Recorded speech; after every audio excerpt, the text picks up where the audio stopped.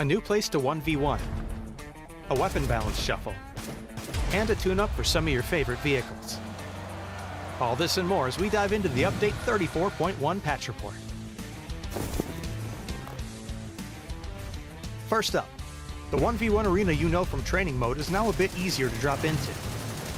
You can now access the 1v1 arena right from the arcade and spawn directly into the arena. The rules are staying the same, so simply choose the mode and start battling a bit faster. You can also access the 1v1 arena as a custom match, so challenge your friends and see who comes out on top. Loser buys the chicken dinner. Next, we're adjusting the balance of a few weapons.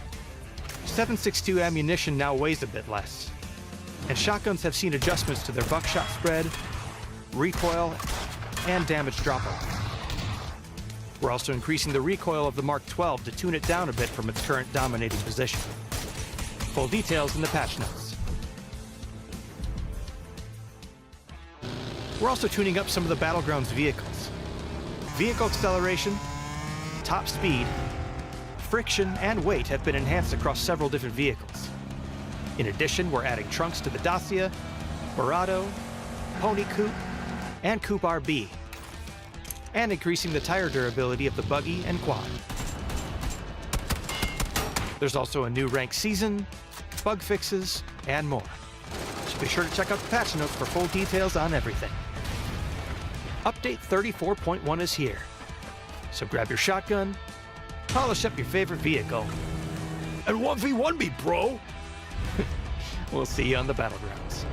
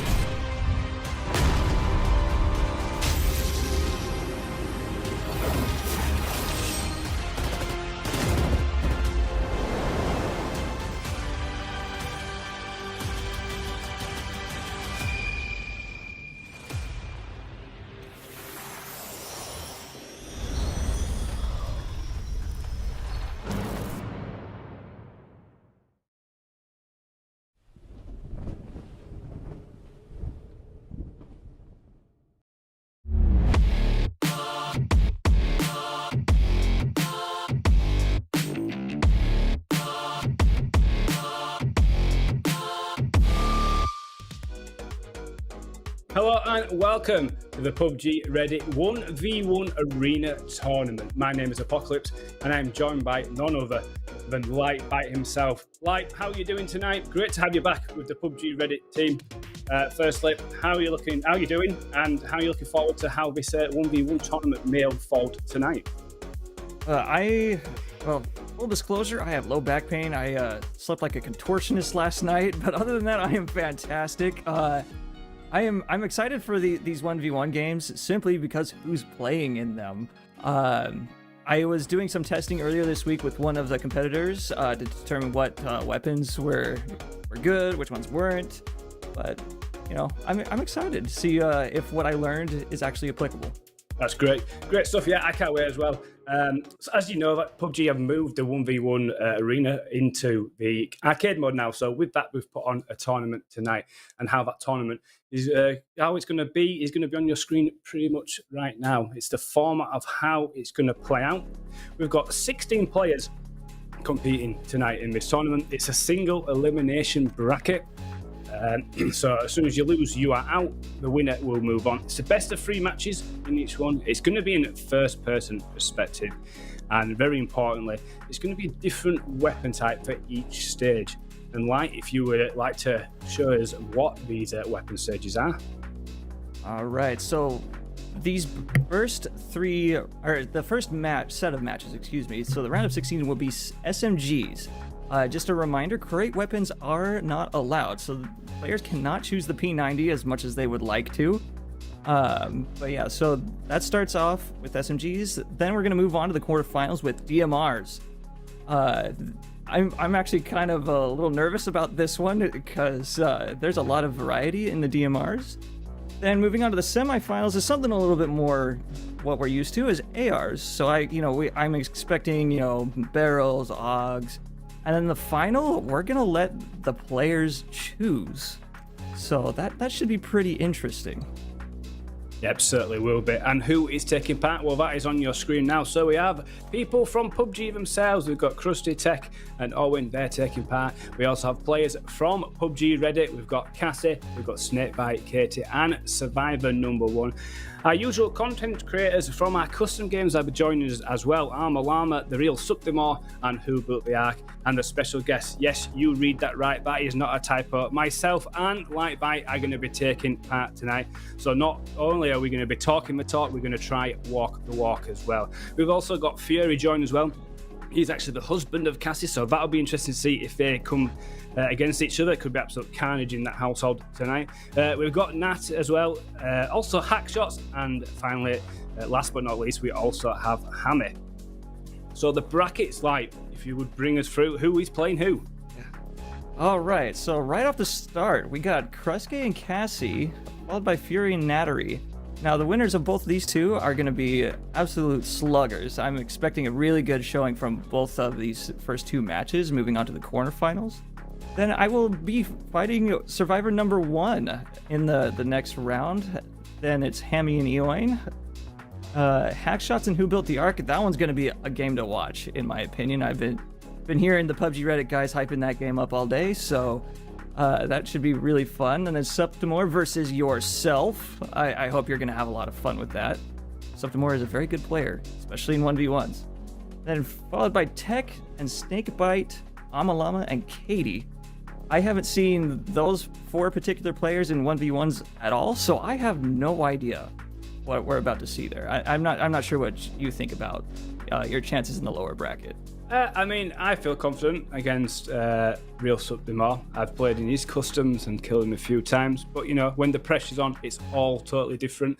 I know you've got Survivor #1. He is normally a console player. If this were on console, I'd say you wouldn't have a chance. He's an absolute Femon in there, but it's on the PC. So do you feel confident in your game? So I have actually had the opportunity to play with him, and yeah, I think I got this match in the bag. So I've learned that wiggling in at least the 1v1s is actually very fruitful, and I don't recall seeing a whole lot of that in his console gameplays when I'm visiting him on Twitch. So peak wiggling is not something I don't think he's used to. So if I can manage to do that just fine, I think my chances are pretty good. Yeah, and I did see that Cassie and Fury are in that top little bracket. So if they both do come out, we're going to have a husband v wife showdown here. So that should be interesting to see. I would like to be a fly on the wall in the room there to see how carnage is unfolding there. But with regards to the games and the game modes and the weapons that we're using, for the SMGs, which is the first round, anything in particular that you're going to be using or you think the players will use? So in testing, I found that... Oh wow, we are in. And I'll kick it off, and we've got Kruske already on board with Cassie right now. And moving right to the centre spot there. Took a load of damage right off the bat. 70 HP quickly. But no, Kruske with the win. We're using the MP9 there. Nice choice of weapon. Interesting choice. Yeah, that's an interesting choice because like the rate of fire and the damage is very, very good in normal game, but we're at 200 HP. Try for a nade. Oh, does not get any free damage, Kruske. Oh no. Another lean Cassie. I think the HP is the same at the moment, maybe slightly different, but Cassie gonna go to the left side of the crate. Pressing the middle crate. Okay. Oh, 99 HP. I don't know. I think I might have to give this to Kruske. Kruski's not watching the right, and some free damage comes out, and Kruske with the win for match #1. Brilliant stuff there. That was quick, right? That was so fast. 26 seconds, 36 seconds overall. How about that? Right, so Yeah, we were just about to discuss weapons before the games came in so quick there. Yeah. Like the MP9 looked strong there, you know. So It certainly did. Kruske did wield it very well. But if you also noticed, he was also, right, left leaning as he was shooting. Yeah. So it's very hard to track because headshots in the 1v1s is actually what gives you the most damage. And in testing, when I was testing this with Hammy, one of our other competitors earlier this week, we found that the Tommy gun actually does the most damage overall in these 1v1s. And if you score a shot on the head, I think it was something like 28 HP to the 3 helmet. So if you do the math, that is 8 shots to the head. Every other weapon was 10 or more. But then you have to think into the account of fire rate. And Fury is celebrating not have to shoot his wife. Yeah, that's the best emote, honestly. Sax man. Okay, yeah, Nattery and Fury ready to go. So it looks like Fury's choosing the MP5. Looks like it's MP5 and MP9 for Nat. Yep, that looks like that's the case. Oh, and the games begin. Okay, right off the rip, Nattery goes for the vault. I think Fury did the same thing. He's on top of the center crate. Oh, now he's gonna play a hip fire open. Interesting call. Oh, he's priming a nade. This might actually be the play. If you're gonna use nades. Oh, that was such good damage. I think this round is easily Fury's. Yeah, the hip fire was an Fury's. interesting strategy there. Like, I mean, it was accurate, but it's not the play I would probably gone for. Is we're now with Fury, we're in the MP5, now we're loading up a grenade, but moving to center spot straight away with the elevation as well. Grenade does take a bit of damage. Grenade coming back away. You can see Nattery moving into the crate, underhand throw, and a bit of hip fire going on here. Oh, and Fury takes it down. Round over, and it's a quick win for Fury, and he'll be through to the next round. Right. Yep. And this one's actually going to be mine, so this is I'm excited for this. I haven't played with Survivor in a minute, so if he's gotten any more PC time under his belt, good for him. I'm excited to see what goes on, but I'm gonna have to mute this tab so that I don't get double audio. But yeah.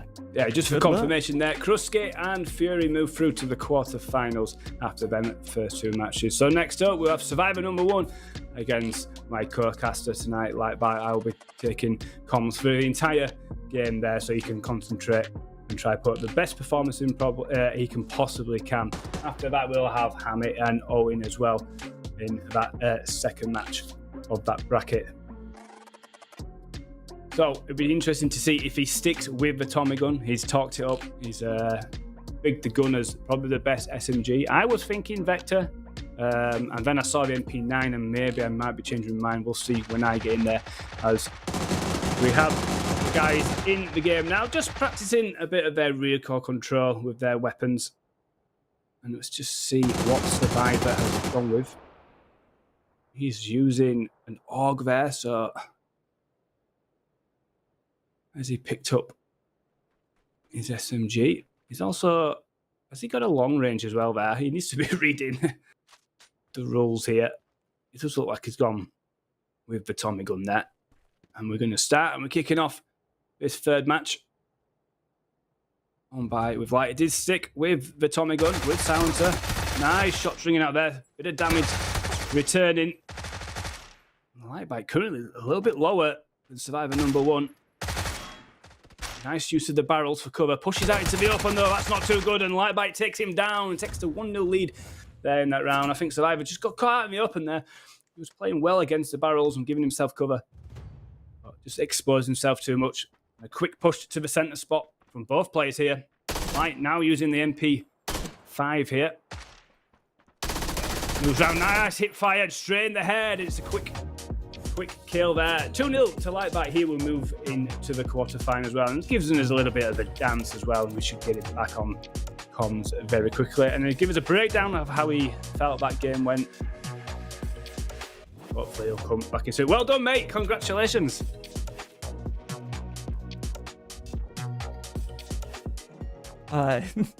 So I'm sorry, Survivor. Love you.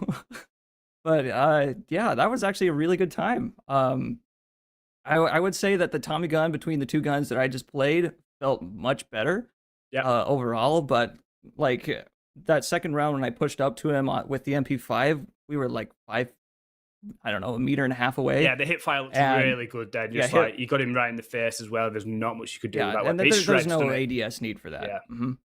No, that's good so stuff. That is certainly what I should have done on that one. If we're going to be that close, I would expect a lot of hip fire sprays come out of the players. Yeah, I agree as well. I mean, I won't be too far off going into the lobby myself, but we will have hack shots and who built the arc. So this is the one that a lot of people have been talking about. I think is it actually? I think I might be wrong there. I've just seen it's Owen and Hammy who's next actually.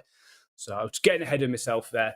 Like, yeah, I'm going to be getting in. If you want to take the lead on this one. Oh, okay. Hammy is choosing the MP5 and Blunzone taking the UMP. Interesting. I mean, this is Ewan, if I recall, on the bracket, so playing as Blunzone. Okay, so the matches are starting. Hamster on side B, from the looks of it, going immediately for hugging the home barrels. Ewan also hugging the home barrels. Okay. Oh, Hammy choosing the Vector? Oh, interesting choice. Okay. 147 HP and for Ewan. Ooh. Okay. So gonna take the crate, get lots of damage onto Hammy. Not quite half HP just yet. Yeah, scraping right and left and close range. Hammy did a lot less damage than I thought he would. Yeah. Being that close with the Vector. Yeah, nice stuff there. This is Hammy, then I assume, with Blue Zone. Who is Blue Zone, actually? That is Ewan. Oh, right, okay, yeah. Ewan. Yeah. It's such a weird name. I was just getting into my lobby. Coin. I was getting to my lobby, so I wasn't paying attention in that last game. So we got Hamster here running the Vector. It was something that I was potentially thinking of doing. Moves round. Lands a few shots there, taking him down by 32 HP. Misses everything with a spray there. Needs to take himself back into cover. And he's pushed up now, going to expose himself. Nice shots there. Oh, but nice stuff there. And that is all over. And Owen goes through to the quarterfinals at the expense of Hammy. Yeah, so Hammy, great effort there, buddy. You actually got a good bit of damage right there at the very end of round 2. But as we saw, though, the Vector, if you miss like more than half your mag, you're just not going to score a kill. You won't. I think you'd be very hard pressed to do it because you only have 33 with the extended mag. I mean, imagine if you only had the 19, you would never kill. And with the 200 HP as well, like, you know, it's even more critical. You got to land every single shot with that Vector. Yeah. So that's why I think personally the MP5 is better in that regard because they're very similar guns. The MP5 does, I think, just 1 HP less damage, but it makes up for it with the extra. I guess it's 9 bullets between the two, 33 to 42. I think that's correct. Yeah. Oh, Hackshots and Noah. Okay, so Tommy gun MP5 for Noah, UMP for Hackshots thus far. I can't see what Hackshot's other gun is. We're just in the waiting lobby at the moment, because the colours haven't changed above the head. Yeah, indeed. So it does look like a Tommy gun. It looks like it's running a Tommy gun and a ump is Noah there, I believe, as a secondary weapon. Yeah, so Tommy gun and MP5 and MP9 for Hackshots and the UMP. UMP actually not a bad choice, I don't think. I think it's good for the range. Like, if you want to hold back and spray down here, like with the scope, which Hackshots is looking to do. Grenade going straight out there, landing at the feet of Hackshots from Noah. Some good shots landed there, so similar damage as Noah lands. Much damage there. Good grenade should land at the feet, but gets into cover there. Nice hip fire there. Oh my word, with the laser there. Like, that is lethal, is the MP9. Yeah, that laser hip fire, I mean, that's second to none. I mean, the MP5 looks great at close range, but honestly, yeah. Oh no, I'm gonna go for the nade. that might be a good cook. Okay, it gets a free 25 HP right off that nade. Noah just camping home barrels. Doesn't trade the ammo. Oh, see, that's what I mean. That's a 78 headshot right there. That is so much damage to kill a Tom gun. That nade should do nothing but kill audio. Okay, it is a 1-to-1, so this next match decides it all. But yeah, that Tommy gun absolutely hurts when it lands. Yeah, and this is the first game that's actually gone to the last match of the game as well. A 1v1. Some nice shots landed there by Hack Shots. Oh, Noah having to take cover. Grenade being cooked by both players here. One lands shot. Good, well-timed cut grenade takes him down to about quarter HP left. And a good shot here does. Oh, but he's down to 22 HP. But he does do it. And gets the win with 2 scores to 1. And he will be going through to the quarterfinals. Jeez, that was a nail biter. I mean, they both were like one shot each. So I think that nade saved that round for Noah right there at the very end. Because that brought Hackshots down to, I don't know, 50 HP, if I had to guess. And just a little spray from either of his weapons to finish it off. I mean, as we said, one banger of a game. Right, and I am going to mute up so while I get into this game now. Yep, that is correct. So next we will have, I believe it is Subtimore against my friend Apocalypse here. So this should be very interesting. Oh, yep. Okay, so Subtimore choosing an MP9 right off the start. I don't know what Apocalypse has chosen yet. I mean, he might take my advice, go Tommy Gun MP5. I don't know. All right. Pineapple 100% belongs on people. Oh God, no! Take that off the screen. Gross. 50 hertz. No, take it off the screen. Yeah, please. I can't. So for those of you guys not in the know, there's an inside joke for us in the PUBG Reddit staff about hertz rates for televisions, because I used to work in TV, and 50 hertz TVs bother me so much. All right, so getting right off. Okay, opting for the opening nade. Oh, what a nade! Right off the rip. Apocalypse taking, I guess, 2/3 of his health, so he's got 66 HP remaining, which, with an MP9, I think this round might be Subtimore's. So, taking in some free damage. Ooh, okay. Yep, takes out Apocalypse. MP9, great choice. Yeah, that nade. Okay, Subtimore choosing to opt for the nade again. Oh, you're both going for the nade. Interesting. Looks like they're both spent and both miss, so no damage from the nades. Apocalypse sees Subtimore at those crates. Good wiggle leaning. I like it. Subtimore in the middle of the crate gets some free damage. It is exchanged by Apocalypse, but I think damage is in favor of Subtimore. That barrel is such a rough spot. Oh, in the open! Does Subtimore get it? Just barely. Apocalypse just barely with that Tommy gun. I think he could have had it if he held the barrels, but at the end, Subtimore comes out on top. So it'll be Subtimore versus Noah, I believe, next. No! Let's see this on the bracket. Yes, Who Built the Ark versus Subtimore, our 2 content creators. So, we might have a content creator showdown here in the quarterfinals into the semifinals here, Apocalypse. That could be very interesting. Yeah, he did really well there. He absolutely nailed me with a grenade in that first round, took me down to like just a couple of bullets. And yeah, dude, I watched it. That looked like it hurt a lot. Yeah. And well, it did hurt a lot. Yeah, it was massive it was panic stations when that landed.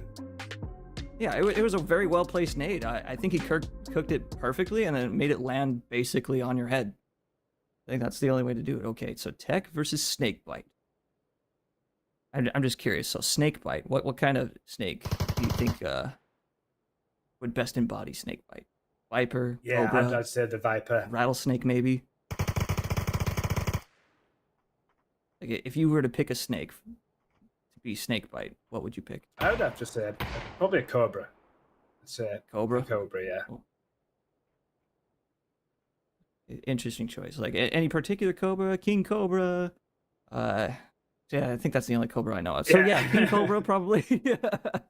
We're not quite I was about to say Serbian Cobra, and then I was like, yeah, I think I'm just making that up. So that would have not been ideal. Okay, it looks like they're doing a little emote war first. So we got an MP9 out of Tech, but I don't know if they swapped the secondary weapon. So I think Tech might have an MK12, so we will see. Do you think we'll get down to someone actually having a pan fight or even a fist fight? You know, some kind of like gentleman's agreement and have a boxing match, maybe?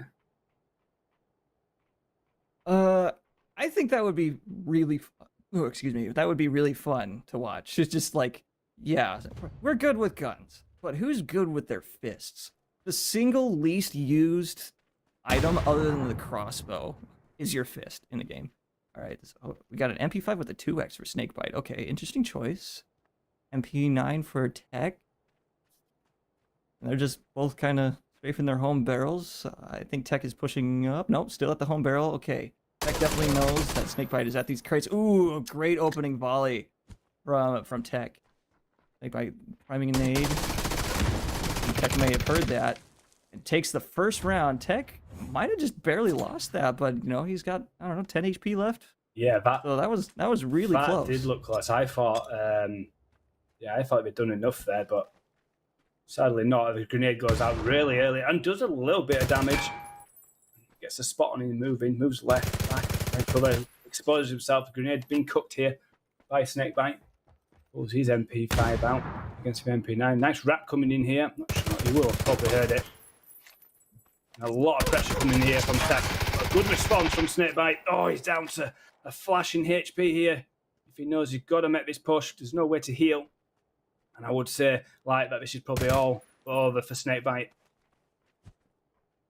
Yeah, I think Tech has this for sure. Oh, he had a free peek there, but he had the pan in hand. But yep, there it is. There's the peek. Tech taking. I'd say that 5 times fast. Tech taking round 2 of match 7. So we have one more, and that is Amalama. Let me check the bracket once again. I gotta make sure I make this right.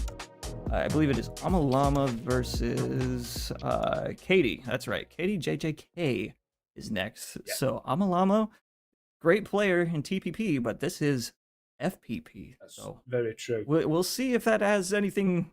All right, will impact him negatively.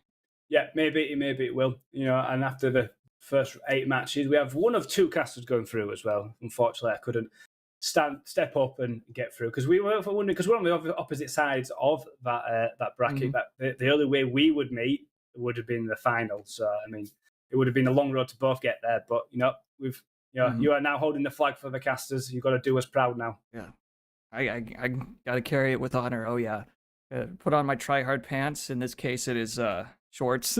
So I don't want to sweat too hard. You know. Okay, Katie's in here. Amalama. All right, got a nice, good 360 view of the cage match. Can we call this a cage match?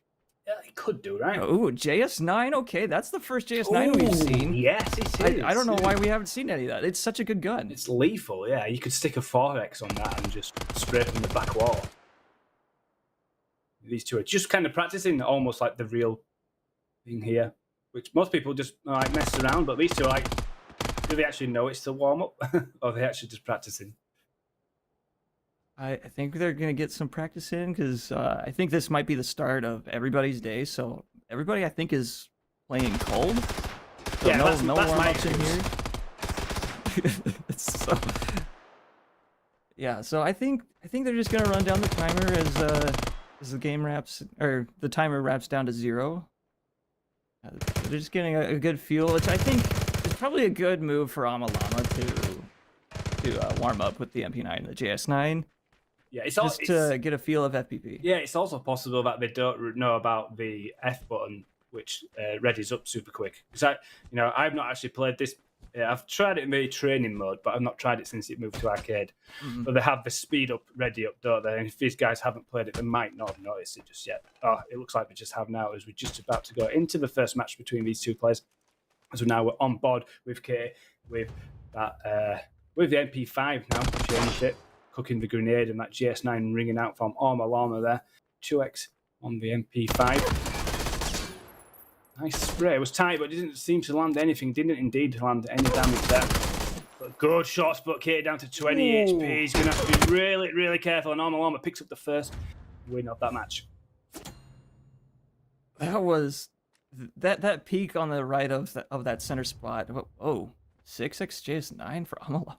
Really? Okay. Not sure I agree, but hey, if it works, it works. Okay, Katie getting some free opening damage. Oh, that 6x spray! Hama, okay. I see you. New meta That was found. great. Yeah, Well done. That was good, yeah. I mean, the JS9 is capable of using these big scopes because the recoil is so small. Just for confirmation there, I was run through the quarterfinals. Krusky will be against Fury. Like by yourself, you'll be taking on Owen from PUBG. Who built the arc against Real Subtimore, the content creators, all showdown there. And we have Tech from PUBG against our other content creators that will come along there. Yeah, this should be very interesting. I gotta get ready for my next match, but I'll try to keep in touch. So, Krusky versus Fury. Timer hasn't started yet, but I would imagine that's about to get going here in just a moment. But yeah, so, that's right. This next set of games is DMRs only. So, if they were smart, choose the SLR. That's all I gotta say. Yeah, the SKS, spammable. But Dragunov does hit like a truck, but you can't really follow it up with a second shot very fast. Especially with the 200 HP, it just puts it almost negates that gun to not being used. And on top of that, you know, they're wearing 3 armor. See, yeah, this is exactly what I figured, is red dot SLR. So Fury knows what's up. Look at him go. All right, VSS? Nani? What? Okay. Interesting choice. Could prove good though, like, it could prove good. There's a Fury, just taking cover there, in prone, loading up the grenade, sending it over back, doesn't land any there, so 2x now on the MK12. Half HP, some good shots there. With that SLR, got to be really careful. A couple more shots and Fury will probably go down. Krusky, take some damage there. Now about equal health. And it's probably a couple shot showdown. Oh, the bullet's just going over the top of Fury's head. Quick peek onto the right hand side. Not managing to land. Left himself open. Oh, nicely done there. Fury picking up the first win of that match before we go into round number 2 here. Weapons staying the same. Rescue taking the VSS. I'm not sure I agree with this. It does basically no damage in 1v1s. Okay, Fury taking the high ground. Oh, was trying to take the high ground, but definitely knows where Krusky is. So he's going to prime a nade. Going to throw it to the right. Oh, this is going to be a good nade. Not as much damage as I thought, but it doesn't matter. Krusky taking a lot more damage from the bullet fire. So Fury pulling out his P18. Okay, that is a legal choice. You can do that across all of these matches. Okay, gets some more free damage. MP. No way, Krusky with the VSS win. Oh, see, you can see he's ecstatic, just like, holy crap, I won it. Yeah, I mean, that first spray with the VSS didn't seem to do any damage, but that second spray right at the end there, Dis actually clutched it up, and now we've got 1-1 now. Before obviously the decider now, grenades being cooked on both sides here. Oh, just takes a bit of damage there on the front of them barrels. Nice shots there coming from Krusky there. Fury. Oh, big hits there, and a lot of work for Fury to do. He's got to be extremely careful in these peaks now against that VSS, and the absolute hellfire of spray that comes from that might actually be the way it wins now. It's 28 HP. He's got to be ever so careful with these peaks, as you can see. Very, very interesting. Oh, it's absolutely beautiful stuff there from Krusky with the VSS, changing the meta up here against that SLR. Krusky moves on to the semi-finals. All right, so if I win this one, that's who I gotta shoot with ARs, and I gotta be real with you, a little nervous. So, yeah, the VSS actually, not a bad Viable, idea. right? Yeah, it was 'cause- viable. Yeah, it's actually viable. I didn't think of it being actually viable at the first time around, but if you get some really good hits in with your initial spray with, like, say for me on the SLR, just finish them off with a spray from the VSS. Yeah, definitely. I think the SLR VSS combo would work quite well. Do the initial damage with some big hits with that SLR, and then just quickly spray it. Because I'm noticing very quickly that peeking is really key in this, because there's no way to heal. And you are at such a disadvantage once you take big hits. You're quickly done with. So here we have Light Bite caster against Owen here. Owen is from PUBG. And so looks like Light Bite is going to run the SLR here. Let's see. It does look like he has gone for the VSS as well, actually. So maybe he's taken a little bit of stuff from that last game there. I haven't quite seen what Owen's running, actually. What weaponry? We'll see very shortly. He's running MK12. I think I saw he's an SKS, so that's an interesting choice. I think that's one of the weaker DMRs in the game. There's shot from that running the 4-time. Nice initial shot there landed by Owen. Light Bite getting up on top, getting the high ground. Hasn't heard that, so this could be interesting. He's going to overpeak himself, looking down there. 4x Scott close up also hinders his view of where he is there. As a little bit of damage comes out. They're pretty much even on health here. SKS running out, but it's good shots in return. Quite a tense, tight, even fight at the moment. Tries to free fire. Good shots here, and Owen in a bit of trouble here. And Light Bite doing everything he can for the casters team here. Hip fire and absolutely beautiful stuff there. Really well played there by Light. We'll be extremely happy with that. As we go into round number 2. The SLR once again. There's a left flank coming here. A right flank in his POV from Owen. Scott's trying to ring out.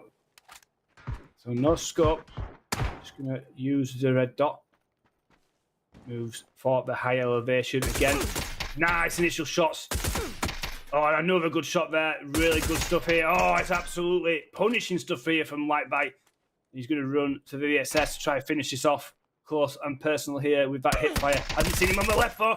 Oh, it just enough, and I think took him out by the feet. So congratulations to Light Bite moving through to the semi-finals and giving us a little dance. Hope he'll come and join us on the comms very shortly. So confirmation there that we have Krusky and Light Bite through to the semi-finals. Congratulations, Light Bite. How did that feel with the VSS? Is it surprised you? Okay, VSS, very good. Do your damage with the DMR first, then just finish them off with a spray. Definitely the way to play. 100%. I didn't even think about that when I was testing earlier this week with Hammy. But yeah, that is definitely what you should do. Yeah. No question about it. I mean, we literally took something whether you soften them up with the SR and finish them, and you literally did that in perfect instance both times there. So maybe that is the way forward. But obviously, in the semi-finals, it's different weapons will be using ARs, and you said that's the one you were most worried about, and now you're there with the ARs. How you think you're going to take or tackle that round? Okay, so I want to play with the Mutant. It is such a fun gun, and it hits like a truck. It's my favorite AR. So I'm going to run a Mutant. If Kruske is watching, please run a Mutant with me. That would be a lot of fun. Right, I will let you take this one. You know Noah better than I do. And these are both NA boys as well, so you take the lead with this one. Yeah, so I actually play with both of these guys rather often. So I know both of their styles. So Who Built the Ark? He's very aggressive in the 1v1s. He tries to push the middle and only uses his utility as utility and not as so much as a offensive tool, if that makes sense. So like if he knows that you're low on HP and you're just not going to peek a corner, that's when he'll throw the nade at you. Yeah. Subtimore, on the other hand, also very aggressive and has chosen the VSS, where that's good to see. But I haven't really seen what he does with his nade specifically, so it might be an opening nade for him, like we saw in round 1. But I don't know. It's kind of a toss-up between the two. But yeah, MK12 VSS. for both Noah and Subreddits.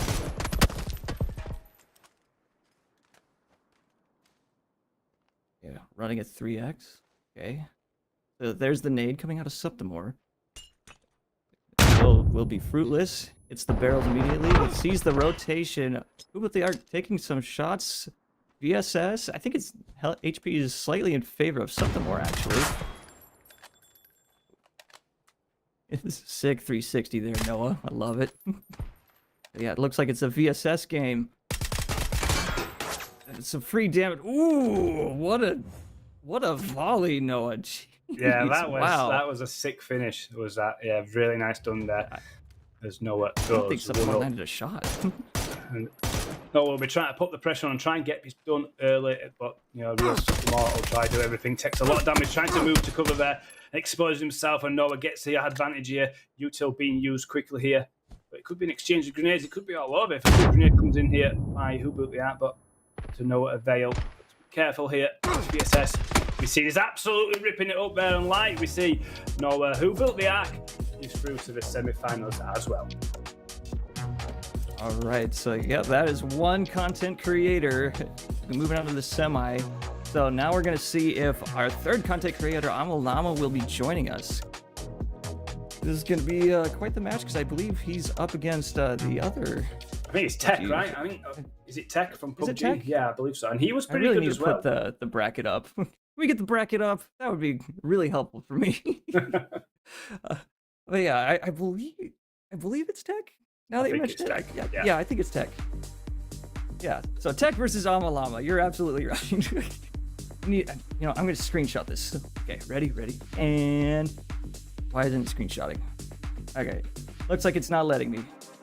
Yeah, so as you can see, we got Tech and Amalama, and we got Noah, who's in the semifinals with myself and Kruske, and that's the AR's round. So this is gonna be the final DMR quarterfinal. So this should be really, really good. All right. So Tech has opted for the SLR. Great choice. I think that's definitely the play. I think the 7.62 variants of the DMRs is definitely what you should be doing. Amalama choosing the VSS. Yep, I see Tech also has the VSS. Oh, double VSS for Amalama. Wow. Okay. I can actually see that as being really good.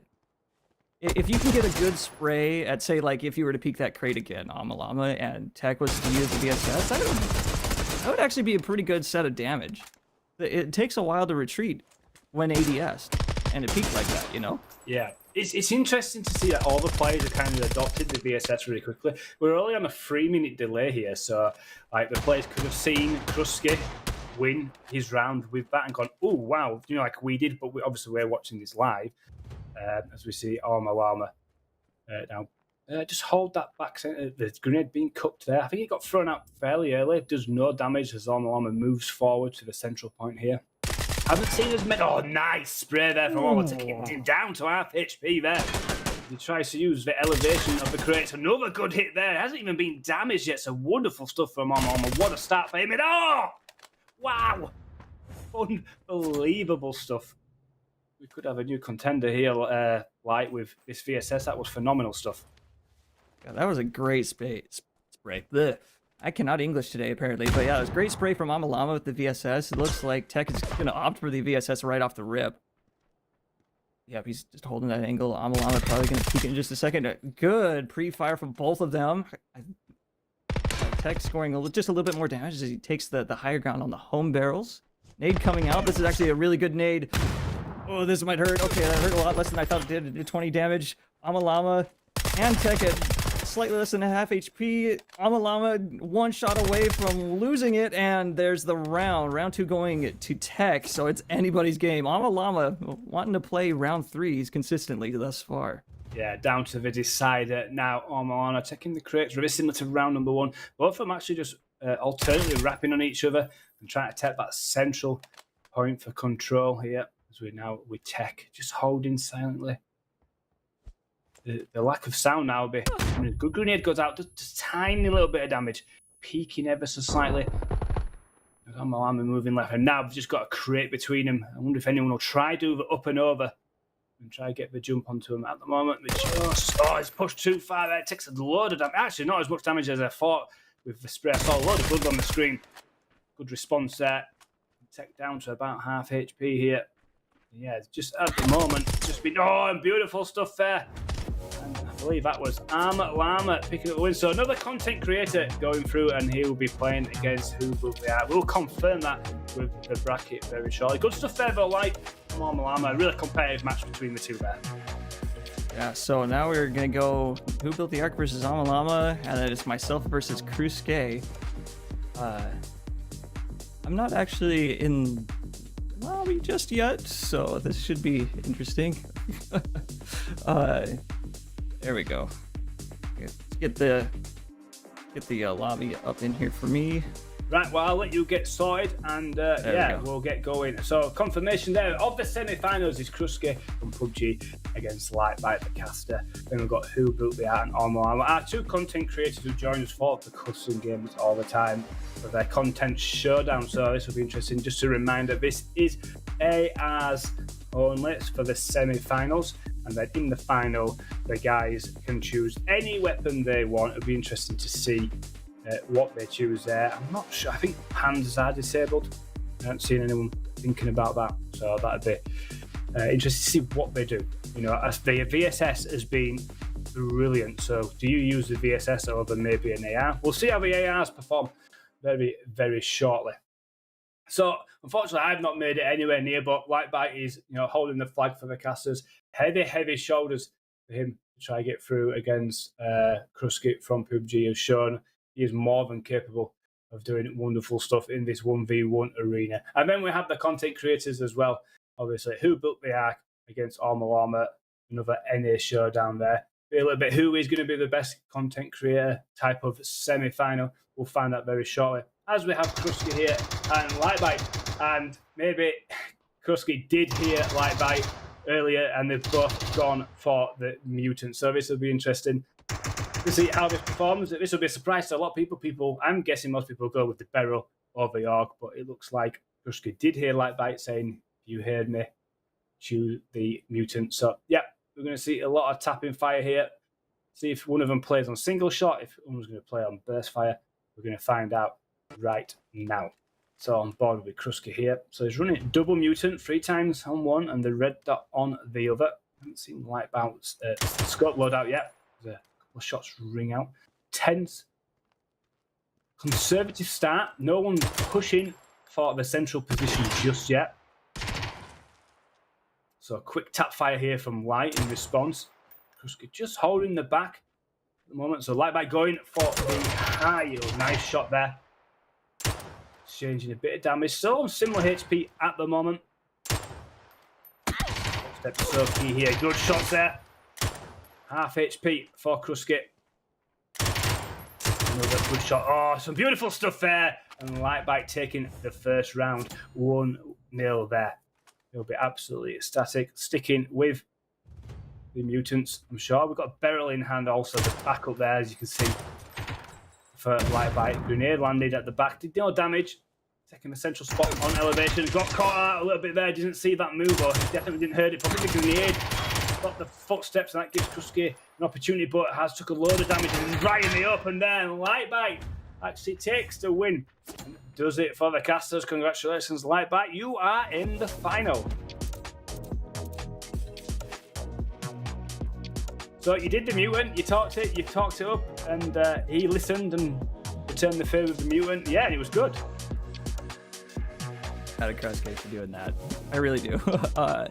Mutant, not the easiest weapon to learn, especially like as you heard, like it's a 2-shot burst. It is not automatic. Yeah. It's so learning the timing. I think it's like 1 click every 0.07 seconds, and so.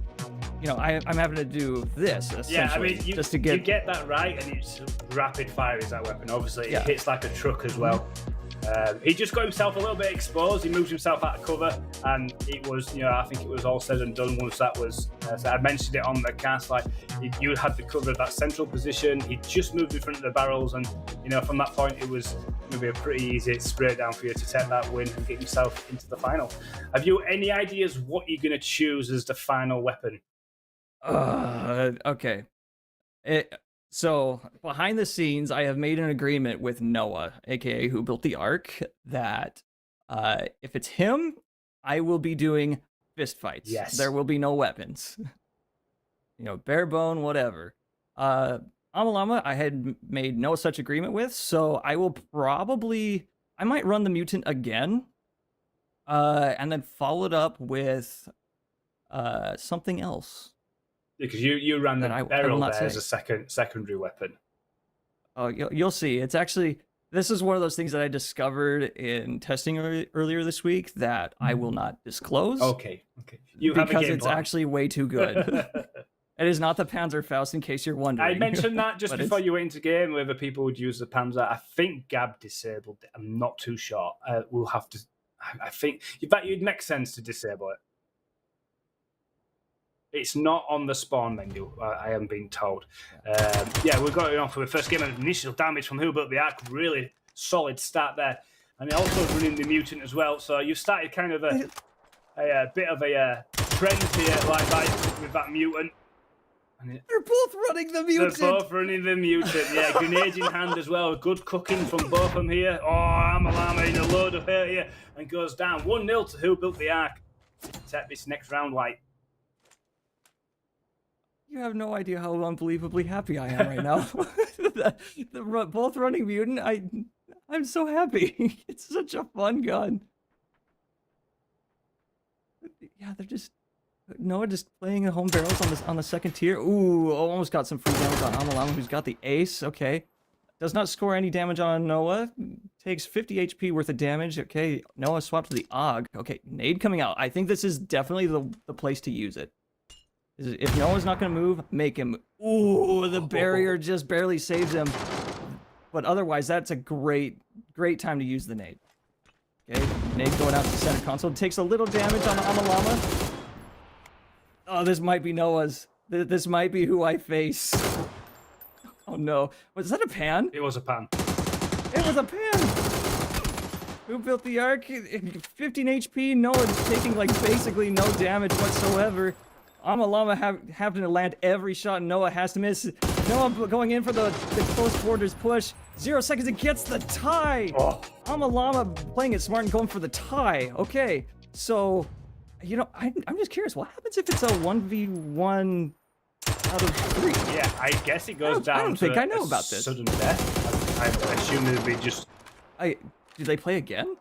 I think they will, right? They have to be a sudden death. And then if they draw, they just do it again and again. We've not actually covered that, what actually happens here. I assume there's going to be a winner here, I would have thought. Yeah, in like 99% of the games, I believe it's going to be, ooh, great nade. This might also be a good nade for Amalama, but... Oh, Amalama getting it clinched up. So it is a tie scenario. So I believe they just play again? I think that's what you do.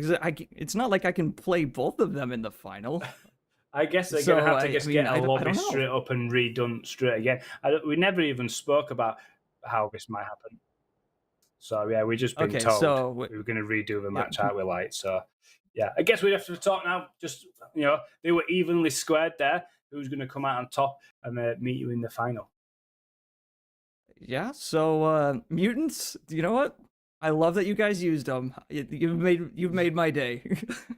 Yeah. I totally forgot about my lower back pain from sleeping like a contortionist, just simply because the mutant was run by all 4 of our semi-finalists. Yeah, it's like Krusky kind of set Krusky set the stage with the VSS in the DMR round, and you came out with the mutant, and everyone just followed suit. So yeah, that was good to see.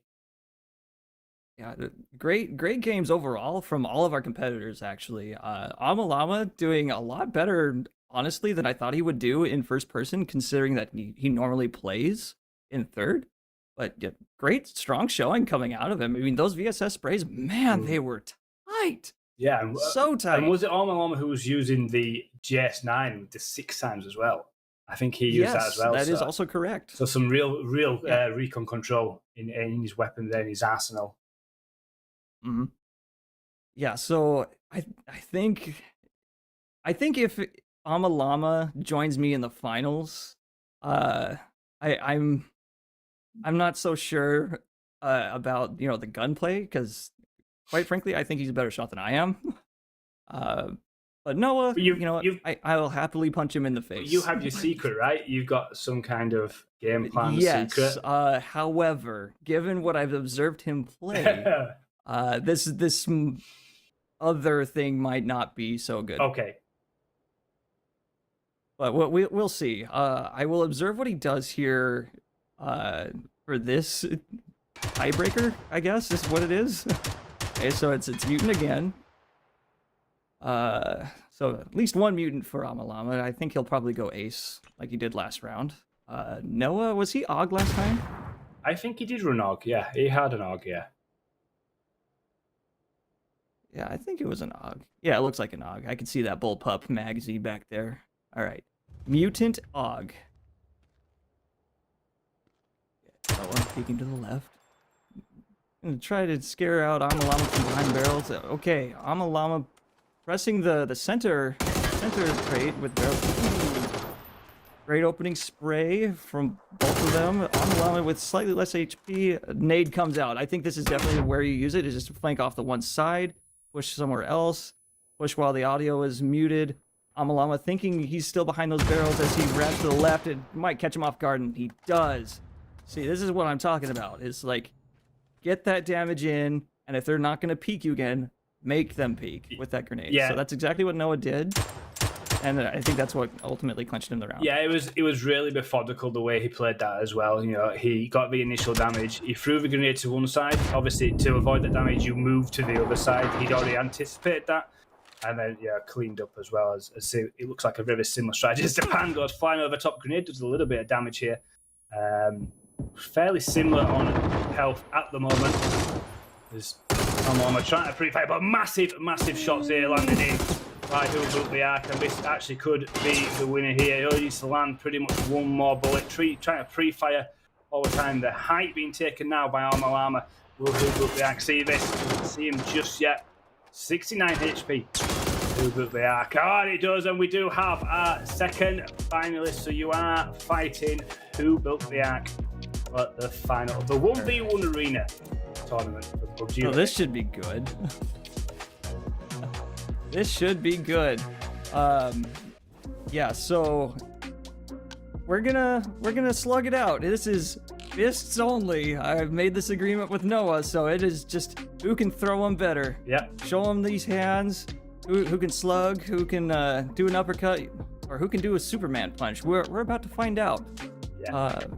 So this should be very interesting. Yeah, just for confirmation there, in the final, we do have Lightbite and we have Who Built the Ark, and that'll be coming very soon. I'll let you get off Lightbite and get all sorted. As we can see there, the final is Any Weapons, but as we've just heard there, Lightbite and Who Built the Ark have agreed to have a punch-up.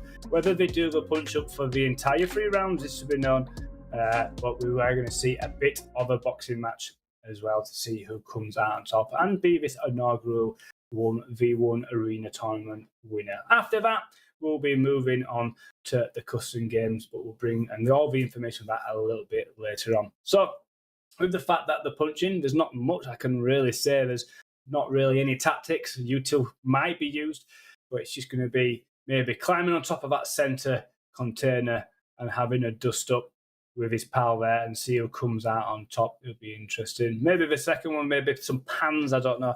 They obviously could probably speak to each other in game and make some agreement, but we're going to see very shortly who comes out on top of this 1v1 arena. It's been enjoyable. I didn't really play very well. I got absolutely nailed by Real Sucklymore, but I hope you guys have all enjoyed it. It's been interesting. I actually wondered how we were going to do it logistic-wise, getting all the lobbies turned in over 1v1, but the guys, the team behind me here have been absolutely fantastic. It's run extremely smoothly. Del will be extremely happy. There's no hashtag blame Del moments just yet, but we do have the entire custom night to go, so there's heavy opportunity. It all falls apart there. As we're going to go into the final of the 1v1 arena here, Who Built the Ark on your screen there. Do have pans in hands. We do have some weapons in case they decide to change it up. Just nodding to each other. So we're going to see shortly the punch up. Not sure what they'll be discussing there between them. As we have a bit of the arc having a little bit of a dance.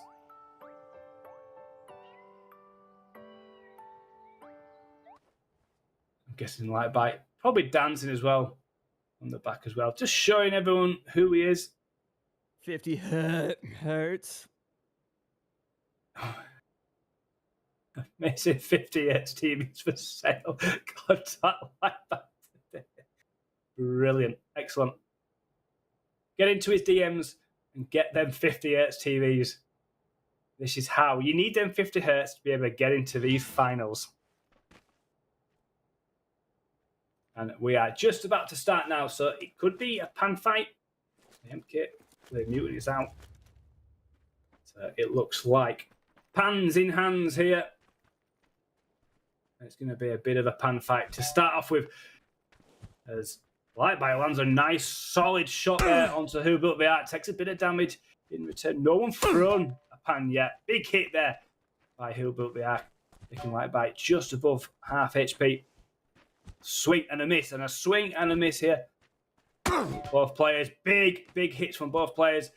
Lightbite slightly at a disadvantage for the HP here. Oh, huge hit here. And now a good response there. It's going to be a one-hit shootout. They decided not to throw it. It's going to be whoever hit lands. The next hit is going to win, and Lightbite takes the first round. He'll be absolutely ecstatic with that and gives us a celebratory dance. Now, are they going to go pans once again? Or are they going to do something different? We'll find out. Looks like it's a pan fight once again. And Who Built the Ark will be looking to try and get revenge. Good initial hit there. Lightbite on. Oh, but good response. Similar HP. Actually, Lightbite slightly lower than Who Built the Ark there. Good move. Big hit. Oh, massive hit there. Oh, it's one hit again. And we have Who Built the Ark taking the round. So it's a 1v1.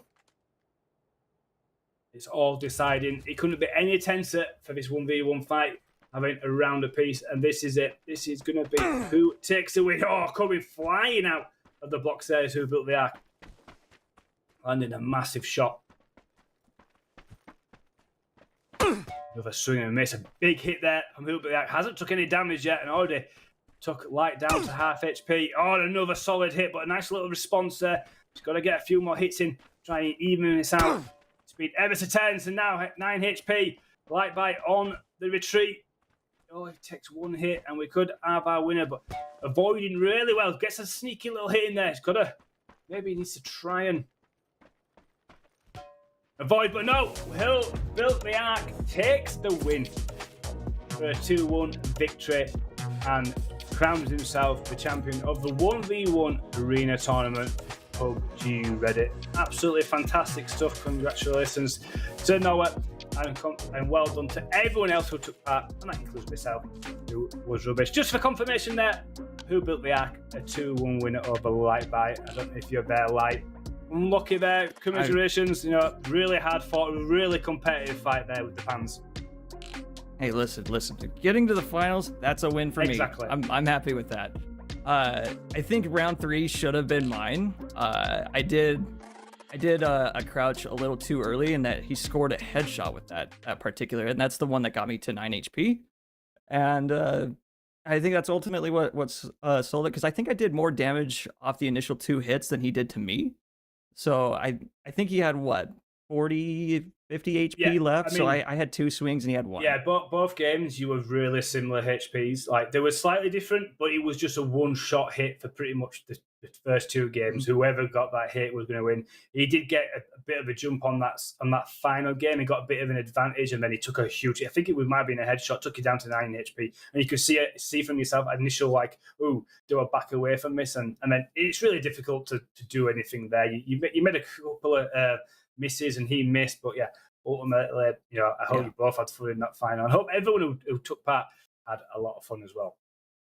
I certainly had fun, and I'm looking forward to what we got coming up for custom games. If the 1v1s were this fun for me, both casting and playing, I can only imagine what PUBG Reddit customs we have coming forward. Yeah, absolutely. But I'm not playing in any of those, No, so that's sorry guys, unfortunate. no pan fights from me. Yeah, and so as you say, we are going to go into the customs very shortly. We're going to go into a little bit of the break, and we'll be bringing you the custom games then on. So please don't go anywhere. We'll be right back in a few minutes' time.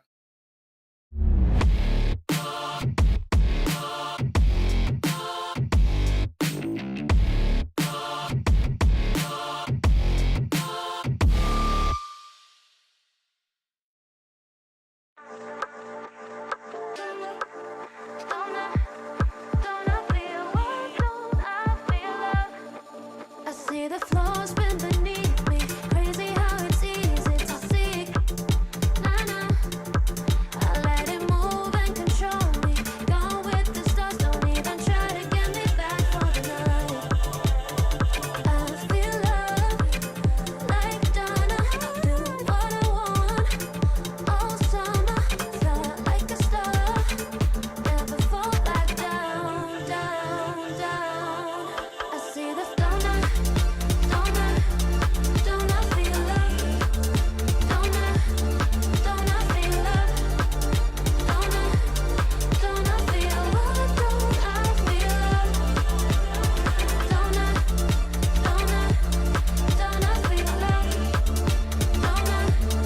Don't I feel love?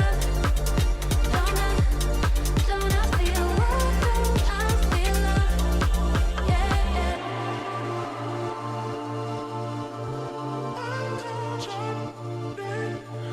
Make it break through the ceiling. Can't you see I'm willing to let it go? Yeah, nah, nah. I let it move and control me. Gone with the stars, don't even try to get me back for the night. Don't I feel love?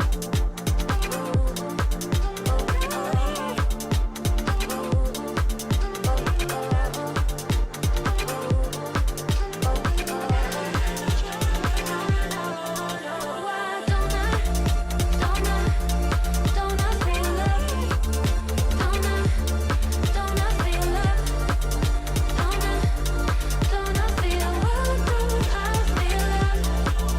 Why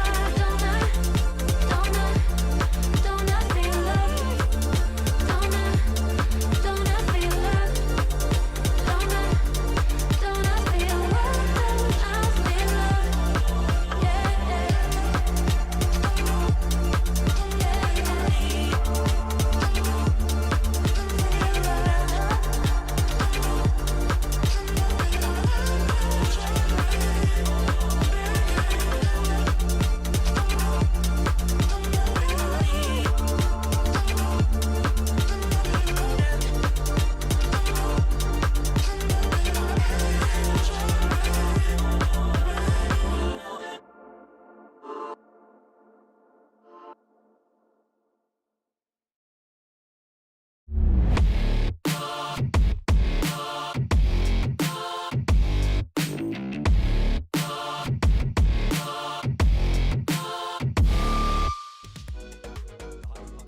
All right, ladies and gentlemen, welcome back to PUBG Reddit.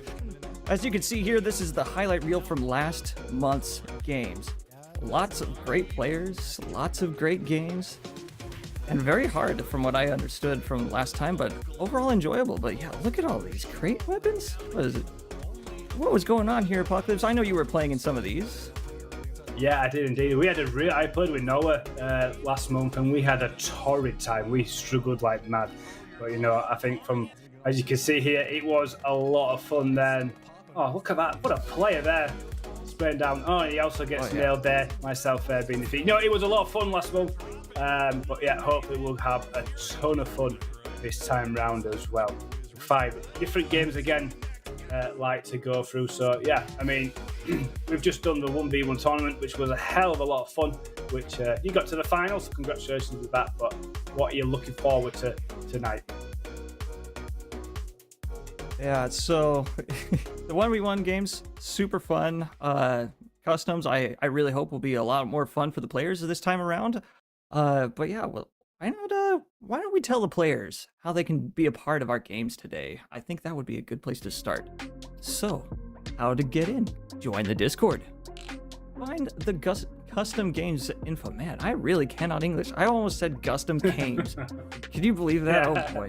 Yeah, go to the custom games info channel so you can read the rules and things, just general information. Then keep an eye on the custom games for lobby information, so such as the password, the game mode, and any rules that apply to said game mode.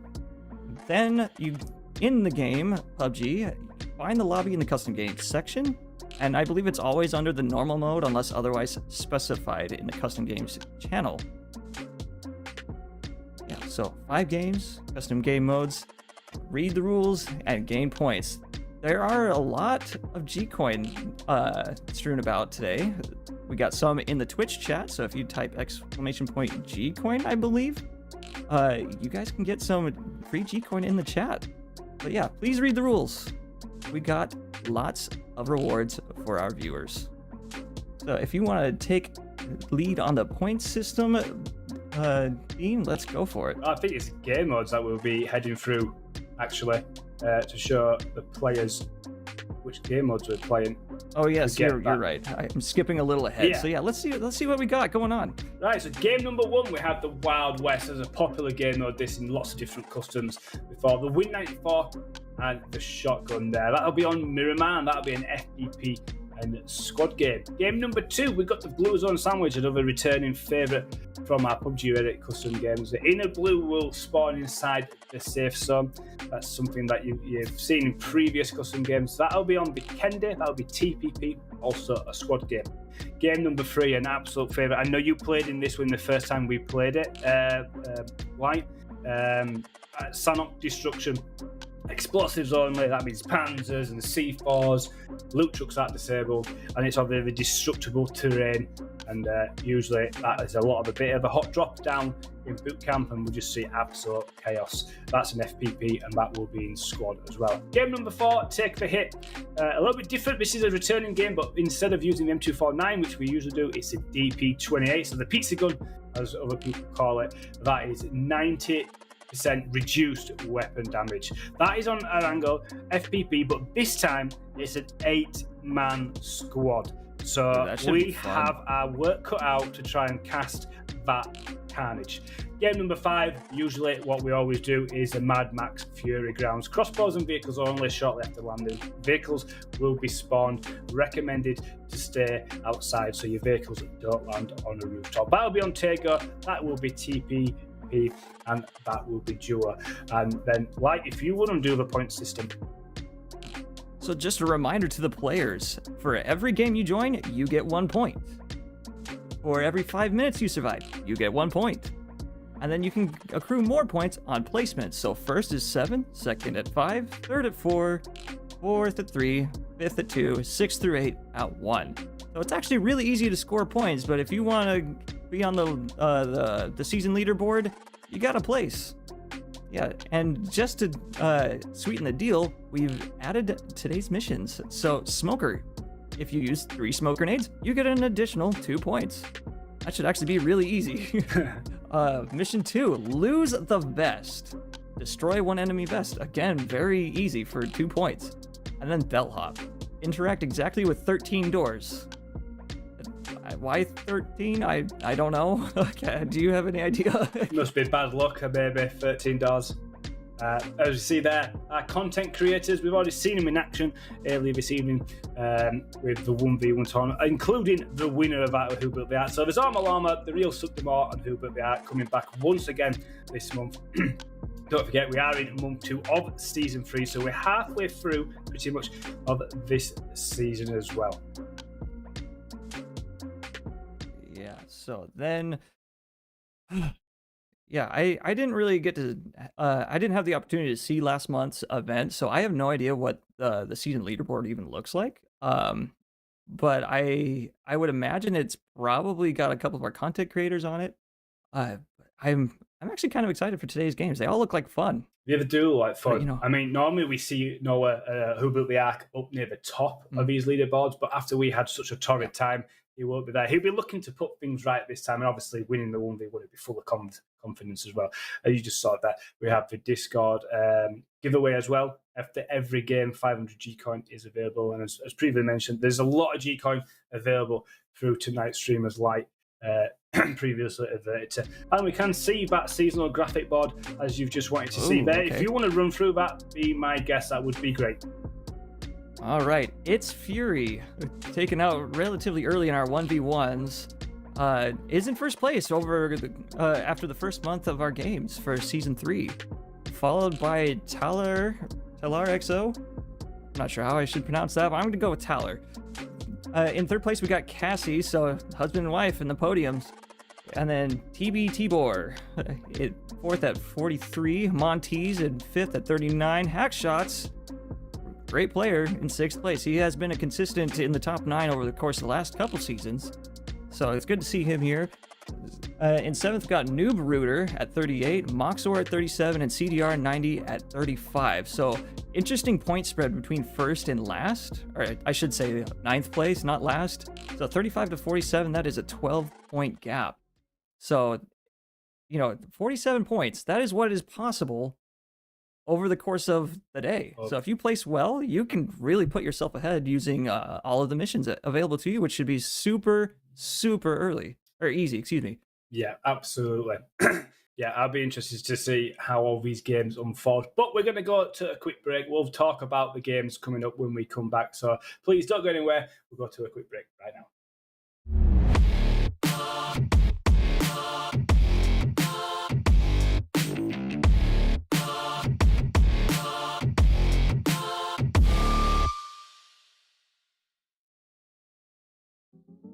We are not alone.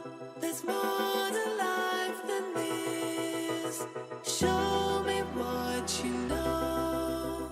Take me to that place. I'm stuck within these walls. I need a quick escape. You know where I can go. Take me to that place.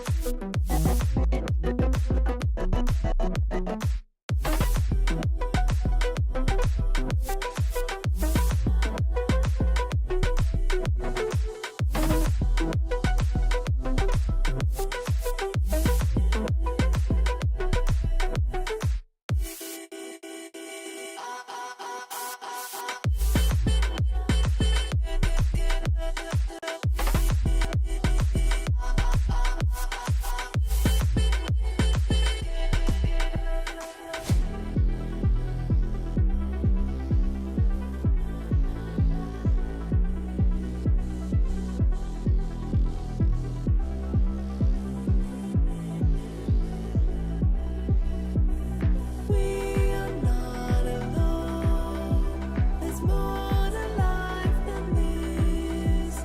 Show me what you know. Take me to that place.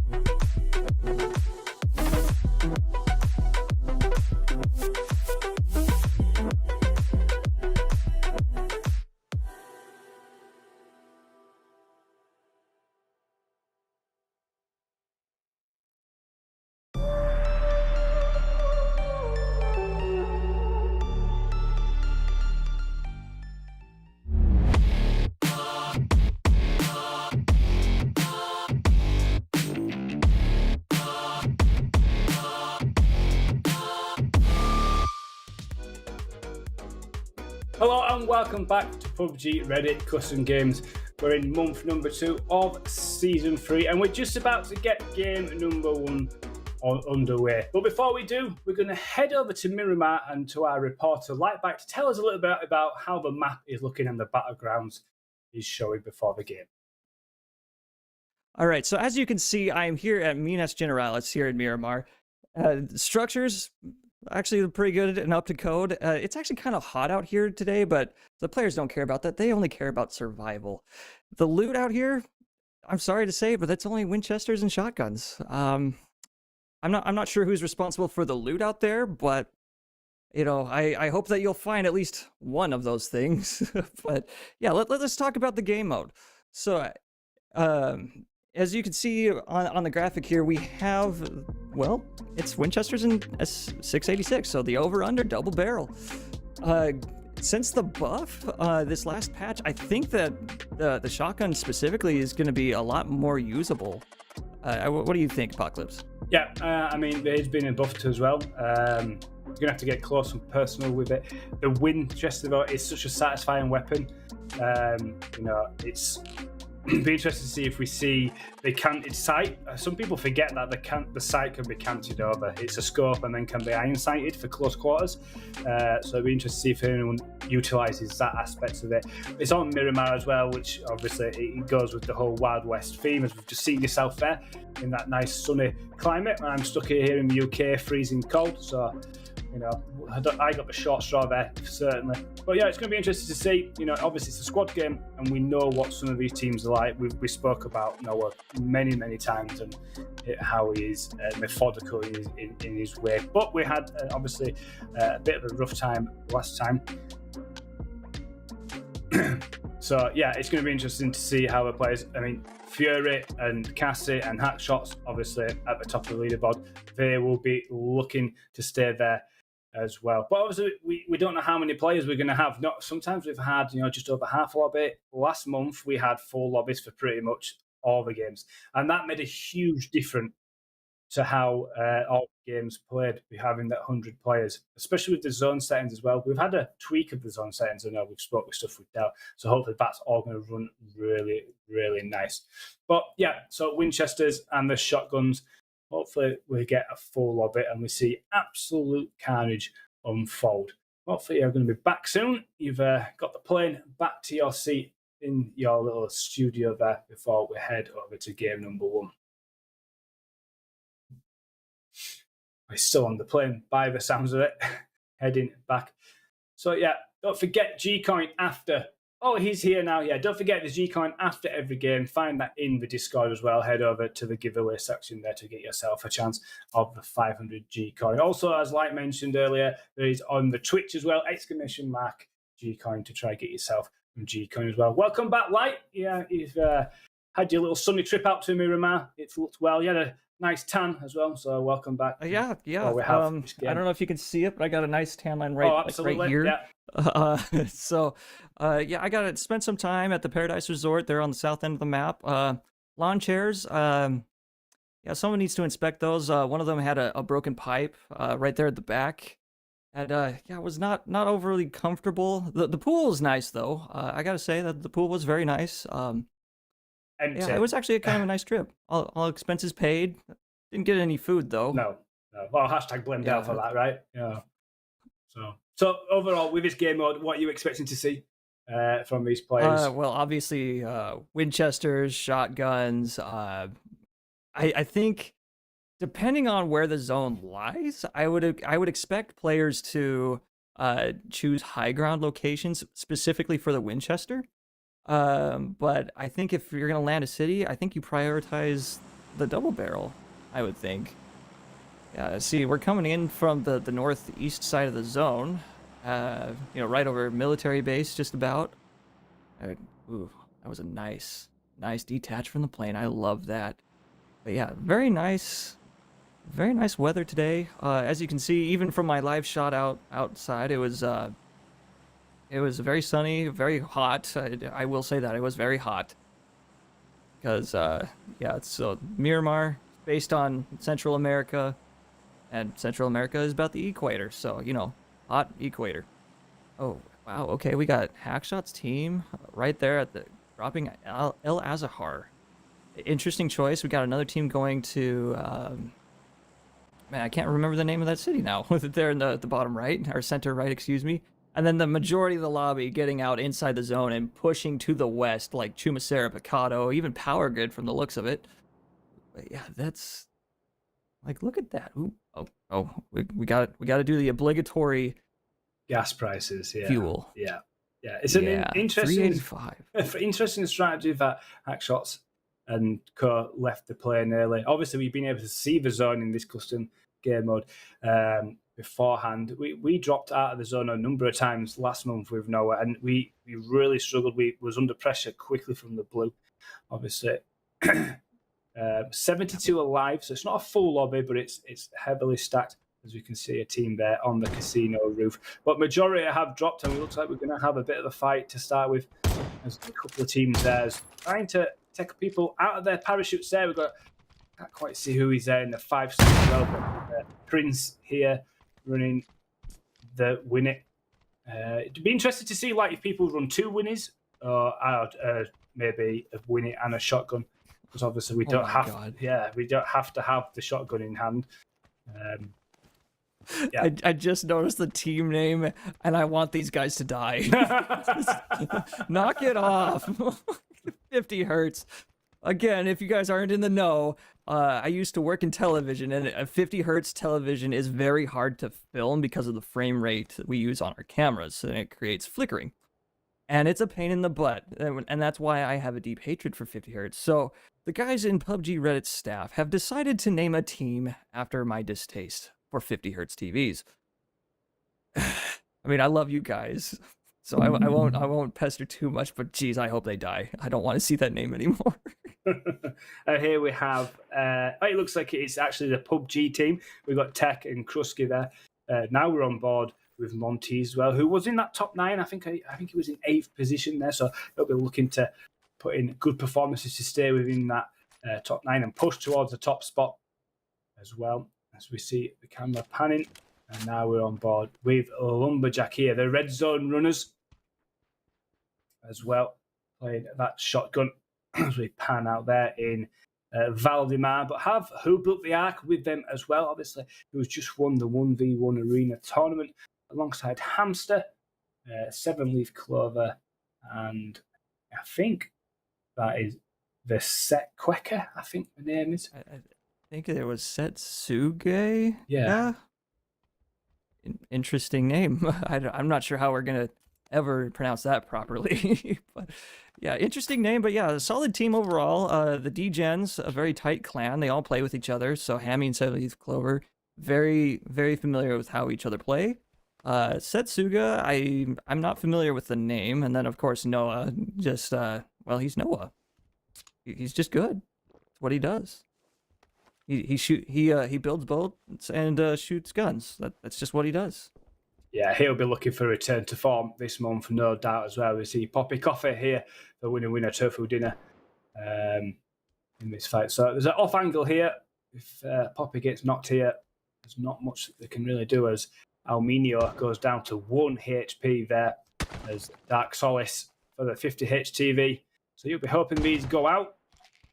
And he's down to half HP. As we can see Raider in the minimap there coming in very quietly there. So it just looks like a solo member. Could be a DC actually. He just seems to be running aimlessly as a member goes down there, as a fish is taken down with a beautiful grenade by Almino there. And it looks like the pressure is coming in. Super saviour. That solo member is eliminated there as we have our first team elimination. Yeah, and then as you can see in the bottom right, favorite to lose, Call Me Liquid, taking some shots at Soup. So yeah, this is Subtimor's team. They've got Alpha Karen down already. We got Omega Giga. Yep, there's the down there. Call Me Liquid with that knock, and I think that's the other 2 members. Oh, 3 members are down for Soup. Yeah, they are indeed. How interesting. I mean, I don't see Soup at all actually in that team. So maybe I don't see Subtimor at all. And maybe they didn't get into that into the right lobby as the shotgun comes out, and we do have 50 hertz eliminated. So you'll be extremely thank goodness they're gone. And I was just saying, with the Soup team, if it was Subdemar, I was not being bitter, but I was kind of hoping they would go out with Subdemar eliminating me very early on in the 1v1. But yeah, I think the teams have kind of mixed up, or maybe it's something with the Observer files, I'm not too sure. I don't think they're playing under alt accounts, but I'm sure we'll be able to find Subdemar shortly. As we see that win it, a shot comes out, doesn't land any damage. Shotgun turned to hand, grenade coming out, being cooked. Keyboard Warriors eliminated off your screen there. Big hit there with the shotgun. That's one shell. Oh, beautiful grenade there by Brexifico. And nice shot by Tasley, but no, the Soup are eliminated. Favourite to lose. Annihilate them, and they should be able to get some of their reses off. Oh, interesting. Vehicles are enabled. Okay, so now that I know that, I would expect a lot of vehicle play going into the more open parts of the map, because I think if you go on foot, you're just, Winchester fodder. You will get shot. So yeah, we got a buggy here for GDR. We got, light shot over there, L shot, long shot. There we go. That's the one I'm looking for. Who have a truck, I believe, there in their compound. But yeah, P-Docs and Montes, no car for them. So, I mean, they have a free rotation. There's the only team here is they're in Chumacera, who just eliminated Soup. But yeah, ooh, damage top 5, Tibor at 3,000. Wow, it's actually a pretty even spread. It's like 2.5 to 3,000 for the top damage, and then hack shots at just over 2,000 damage. Got to do better hack shots. Got money on it. Certainly does have to. Or at least I hear Dell does. Yeah. 10 seconds before we see the close of phase 1 here. I mean, the vehicle, or lack of vehicle there, shouldn't be too bad. They actually are a little bit more out centre. We see that just about to close here. It's a big shift over to that southeast side there. And Armalama's team looking very, very good. Zico right in the middle as well, looking good as we have a fight on the road here. This could be a bit of a drive-by that you just talk about. I can't see quite what team they are. Just to the north of your blue box there. Absolute carnage, which is on your screen now. Oh, beautiful shotgun there. Gets a nice response there as Oreo goes down. Old Dog doing everything they can. Schnee as well. Takes down Smoke It. Survivor number 1's team. Look, man, I'm on Twitch. And he's on Twitch all the time. Oh, he takes down the shotgun. Just caught in the vault there as well. And there, a couple of members down. I think it's Selmy there. Oh, but beautiful stuff. Should get the reses off there. Look, man, I'm on Twitch surviving. Just now we're with Please Don't Shoot Us. Yeah, as we can see here, Please Don't Shoot Us, Setsuga grabbing the Murado. The one car spawn, I believe, that's actually in the city here, next to the bridge. A great find for them, because... is this the blue? I think the blue one's an esports spawn, now that I think about it, right? I think so, yeah. Am I wrong? Yeah. No, I think you're right. Yeah. Noah just not getting in? You gotta go, bro. Yeah, there you go. You can see a flying pill bottle there. That was kind of fun, but yeah, they're gonna rotate north, I believe, and I think that's probably the right call. And it might even be the right call to go out of zone a little bit, because it's only phase 2. It looks like they're not opting for that particular route. But we might have another engagement here shortly in Chuma. Yeah, they're taking quite the route. Yeah, Blue Zone, aka Eoin, for the long shots. This is the PUBG team, by the way, taking some shots at red. And it's a 3-man versus a 4-man trying to play it at range. I don't expect much from this particular gunfight, but man, that is a lot of ammo, so you might as well spend it. Ooh, Gaza. Cupid annihilating the bullet dodgers. What do you know? The arrows do beat the bullets. Yeah, we see Blues on here, as we know, is Owen from PUBG. Trying to land some shots there. And just in your screen, bottom right corner, we see who built the arc. Please Let's Shoot Us team. Still rotating their way in, and they're actually just moving around the back of this fight here. So they're actually down, as this POV stands, they're down to the left-hand side, I think. Just trying to make their way in. We see, I think it's Tech. Yeah, Tech's up nice and close now. Just waiting, hopefully, for someone to overreach here on the crest of this hill, as Krusky actually gets an opening knock here onto Apt here. And I think the push will come in from Tech. As we see, Sekuska is taken down there by probably winning shot out of the vehicle. So absolutely brilliant stuff. And Hackshots does confirm that. That's really unfortunate for Satsuka because I believe they were the driver of the Murado previously. I believe Noah's now the driver right after the knock. But yeah, Hackshot's getting the finish. But yeah, Team PUBG, aka the Love Shots, yeah, 2 knocks onto red. So it is a 2v3 effectively right now. Ooh, did you see that? That was an EMT gear kickback. Oh, they have 2 EMT gears for Ninja. So it's like basically an insta-res. Yeah, this is a nice play actually to have that, to actually give up a slot like that and use that and get the res. And this could be absolutely crucial in this fight, actually getting them up so quickly. The smoke's good as well. Now they're starting to get in and close. Can't quite see on the minimap if Tech's got support with him though. He could be all on his own here. You hear the shot in the background of a teammate where the rest of them are. But it does look like up above on the mountaintop there's a team coming in to spoil the party here, Light, and this could turn into a bit of a mess here, and they're going to get sandwiched here, the red team. Yeah, as Kusuke is totally exposed to the new team on top of the rocks, and yep, Kusuke definitely sees him as he's getting shot from them there at the top of the rock. Yeah, he's gonna engage, just get him off the horizon line there. But yeah, it looks like Team Red just had 4 up and gets another knock. Eoin, aka Balloon Zone, getting another knock on the APAT. But yeah, that team up on that rock has got a really good spot. Here we're back Favorite with to lose. favorite to lose. Yeah. Oh, he just gets absolutely deleted there. And this is at Chumasera, and his body's dropped left, right, and centre here. There's Moxor, CDR, both down. Res coming in. Also, that should come. There's bodies everywhere here. His favourite to lose. Also have a couple of players down. Call Me Liquid, and it's Marv, just the last remaining member. Now we've moved over to Love Surprise. It's Fury, Hackshots, One Daka, and King MDS. So no Cassie there actually. So I'm not sure if Cassie's not playing or she's just under a different name. I'm not too sure there. Yeah, I don't know if any of the players are using an alt account. I don't see any reason why they would. Just, because we're just having fun. We want to know who's who. Well, Cassie could be that good that she's been banned, falsely banned. What I'm getting at, and now she's having to use an alt account. But she played in the 1v1 under a normal account, so that's true. That shouldn't be. Maybe she's just having to do something off screen and just got a subbing for this game. But hopefully we get to see her back. Yeah. So as we saw just a moment ago, Hackshot's still in 6th place. So if Hackshots wants any additional points, he has to place, and he can also use the missions. So smokes, break a vest, and open 13 doors. I think so that's an easy 6 points that anybody can get. I think that should be super easy to do. But yeah, look mime on Twitch. Selyan didn't quite eat a nade, but boy, it sure pushed him back. Yeah, it's Musa for a winner of tofu at dinner. Just camping out in the brick building, not pushing any floor. Meanwhile, the rest of the team just hugging the bottom floor as Look Mime on Twitch just retreats back to the compound they came from. Yeah, no one is on that hill anymore. Oh, interesting. So as you can see, we got this team here in Chumasera, right?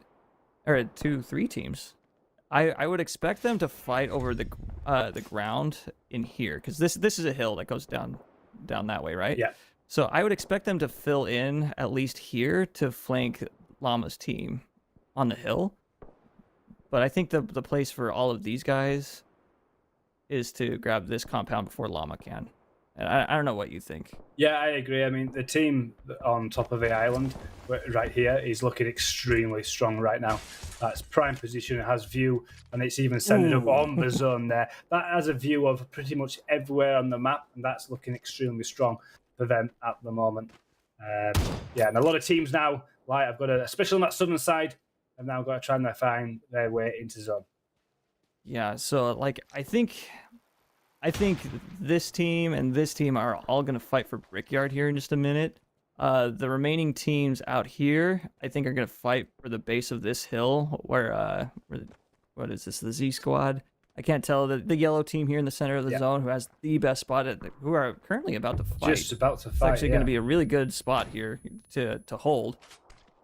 This might be a grand opportunity for every team to push into a favorable spot while Cupid can't really shoot at them. But, oh, 2 down for Panda Dan.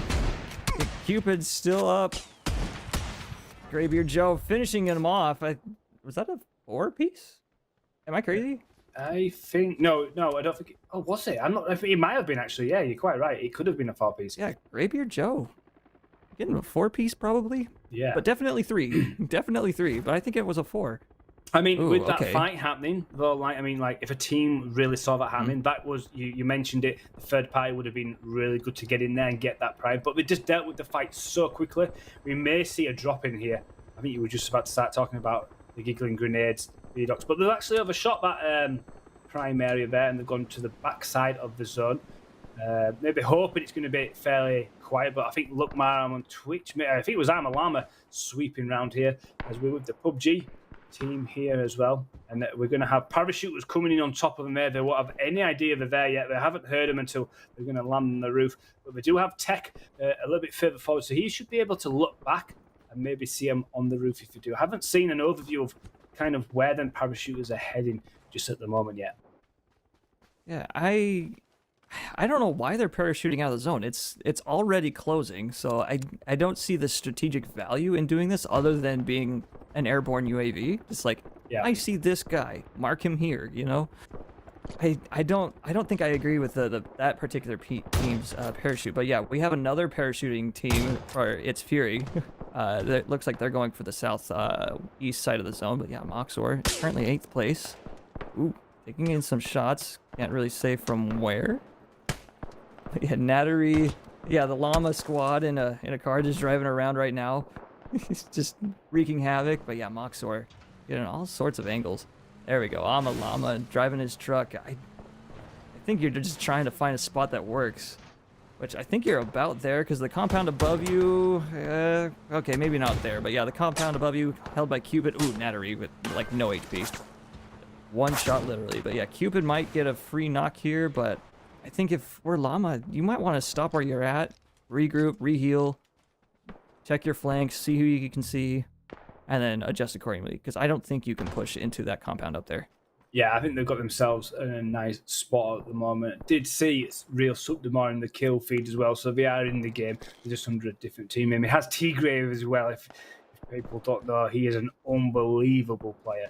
When I've played in Subdemar's customs, he absolutely destroys me pretty much every single time. He's a real force, so we'll be looking to push there. I think they're under the team Pineapple here as we have Lookmam on Twitch. 4 kills to the name. Obviously, kills don't mean points in this format, unlike esports.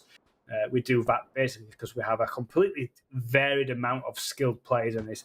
You know, we don't think it's fair if a really good player just run away with a 20-kill game and then they're uncatchable. So we've tried to do it in a way where, like you say, it's with placement points and we have mission bonuses as well. And I think it works really well, like the fact that we avoid the kills as points as well. Yeah, so like, I think in terms of community games, this is definitely the way to go because there are really great players in the community. There's no question about that. They are really good. But not everybody is on that level. So to have a community custom game like the way we do, I think it's actually great for the community. Attack with a smoke launcher attempt at an offensive utility. Not going to work there, buddy. But yeah, now that's 2 down for the PUBG squad. But that's that. Well, but yeah, Love Shot I think is done because Cupid's on top of him. Blue Zone I think is about done. Yep, that is Team PUBG, aka Cupid, getting the wipe. Yeah, now we're here with Love Surprise. It's Fury now. This is top of the leaderboard. Your #1 spot there with Hackshots already. TV King is down here. That confirm on that is flushed as we see Dax harvest. Some shots coming in from all sorts of angles here, but a nice wrap around here. And it looks like Daka did go down there. Hackshots trying to heal. And there's quite a number of teams here getting involved here. There's a bit of a third party just behind. I can't quite see who it is. Green team there. I think Zima something at the moment. As Orca goes down and losing all my matches every time do go down. So Armalama is eliminated. Yeah, and Ziminska is just in the back there. I think it's winner, winner, tofu dinner there. Not sure if Dak is going to be able to get up. As we see Who Built the Ark running down that vehicle in the blue. They're going to head towards Real Subdimore. There's another team there as well, Call Me Liquid and Co. So it's going to be interesting. But you can't be spread out of the vehicle here, like, so extremely unfortunate if you do get whipped out of the vehicle. I agree. As they're driving up, they got a team flanking on their left, and they are now driving out of the zone once again. They got to retreat, but I don't think they can. They're being shot on all sides right now. So Cupid above them, and Look Mime on Twitch just below Cupid here. But that might get some free damage. Ooh, but you know what? These nades are looking good. Graveyard Joe with another one and another one. Getting two right off the rib. Yeah, Graveyard Joe at 50 HP. I'm not sure where he took a shot from. But yeah, Darkmoon Prince, the last man standing for Look Mom on Twitch. But yeah, Scoot SRT, 1 HP. Look at that. Someone just took it to the dome. Yeah, Graveyard Joe just took another hit. Yeah, this is looking really good for Cupid, but not so great for Look Mom on Twitch. Yeah, please don't shoot us. Definitely rotating out. I think this is a good move. Just disengage, get to a better spot, hold them out. I think that's exactly what you do. But yeah, Darkmoon Prince, I'll be real. I don't think they make it out alive. No, I agree. I don't think they will as well. As we see, Love Surprise here. Need to get that res onto hack shots as quick as possible to get them back up to full strength. 9 kills on the board. Obviously, we mentioned the points for kills, but 9 kills is still an impressive amount. And just inside the zone. So they're going to do everything they can here to keep out GGD, P-Docs and Co. from pushing in from that northern side. And it does look like no one can actually push them from the south because it's that crater rise up here. You can see you'd have to move all the way up that hill there. It'd be super exposed. So their backside is really covered here. As we see Brexmico here for favourite to lose. 6 kills for them as well. So a lot of teams having some really solid games here at the moment. Yeah, as we can see, Cupid and Ark are now engaged. That is 2 down for Ark. Yes, Setsuga. They actually revived Setsuga. But yeah, that's 2 down for Ark's team. And Cupid now also 2 down. It's a 2v1 at the moment. Yeah, Cupid. Ooh, great nade. No kills, but a great nade nonetheless. Yeah, if Who Built the Ark gets another nade right on this tree, it is game over for Cupid. Okay, got a re-knock. Very nicely done by Who Built the Ark as GGG comes in from the north side. This is an unexpected move for Ark, so they have now to fight 2 different teams. 3 different teams. Yeah, Ark is in a really bad spot. The smokes are helping, but I think this might be the end for them. Yeah, they've got themselves really in a sandwich here with multiple teams on all angles here. They're doing everything they can. Wonderful stuff to survive as long as, like you say, the smokes are good, but they are getting pushed from all different angles. And I think, obviously, Panopper Pizza there, Subdimore go down. But they are still alive, and that'll be more placement points for Who Built the Ark. But look at this, 13 kills for your current leaderboards at the moment, so they are absolutely flying at the moment. And jumped in the vehicle with Hamster here, and trying to get himself somewhere safe to be able to take the res. But we have obviously the team in the compound just below, and they've moved up in behind Hack Shots and Co. He's just kind of driving aimlessly, not working what to do as we're back with Hack Shots. And all the smoke's going down just below with Cupid. That's a long speculative shot here. That's much better landing the damage. Still no damage indicators shown here at the moment. I did think that was fixed in the recent patch, but still not shown there as... Oh, the crash there from Who Built the Ark actually killed Hamster, unfortunately. And yeah, Who Built the Ark's the last man remember with the blue on his back. And as it closes, ooh, then that's Call Me Liquid taking out Noah here to finish it out.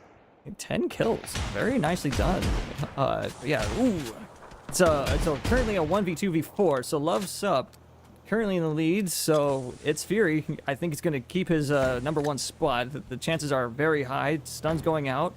They are not in the zone. They have to push down the hill, and smokes are their friend. So the South team, I think, has positionally the best place to shoot at all of these teams. Ooh, Gaza taking out Fury with a double barrel. Axe shots, trying to keep FTL out of vision range, but I think this is going to be really hard for all these teams on the hill. Yeah, this is really falling apart really quickly. Love Surprise here. You know, they were looking really favourite, but the way that initial knock from the smoke, and then this position, as you rightly mentioned, is just in the zone here, and they're just all just moving down, just so open to be shot here. I mean, it's still anyone's game. It's now a favourite to lose, a favourite to win, I would say, at the moment. And that elimination comes in. It's now a 2v1, a favourite to lose against Cupid, as Gaza does everything he can, and he is actually sandwiched here, trying to use the smoke to his best of his ability to try to hold off his tag. Takes a massive hit here, and now the shotguns will be handled. Gets a knock. I didn't see that knock come through on Keelford there. I was too busy looking at his HP. Underarm. Molly comes in. Flashbang, but the shotgun does the job, and we have our first winner chicken dinner. Favourite to lose are actually winners. 17 kills for Love Surprise, so brilliant stuff from there. Right, first game done. Hopefully exactly what you were expecting. Look at that, 14 kills from the two top teams. Yeah, I mean, what an end game! Like ending there on that side of the hill, that South team. I thought, you know, Hackshots and Fury were gonna win the game because they were a full squad versus two mans. Yeah. But yeah, to lose to the south side of the zone at the bottom of the hill. Yeah, I think that's what really had them fall apart right there at the end. But yeah, great showing from all the teams. But I gotta give credit to Noah. Like, bad positioning for, I don't know, a good half of the game, especially at the end. Just the zone was not their friend. Yeah. Well, we're going to go to a break now very quickly before we head over to game number 2 of this month 2 of season 3. But before...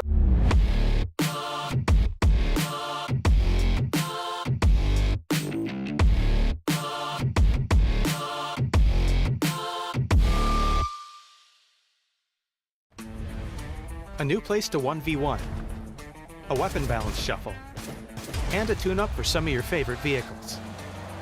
All this and more as we dive into the Update 34.1 patch report.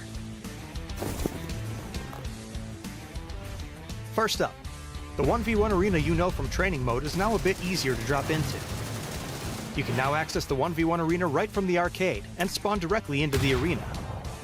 The rules are staying the same, so simply choose the mode and start battling a bit faster. You can also access the 1v1 arena as a custom match, so challenge your friends and see who comes out on top. Loser buys the chicken dinner. Next, we're adjusting the balance of a few weapons.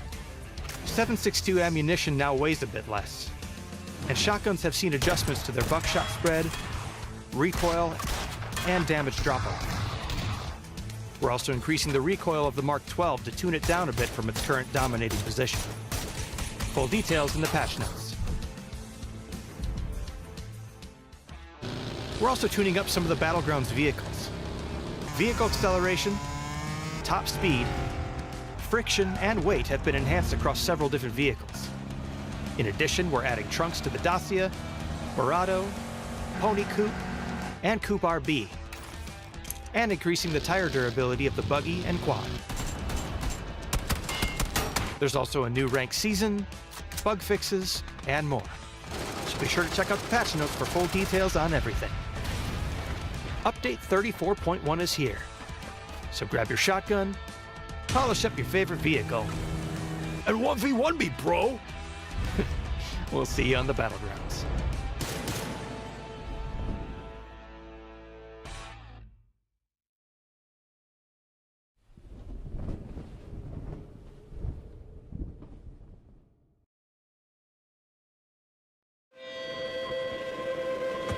I keep dreaming, but my dreams keep flying away. It's somewhere far beyond. Keep chasing them and I never rest for a day. There's something I don't do.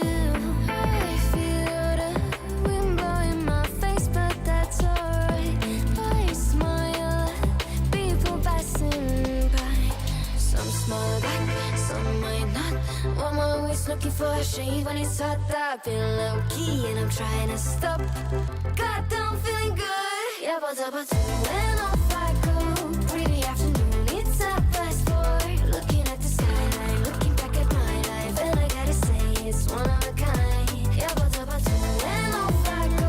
Pretty afternoon, it's a fast forward. Looking at the skyline, looking back at my life, and I gotta say it's one of a kind.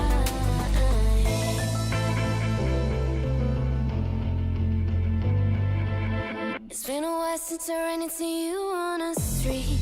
I wonder if you moved. Hope everything is going amazing for you. And you're not feeling blue.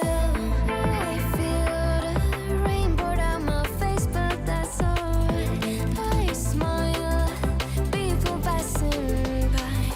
Some smile back, some might not. I'm always looking for a shade when it's hot. I've been low key and I'm trying to stop. God, I'm feeling good. Yeah, but when off I go.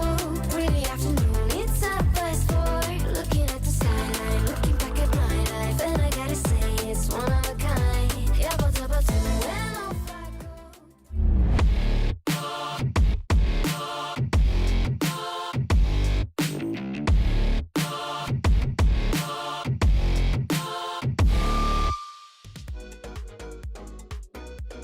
Hello and welcome back to PUBG Reddit Custom Games after a fantastic match number 1. Before we head over to see this season leaderboards, we're just going to go have a little look over to our man on the ground. Like Barty's over in the Kenya. As you can see, Betty is looking very, very cold indeed. How is it over there? Like, it's looking pretty chilly for you there. I have been here for 3 days. No food. The polar bears are everywhere. I'm here at Cosmodrome. Build rockets. It is so cold. So cold. Send help. Help. Send help. I need it. But we need to talk about the game so I can go home. Let's talk about it. But yeah, that's right, producers. Okay, let's see the leaderboards. Please, I need to get out of here. I think he said he wanted to skip the leaderboards. But let's have a look at the game mode for number 2. You need to get yourself into some warmth to warm up. Here we have game number 2. Blue Zone Sandwich is what it's all about. The inner zone, the inner blue zone will spawn inside the safe zone. We've had this a number of times now.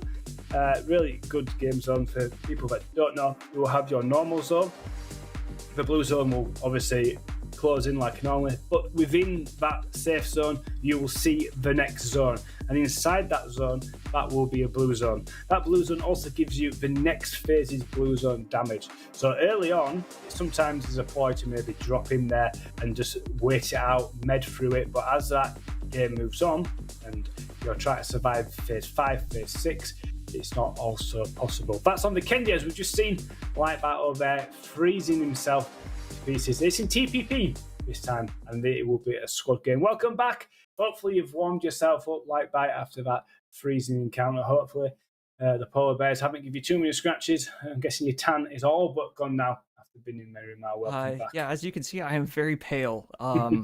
Yeah, Vikendi, don't recommend that for vacation. Yeah, Gab, our producer, gave that to me as my Christmas bonus. Don't ever accept the Christmas bonus from Gab. I was cold. Like I'm still shivering just thinking about it. So the game mode itself, like, rough. what are you thinking teams are going to play this? Obviously, with the blue zone inside the safe zone as well, gives up a completely different dynamic of how PUBG is normally played. Yeah, so like the last few times that we've had this zone or this mode, excuse me, we've played it on a variety of different maps, this one included, and it's interesting to see that on occasion we will have a team or 3 drop inside the center blue. I think that's an interesting strategy. I can see it working because it's only phase 2 damage because the inner zone is one phase further in terms of damage than the normal zone, right? So phase 2 damage, so yeah, you can drop inside the zone. I don't recommend you do because it's going to burn more meds and, there's only a limited amount of meds. And especially if you drop to a compound that is really small, you might not have meds.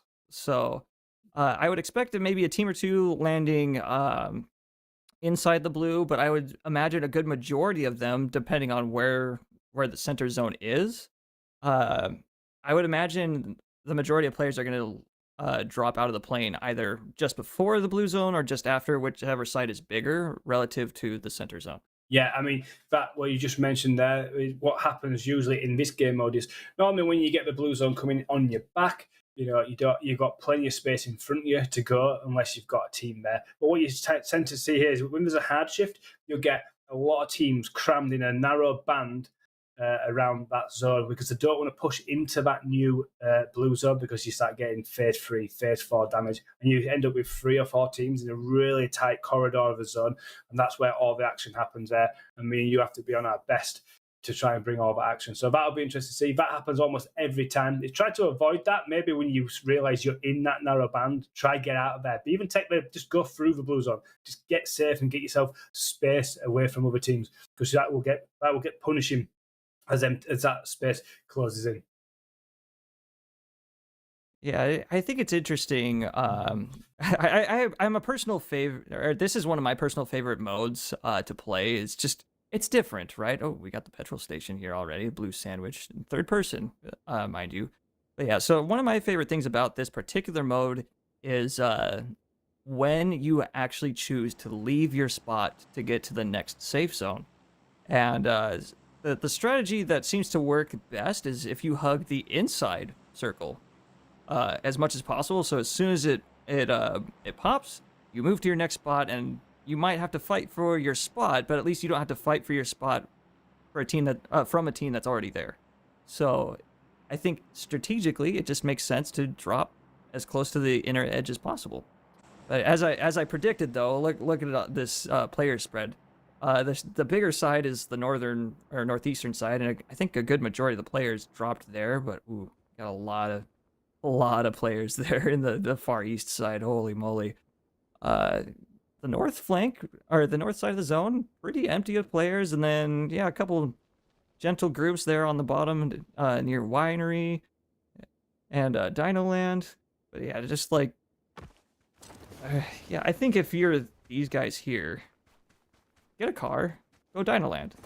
Yeah. I mean, if you're playing for placement points, you want to survive, and Dinoland has all the loot and no one there. That's what I would do personally.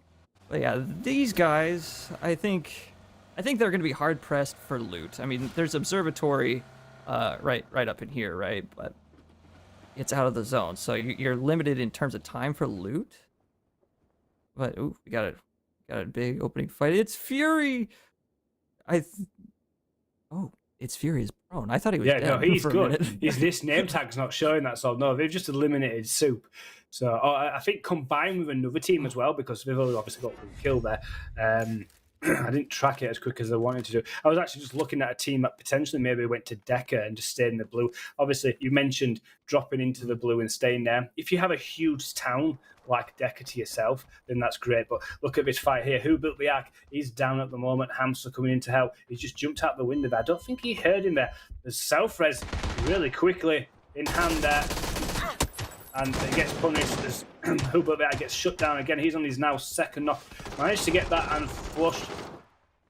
And it looks like the fight is absolutely lighting up here at the moment. But Hubert should get back to his feet here. Yeah, it was a good opening knock, and I think the other team was flushed here a little bit for Cupid. So is it a 2v4 right now? Yeah, Felice from the G-Gen squad. Ooh, wow. Nice shot from Setsuga. Wow, just one bullet to the dome. I mean, that's all you need. Like, he didn't even spray. He just knew, just tap, done. And it wasn't even a third-person tap. It was, I'm just gonna watch this window. Oh, head case. Okay, so it is a 3v4. Okay, Noah and Hamster both down. So 7-Leaf Clover gonna get the res. Is it just one member standing? Yeah, Felice. Felice gonna go for the flush on Hamster. Probably a wise call. Deny information, especially if you're going to be the last. Oh, all Sevs probably had a self-res, I just noticed. Yeah, I feel like a lot of teams... So now it is a 2v3. Yeah, I think a lot of teams have a self-res on them, and maybe it's been given to them, because already there's quite a few players. Oh, beautiful peek there, around there by Sugeta, taking him down. Obviously, if some of these players are flushed, we do have the recall station, so it's not all doom and gloom, but Cupid is eliminated, and please don't shoot us, Noah. then the rest of the team managed to survive and should be able to get everyone back with the recall station. Yeah, and as we can see, Love Surprise. So it's Fury, Hackshots, Daka, TTTV, King, NDS, all out here. Missing It's Fury, who is on the literal other side of the zone. So effectively, Love Surprise is a 3-man squad, I would say. Yeah. I'm not sure what the story is behind It's Fury being way down there. But you know, if all you're doing is surviving and laying low, I guess that's one way to do it. Yeah, I mean, I've seen a lot. I just saw another self-res there. So it looks like self-res is like everywhere at the moment. So it's just another dynamic you got to take into consideration when you take these fights. Even though you might think you've taken an anchor out and he's done for, you know, he could be back on his feet. You know, as we see over at the arc. Probably use that recall station. We expect to see their team member. I think it's Hamster, who was eliminated. He'll be coming back very shortly. If we could just see the map and see what has happened with the zone or what's going to happen.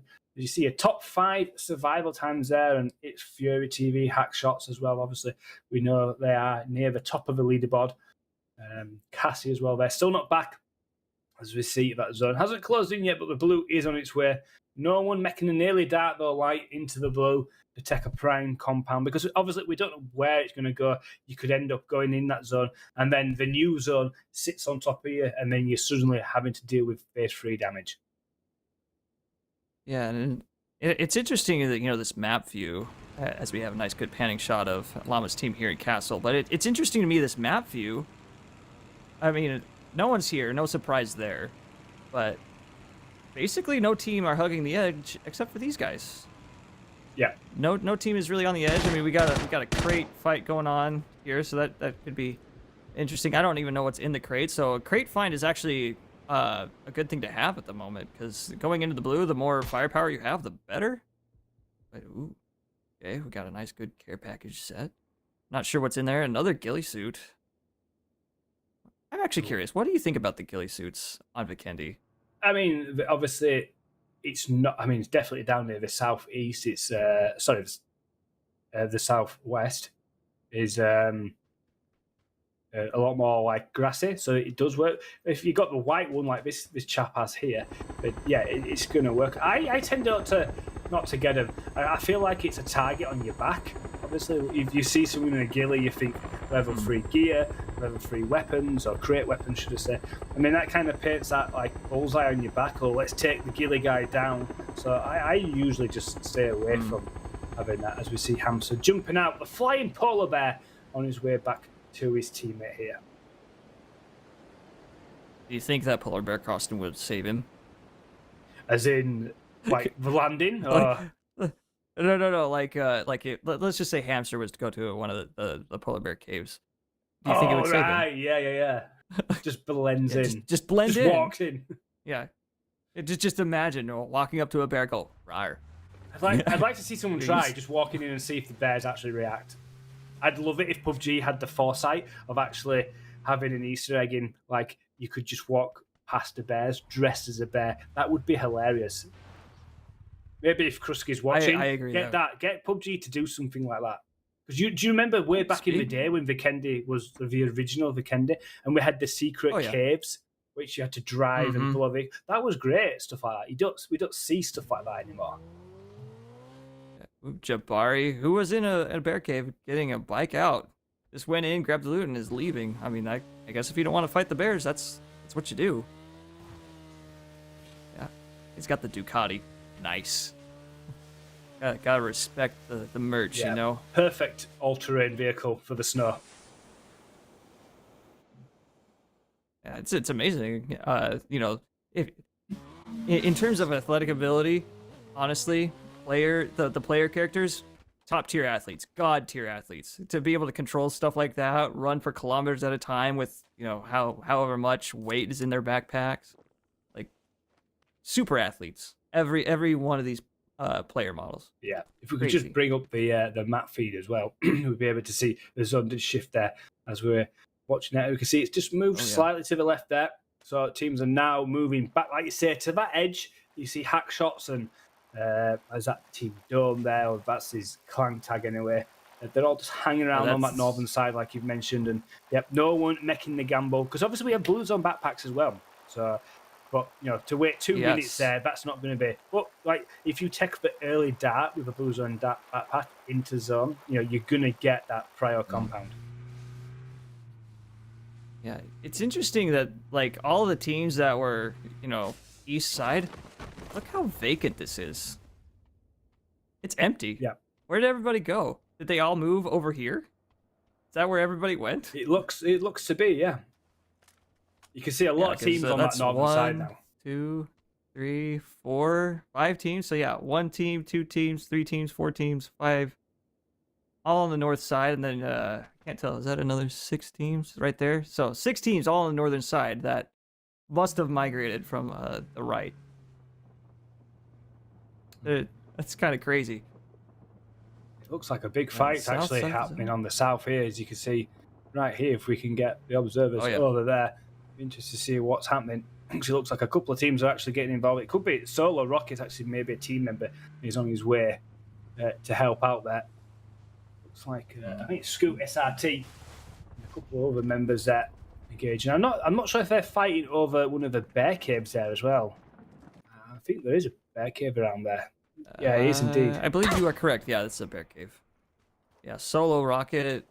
Yeah, Solo Rocket, the last man standing for WSAD. But he does have a Mark 14. You can just see that in the UI there. But yeah, Scoot, you better stay up there, bro. Yeah, you are sentry duty as Solo Rocket comes over the other cliff. But I guess Solo Rocket. Oh, they know he's it. here. Yeah, they threw something. Okay. Yeah. Solo, you better run, bro. Yeah, I Scoot, don't think you're resing your teammate. Yeah, Scoot must. Oh, the thermal scope in hand as well. 50 Hertz is eliminated. Thank God. Get in there. Thank you. Thank you, giggling grenades. Nothing against you, Dark Solace. I just the team name. So Rocket's going to Yeah, get Solo jumped Rocket. on here. Yeah, I can see on the left, just to the left hand side. He's going to get crept up on by Greybeard Joe there, and he is eliminated. See, I think if you're gonna have the thermal scope, and you're the solo player, I think you retreat while you can, smoke behind you, because the likelihood of them having a thermal scope is significantly lower. So if you get to a more favorable position, smoke where you're standing, and look through the smoke at them. That they can't do anything unless they too have a thermal. Yeah, which I don't think they did, but they certainly have one now. they certainly do. Just seeing on that mini map that the zone has shifted again as well, so we'll be able to see what that's going to do to the players and how they're going to shift towards them. I can already see actually that I think it's looking like a bit of a hard shift there up towards the north. You see hack shots just to 1 kill this time. Previous game they actually picked up 17 kills. The top 3 teams actually picked up 45 kills between them. That's way over half that lobby, which is absolutely astonishing. To say we were using shotguns and win as well is phenomenal. Top 5 kills there, as we can see. Tylerlax with 21 Fury, who's on this team, as in your view at the moment with 17. TBT 17 as well, and TBT Boraz. So it's 2 different names there, with 16 kills, as we see on your screen now. The real Subdemar, not playing under his usual logo, but hopefully looking for a better game. A pan? Was that a pan being thrown in the air then? Yeah, that was a pan. I think they're trying to coerce the plane to drop their load right on top of them. Yeah, that's how it works, right? I don't think that was successful. Yeah, I don't see any crate markers on the mini map here, but there's the drop from POV of hack shots here. So I would imagine, Love Sup is gonna make their way to those crates. Got to be careful though, right? Like he's just driving. He was lucky. He just suddenly turned off there. He was driving straight towards Tigray, and the real Subdemar there. That would have been devastating, and managed to avoid a crisis there. But now he's sandwiched himself in between Who Built the Ark and Please Don't Shoot Us, as well as the other content creator. So a bit of aimless driving here, maybe a little bit of panic in the ranks, deciding where to go. My headcanon is they saw the beacon pan. They saw it fly up and come back down. They're like, yep, we're not going there. Yeah. Yeah, so Ark playing inside of log camp, lumberyard. That's the one. Yeah, as it's Fury, hack shots, and the rest of Love Sub just driving around. I mean, I think this is probably what you should be doing, is just seeing where everybody is. So now they know where two teams are. Yeah. And yeah, so they're just gone around the zone. Oh, that reminds me. Yeah, it's Fury now with the rest of the squad. I don't know how he got there, but he did. Facade. Okay, Dan Gamertop and Facade Destroyer, a 2-man, taking some shots at the llamas. And looking good out there with some of these shots. Yeah, Facade Destroyer, 53rd place at 20 points. Okay, ooh, those Dodgers. Out of here. Are they fighting for the crates?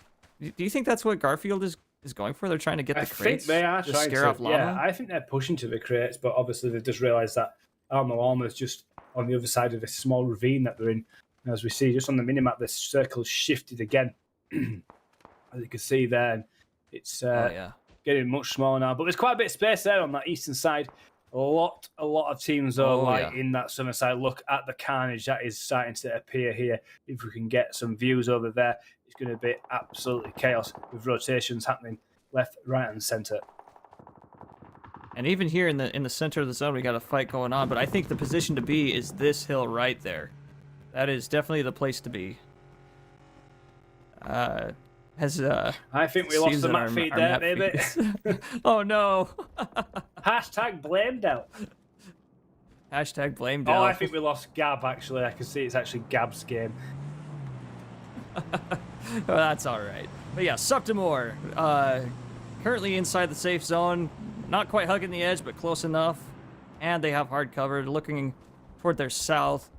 I think this is probably where they should stay. Oh, there's a lot of AEDs on the ground. Yeah, there's a lot. Dell spawned a lot of them, didn't he? Ooh, a glider for Shreppy. Okay. I like it. I kind of like that. I like it. Yeah, I mean it's a good move. You can just move through the outer circle of the zone, right? Just scouting. You know, try. I think he's solo. Has he got a teammate with him? I can't quite tell. But he could just be like a UAV, right? Just giving info where he can.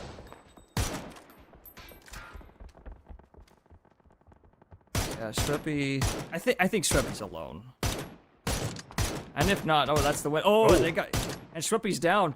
Glider is dead. It's a crash landing in for Shreppy, but yeah, Subtimore with a great shot.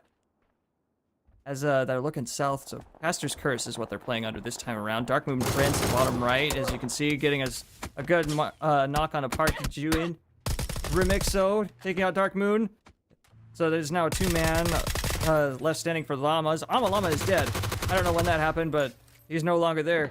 Dark Moon Prince still knocked. Did they go for the res? Oh yeah, the AD. Duh, I forgot about that. I always forget, even in games. Yeah, I forget I have it all the time. I get knocked and totally forget that I've got it in my backpack. Yeah, ooh, FTL. That's a rough spot there. Yeah, Subtimore taking some shots at Ark as they're wrapping north. I think that's exactly what you should be doing, is wrapping north on this zone, because basically everybody who was up there, which previously was a lot of them, are no longer there. Yeah. I kind of feel like Who Built the Ark is doing a lot of driving in both these games at the moment. Like we saw him doing a lot of rotation within the Miramar game. And again, he just seems to be in the vehicle a lot in this one. And I think that's strategically what you should be doing. I mean, you don't get any points for kills. Yep. And the best way to survive is, get a better position than everybody else. So by traveling in between spots as much as possible, I think that's definitely the play. Provided you can actually get somewhere without getting shot by, 7 different teams. Oh no, pineapples. Pineapples. Oh, Liquid. Why aren't you shooting at them? That was almost free damage. Muted finally taking the opportunity as Ark comes around the south side on the east side of the zone. So yeah, they're just circling the inside. We're just waiting for the zone to collapse. But yeah, pineapples into the zone? Interesting choice. Yeah, we got a knock. Jabari Jenkins died to the inner blue zone. Yeah, Smoky Two Guns also in a car driving around. So maybe clown car, you know, like the Da Vinci tank where it's got guns on all sides. Maybe that's what you do in this scenario. I feel like what teams are doing actually here, like, is they're in the vehicles just waiting for this, because it's getting near the end of the game now. They're just waiting for this next zone to pop, and then they can dive. They're already in the vehicle. They're already on the move. They can just dive into the safest spot that's been left available to them. I mean, it makes sense to do that because you're already on the move. Oh, nice shot there with the M16. One teases down. Oh, nice response there by Aldi Killer. I think it was being picked up from distance there. As Who Built the Ark has been knocked for the 17th time now, I think. Something by Killy there. Killy won 8-17. He may have another self-res as bodies are dropping left, right, and centre here. Like, Yeah, I think this is a great play to just steal their car, get out. Even though they're low HP, that I think this is their best move. But even with a down tire, this is going to be a very hard rotate. Oh, yes, yes. You see that? Sneaky snakes. I love it. Keep it up, guys. No one's going to see that. They blend in surprisingly well. Yeah, I don't really know well. if you saw their outfits, but yeah, they did. oh, nice shot I don't there. think they're going to blend in enough. Beautiful stuff there by Fury, taking out the vehicle. Yeah, this is hiding in plain sight, pretty right? good. This is a really interesting play. They've got no weapons. They've got no nothing, right? They just play for placement points. Oh, Suga, or the Setsuga is the last man standing for Ark, and ooh, gets a nade, has an AED, last man standing, but I don't think this is. I think this is the end for Ark's team. As left mouse or limb modifiers, I want to say left mouse button LMB, is pushing it on Ark. Yeah, the north side of the zone, surprisingly populous. Wait, our sneaky snakers are still there. They better get started moving again. Yeah, King MDS taking out APAT, securing the next compound. I think Love Surprise has the compound for the rest of the game. Yeah, they're looking very, very good indeed. And just like the last game as well, even though it all fell apart right at the end, it's looking really, really solid as Please Don't Shoot Us. That's Who Built the Axe team. Finally are eliminated in 11th position. Schweppy, you blend in so good with the shade, man. Wow, I didn't even You've gotta see him. go. I didn't even see him. Yeah, I just saw the UI and I was like, and then he was moving like aiming down sight or something. But yeah, it was dude. I think you got him heal.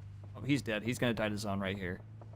So my VMix camera Yeah. of myself was like hiding his name tag, so I didn't even see the name tag. I just didn't see the body just laid there. So Mute Zevri, I think is the last man standing for their team. Our two sneaky snakes are on their way in. Dan Gamer Top taken out by It's Fury. Yeah, Love Sup looking very, very good here in the later stage of the game. I think they're, if I'm not mistaken, they're the last full team. Hey, am I crazy? Are they the last full team? He could be. Oh no, yeah. we have one more on the south side. I believe that is Subtimor's team. Oh, Dr. Karna with no HP gets taken out of the car. C4 going out of the compound for some reason. Hackshot's moving in. Gonna finish Dr. Karna. Yeah, and this zone is about to pop in 15 seconds. This is one heck of a game. Yeah, this looks like a lot of fun for these players to be involved in. And because of that central zone is completely out of bounds now, with it being a phase 7 damage as well, it just adds a new dynamic to how these players are supposed to play. But we have got this team. We've got the crawling naked people up above. I think one has just been killed there. Yeah, one's just been flushed there by It's Fury. So they know there's a team behind them, but they're not really carrying any weapons, so they're going to be no threat at all. And obviously, there's a team on the opposite side of the zone, or within the middle zone as well. That's quite a difficult view to see there, actually. It's quite dark. I don't know what your brightness settings are. The latest grip just hacked off with that MG. Res comes off, or the self-res comes off there. And they are back up to 3 players. As we see Leroy Assassin is actually down. 9 kills on the board for Love Surprise. So yeah, solid game from them as we're just about to see the close, or the closing in of phase 7. Yeah, as we can see, there's only one other team in this compound with Love Surprise, and I believe that player is Okra-sama. There's 2 players now. One just got called in from a res, but I don't think there's any loot for them. Might as well be a UAV at this point. Just get those placement points, you know. Tigray. I've actually played with Tigray. Very, very good player, but this is a very hard zone to flush, especially in TPP. Caster's Curse, 2 down. Tigray, last man standing for Caster's Curse. And this explosion's gonna hurt. Oh, is the car gonna crush them? I don't think so. Okasama putting some bullets onto Daka, but gets the knock and lights himself on fire on the knock. Very unfortunate. But yeah, Pineapple Pizzas, which is their squad. I mean, we were at this stage in the last game though, where Love Surprise were a full strong. It all fell apart, but it looks like they're going to learn the lesson this time and absolutely dominate. It's a 4v1 now. Just the Pineapples left. Now, do they know where they are? Do they realise he's in the sky? He's actually in the sky. If you look there, he's just up above. I haven't seen Morax at the moment. He's going to have no weapons left. This is the easiest win that Love Surprise could ever have. He's already down to half HP. He could probably tank some of the blue as well. I wonder if he gets damaged if he goes through that. Do you see the thin beam of blue? Oh. If he goes through that, does he take phase 9 damage? Oh, spray comes through. And Light Bite, it's all done. Love Surprise take the second game of the night. Yeah, that's 2 wins. No, they got second place last game. That's right. But yeah, podium, in my book, that's a win. That's what's going to ultimately get you points in PUBG Reddit's customs. Displacement, survival time, and of course the missions. Yeah, great showing from Love Surprise right there at the end. Yeah, and I think, if I'm not mistaken, that's really going to put Hackshots and It's Fury, still solid up high up on the leaderboard. Yeah, I mean, I'm sure that after the break we will bring the leaderboards and show how they're looking, because we didn't bring it just before the second game, so we'll bring that because there'll be some big changes there as well. Don't forget G-Coin giveaway as well. Get that in after every single game there. You can see it on the bottom of your screen there. We're going to go to a quick break before we bring you game number 3.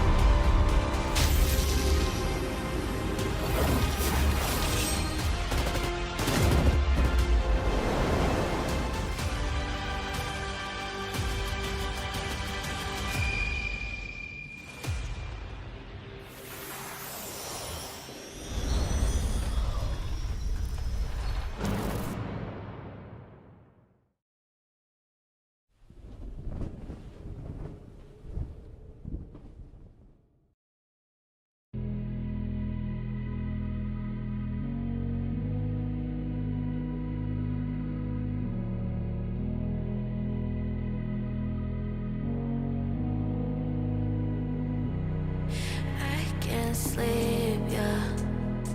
Only miss you when I'm breathing in too deep, yeah.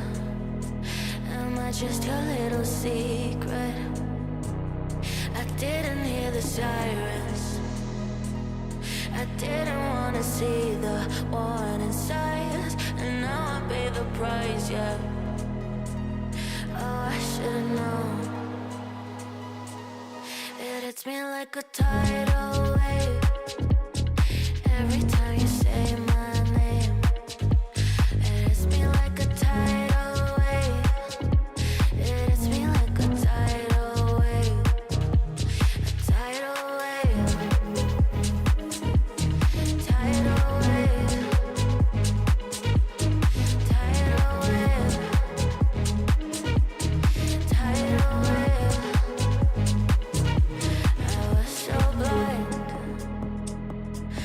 waiting patient on the shoreline. Now you're leaving, but I know you got your reasons too. I didn't hear the sirens, I didn't wanna see the warning signs, and now I pay the price, yeah. Oh, I should've known. It hits me like a tidal wave every time you say my name. It hits me like a tidal wave. It hits me like a tidal wave. A tidal wave. Tidal wave. Tidal wave. Tidal wave.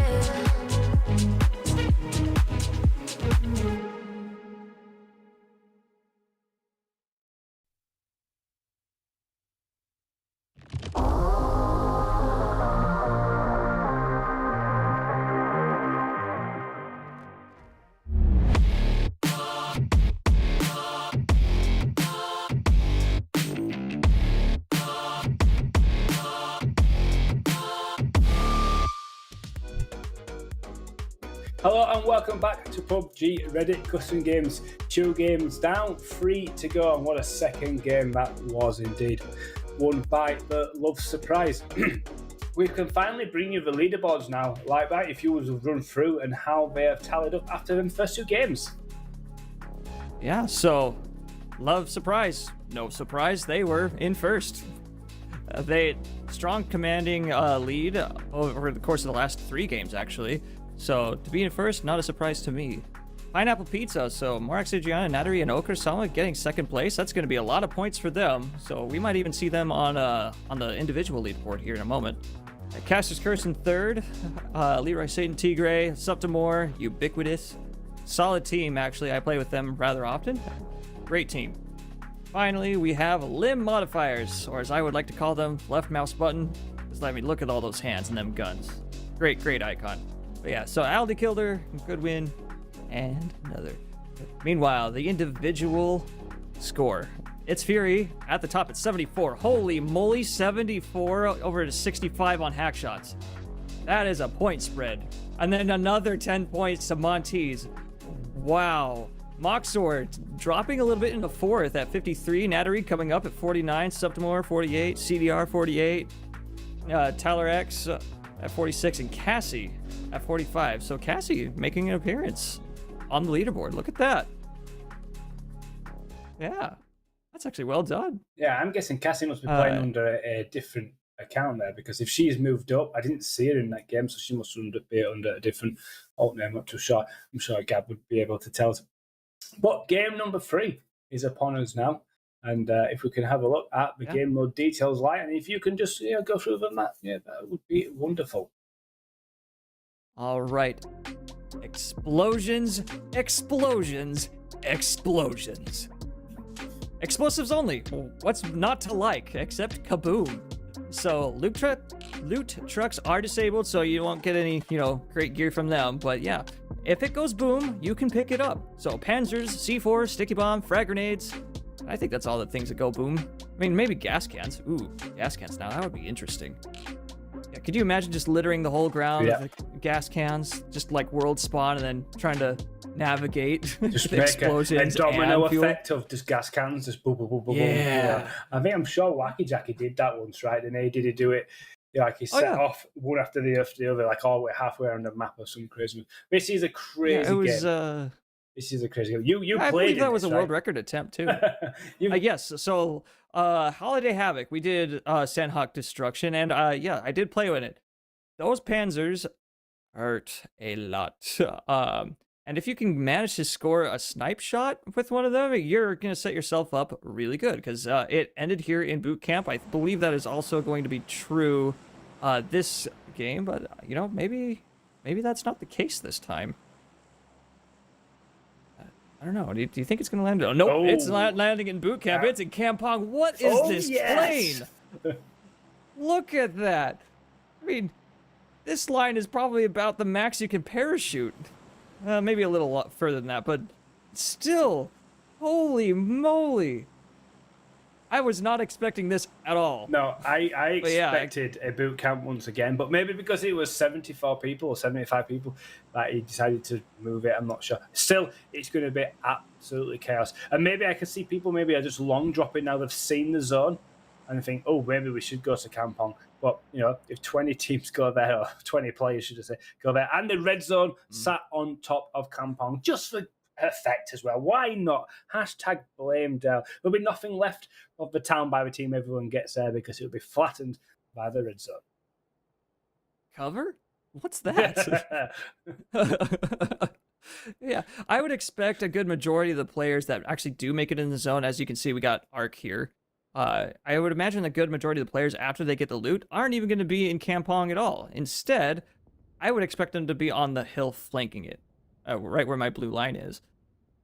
I think that's, you know, strategically probably the best place to be because, well, A, you can see everything, and 2, your cover is the ground and the trees, which, as far as I understand, are not destructible by the red zone. Could you imagine if Dell was able to set the red zone to just be there throughout the entire game? It was just non-stop bombs dropping down. That would be ridiculous. That would be pretty good. I mean, the RNG would not be in many players' favor, but Mute, you guys have some balls. Like, look, Yeah. Gus, like, what are you doing? I mean, all mad respect, but dang, guys, come on. Yeah, these red zones, by the way, are extended. They last a very long time. As you can see, PUBG Reddit there in the bottom left of our screen, playing God mode. Oh, flying across Superman, there we go. But yeah, WSAD, gonna play the coast. I think this is actually a good idea. Yeah. Just limit who you see, because Panzers are, you know, a hot commodity.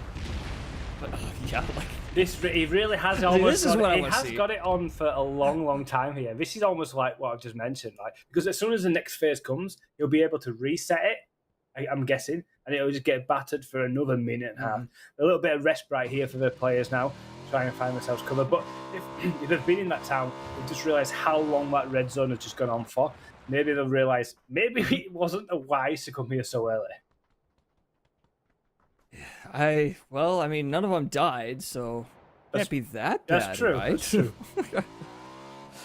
Dangerous Hank taking a shot from a teammate? Oh no, Dan Gamertop's in here. So almost got knocked by a Panzer from Dan Gamertop, but Dangerous Hank, Jack NLD, I think they're gonna go in for the flank, but ooh, yeah, it was Baton Deca just moving observers a little bit. Wow, phased through the wall there too, and running backwards. That takes skill. His mechanical impressive. skill is off the chart. Oh, as we see a mortar, I totally forgot to mention those. Oh yeah. I use them so little, I forgot they exist. Oh, Jack and LD taking out Dan Gamertop, so that is it for Garfield. First team eliminated. What's your thoughts on the destructible terrain, buildings and stuff now in Sanhok, and if they actually brought it into the other maps? Okay, I think that destructible buildings is something that should be universal on all maps. Do I think the red zone should destroy buildings? No. And the reason why is because if you're caught in the red zone in, say, phase 4, phase 5, and you're being pinned by a team and you have a red zone on your head, what are you going to do? Yeah. You got dealt the truly bad hand. Yeah, I mean, we had that when Karakin first came out, right? It was the purple zone that destroyed the buildings. The red zone didn't destroy. But with this now, is obviously, it does destroy. Wrexham there takes down its map. I like it as well. You know, I think it adds a new dynamic to the game. It pushes, fights are different. You have to defend differently. You can attack differently. You know, for people that saying that PUBG is getting stale, not that I'm one of them. You know, I'm obsessed with the game. I've got, you know, thousands of hours in it. It just, I like it. You know, especially in Publix. I don't know how the comp players would feel about it, but certainly in Publix, I think it refreshes the game quite nicely. I completely agree to that. Meanwhile, here at Loot Cave on the south side of the map, losing all matches, versus I can't tell what team this is. Love Shot. What is? Yeah, Love Shots. That's right. Are fighting each other, but I don't think they know that Okra's on top of the hole. I don't think so. No, I just had a funny thought. I think the best thing to do in that scenario. Ooh, nice shot, Selyan. The best thing to do in the cave scenario, get on the zip line. Just go up and down. What are they going to do? Hit you with a rocket on a rope? Yeah, it's a really good point. Actually, I like it. And you move fast on that, right? Exactly you do. What you do. You move fast, yeah. Yeah. Yeah, you move so fast, and the explosive radius isn't, great. So, I mean, the only counter that I can think of is C4. That's the only way you're gonna get them off the line. Yeah. Oh man, taking Lakawi. We got 3 teams here. Yeah, we got Gab and RR. Yeah, Gab's Lightning Storm. Jaldi, Selyan, Adriana, and Smoky 2 Guns trying to fight RR coming in from the hill. The sticky nades. Adriana does not have any more panzers, so it's just stickies. Is it just one sticky? Does Adriana only have one sticky? So, yeah, and no helmet as well to go with that. Oh, that really matters because there's no bullets flying around. So. Yep. Oh, and a red zone coming in. It's not activated yet, but they'll just said, "Oh, you've got to go now. You can't stay here. Leave." Like Quagmire with a barrel roll. What a drive. I love that. Great camera work from our observers. Yeah, Quagmire is still driving away. Adriana did find a Panzer, so I guess there's that. Yeah, RR is going to encounter red, and the red zone starts. Uh-oh. This can't be. Oh, I thought that was a red zone. I did as well. I thought that was a red zone as well. I think, though, with the lack of the Panzers, I think obviously Dells is actually still flying around, so he can spawn them, right? So the players have plenty to pick up now and then, which is great. As we see the bottom right corner, a nice long-range shot there towards who built the arc. There's a kick back here for the red zone runners. He's quite an apt name because he's in the red zone at the moment, so... Oh, that's a really good shot, but just a tiny bit of damage there. Has his second Panzer. Maybe trying to find another one there off his dead body. And it doesn't look like they've tracked where he is yet. Kickback's place, 20 place at the moment. 35 points. Played in 7 games at the moment. He's just looking to try and get past his team. Oh, has he seen him? No, just shoots that vehicle there and loses his Panzer now. He only has a smoke and a grenade, so has got backup with his team just to the right hand side. Oh, in fact, the rest of them are here now. Oh! I thought that was for sure going to be a 2-piece for a second, but just barely not enough damage to knock either of them, but they're in the blue right now. What a grenade that was. Cut to absolute perfection. Call him Jamie Oliver. He's a chef in the UK, if you didn't know that. Just so you know. I had no idea. Yeah, I should have said Gordon Ramsay. Yeah. You might know who he was then.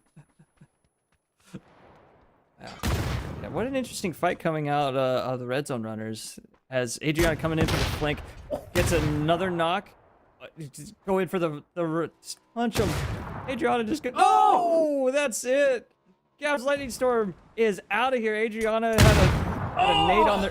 Oh, and another nade coming out of Mute. What a nade right there on the corner of the house as Mute trying to pick up one down teammate Zevery. Wow. I don't know what happened to Ark, and I would love to know that story. But yeah, Tech and the rest of the favorite to lose, aka the PUBG crew. Leroy saying, "No, you're in the bad spot there, buddy." I like that they're trying to use the sites. Did you know you can? Oh, go ahead. Yeah, I was gonna say I would blow the roof off this and just toss a grenade in.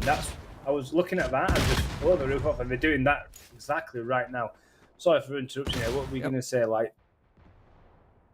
Yeah, so fun fact, a lot of players actually don't know this, but you can zero the Panzer. So whatever your zero key is, I believe the default key is page up, page down on the keyboard. Oh, Fury! That's himself? That self-inflicted damage. Fury rightfully retreating, because, yeah, that really hurt.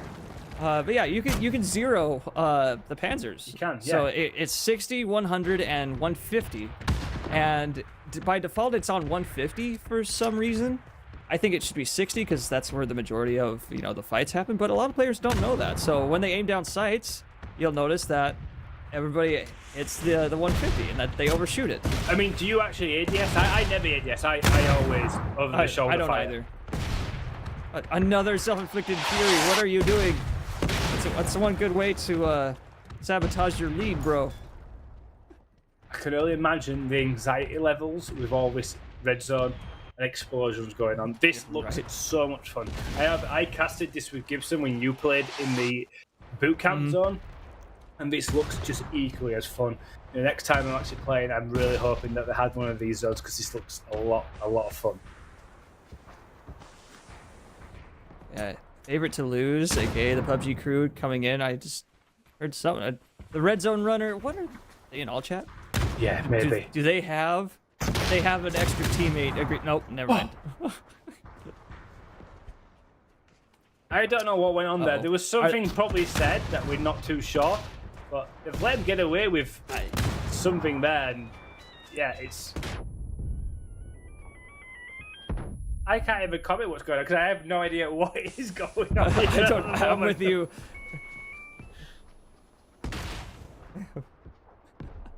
An unfortunate finish there for favorite to lose, but I think maybe what it was is one of the red zone runners was out in front trying to give the play that, hey, I'm alone, leave me alone.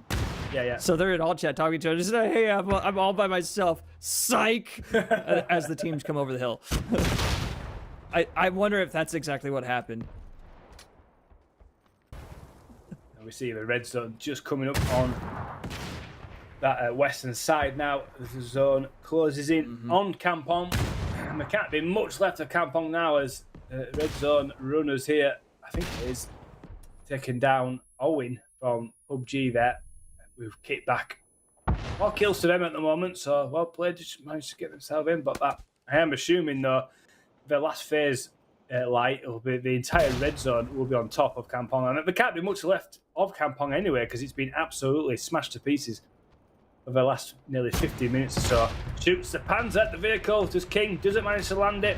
Gonna try again with that vehicle. Thinks differently. And one of the last remaining buildings. I don't think you try for vehicles. Yeah, the last wall left in Kampong. Ooh, a nade coming from kickback to knock Kruske, who was previously knocked. So was there an AED? Because I didn't see the teammate res him. Yeah. This might be the end of Kruske. I think that's the end of Kruske as the zone is collapsing currently. So the red zone runners have to leave Kruske alone. But so that's one less Panzer, but that doesn't matter. There's Panzers everywhere on the streets here. Yeah, plenty of ammo for everyone to use here. Still, two content creators have still got plenty of players left alive. I can see Armor Llama right at the bottom of our screen, just outside of the zone, and there's already real Subdemar just at the bottom of the mini map as well. So good to see them running. Obviously, we lost who built the arc fairly early on. Actually, we don't know what happened, but it was a brilliant grenade to take them out. You see this house absolutely decimated here. Takes a bit of a blue zone here, damage. Acquire a couple more Panzers. Here we are, Armor, 5 kills. Yeah. Starting to engage here with the real Subdemar. So content creator against content creator is just about to happen. Yeah, and if I recall, during the Holiday Havoc, Subdemar and his team were the winners. They were indeed, yes. They are the favorites, at least in this particular mode. Now that I mention it, where did Fury's team go? Are they dead? No, he's still there. There's still one member, I think. I think it's King, right in the middle. Liquid putting an explosive round right in Suga's face. As we just see the explosion right as we jump to cam, just boom. Yeah, China Nuba. Okay. Gonna probably go for the res for Zeko. Interesting, there's no red zone spawn. Cough, cough, Dell. Are you gonna put one in there, buddy? Oh, 50 hits have gone out. That would be something. Happy. Oh, there is another red zone. There it is. Oh! We saw the 0 come in, but Llama. Oh, no, Llama didn't know. Game Guy finishing off. Septimore is dead. Llama did take him out. But the rest of the pineapples nice. for Septimore's team still kicking. But yeah, Tigray down. Now it's down to 2v3 for the content creators teams. Jay Ruggy, gonna come in for a flank. That was a good nade. No damage though. Just look, there's no walls, and the red zone's coming in. They have to move. This is not looking good for either of these teams. It just misses Dr. Karna. Llama just takes a hit from Dr. Karna. Jay Ruggy knocks, reviving Tigray right now. Dr. Karna. This is a really bad idea in a red zone, but you know what? This might be it. Okay. It's absolute carnage out there. I feel sorry for our observers. We just don't know which way to look at the moment. The FPS must be absolutely tanking. Oh! The llamas are gone! Red Zone killed them, and then the remaining members were panzer-fausted. We're down to a 2v1v1. V1. Yeah, that's 3 1s. Dr. Karna and Tigray, last men standing for the Pineapples, aka Septimore's squad. Yeah, I was muted. Call me Liquid with 6 kills. That's actually quite a bit. Dr. Karna did get knocked by the zone, and he is chunking fast. This must be one of, like, I don't know, 5th knock maybe? Yeah. The zone is closing. Dude, King MDS taking a shot at Call Me Liquid. Looking like for 1v1s here, and if you're going to put anyone as a favourite, who would you go for at the moment? Oh no, that res has come in, so that's a huge res there from the Pineapples. Well, in terms of positioning, I think I like King MDS. Yeah. But Depends on it the could red also zone. be horribly wrong. Yeah, it could also go horribly wrong because he is in the center of 3 teams. I mean, all they have to do is launch So- panzers at them. There would be no building left. Obviously, Yeah, that's exactly right. Yeah. So I think that's exactly what you should be doing. You just take out all of the cover. Make sure they cannot hide from you. So yeah, there's a shot from Tigray. King MDS. Prince Caboni, dude, you got a free shot on the King MDS if you just rotate, man. I thought that as well. He's waiting, just priming himself. Call Me Liquid also has an angle on it. Just like you said, though, he's right in the middle of all these angles here, but manages to survive as he catches the sound. Oh, jumps shot there onto Prince and takes him down there. Now we only have 3 teams remaining, a 2v1v1. And Panzer back in hand. Call Me Liquid. Shot. Brilliant. Great shot from Liquid, but now it is a 2v1. This is a winnable scenario for Liquid. This is very winnable, but it's very hard pressed. I was in a very similar situation in the last few seconds of the boot camp games. You were indeed, and except it was a 1v4. I remember saying after the game that the reload time was what cost you that game. But Pineapple Pizza there coming out on top. 10 kills for I Was Muted with 1400 damage as well. Yeah, I remember that game with yourself as well. The old Panzer before the nerf where you could just fire it instantly. You would have had a much bigger chance of being able to win that. Because of the delay, you have to cock the Panzer. You know, that makes it really hard now to try to take on multiple players at once. Yeah. So great showing from Pineapple Pizza. So Septimore squad now reigning champ 2 times running. Well done, guys. They are the You did Panzer it. Kings, yeah. The Panzer Kings, that's exactly right. Well, before we head to break, we have the G-Coin giveaway. Go ahead, hit the Discord. It's in the giveaway channel at discord.gg/PUBG Reddit. Get in there. It's a raffle. Click the button. 500 G-Coin might just be coming your way. Who knows? But with that, we're going to send it off to the next game.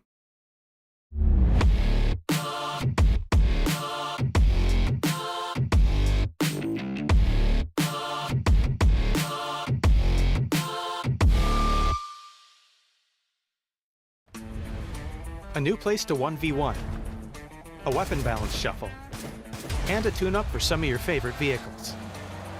All this and more as we dive into the Update 34.1 patch report. First up, the 1v1 arena you know from training mode is now a bit easier to drop into. You can now access the 1v1 arena right from the arcade and spawn directly into the arena. The rules are staying the same, so simply choose the mode and start battling a bit faster.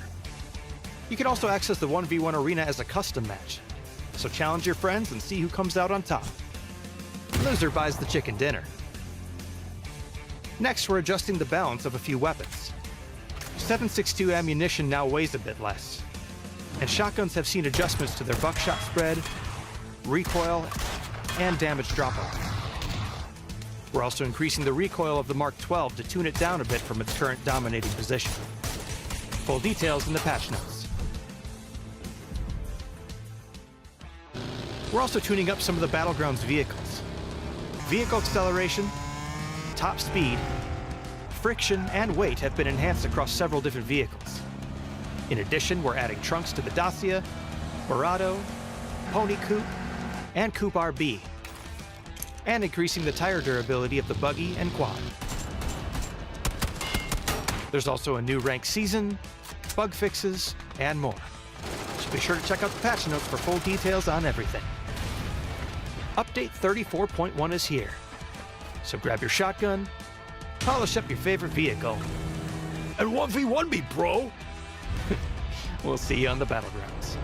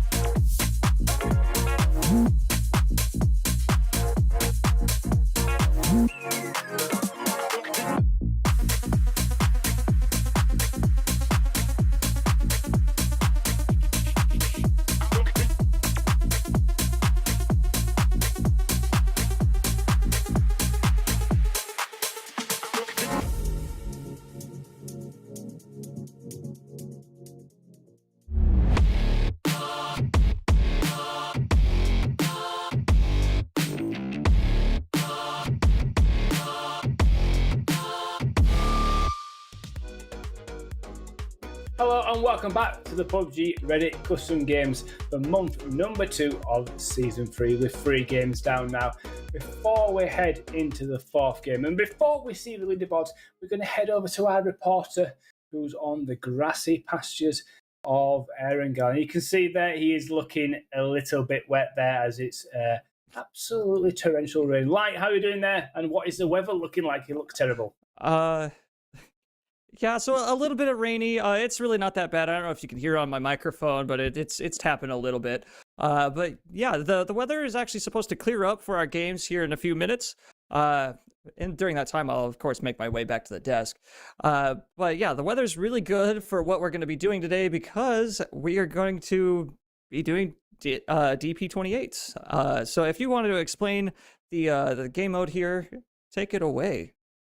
Yeah, the game mode is a DP28 with reduced damage. We'll talk about that in a little bit later. But what we can do is bring you the updated leaderboards of that last game. So you can see there the winner of the previous game, Pineapple Pizza's there, coming out on top. 9 kills for them, just over 1,000 damage there, claiming all the placement points. I was muted in second place there, 10 kills for them as well. Nice game for them. Love Surprise picking up even more placement points as well. They've been solid throughout, been in the top 3 of every game so far. A lot of their players at the top of the leaderboard as well, so I'm guessing that's going to extend that lead. We will come to that very shortly. Look, Matt, I'm on Twitch. I actually am on Twitch. They came in. Now it's impressive. No kills to the name. Just a single, 2 players actually there, as we see the overall leaderboard. 81 points there. It's Fury leading. Holy moly. Yeah, hack shots with the 70. Obviously, their points don't really change too much between each other because they're on the same team. Real Subdimore is catching up, but he moves into 3rd place. Montees drops down with 58 points. Moxar, who I think is also on the same team as Montees, with 56. Tigre, teammate of Real Subdimore, goes up to 52. Natri on 51. CDR90 on 51 is also, and TTV King with 51, who I believe is a teammate of It's Fury. Welcome back to the studio. How was that little trip off to Erangel? And like you say, it's a DP game mod, so it's going to be really, really interesting how this plays out. Yeah, so while I was out there in Erangel, I got into one of the underground bunkers that are strewn about the map. I was actually able to find some of the remnants of the KFC promo bags laying around. Which at this point it's a 1.5 years old, but it's KFC. It's tasty. Meanwhile, the game mode, DP28, minus 90% weapon damage.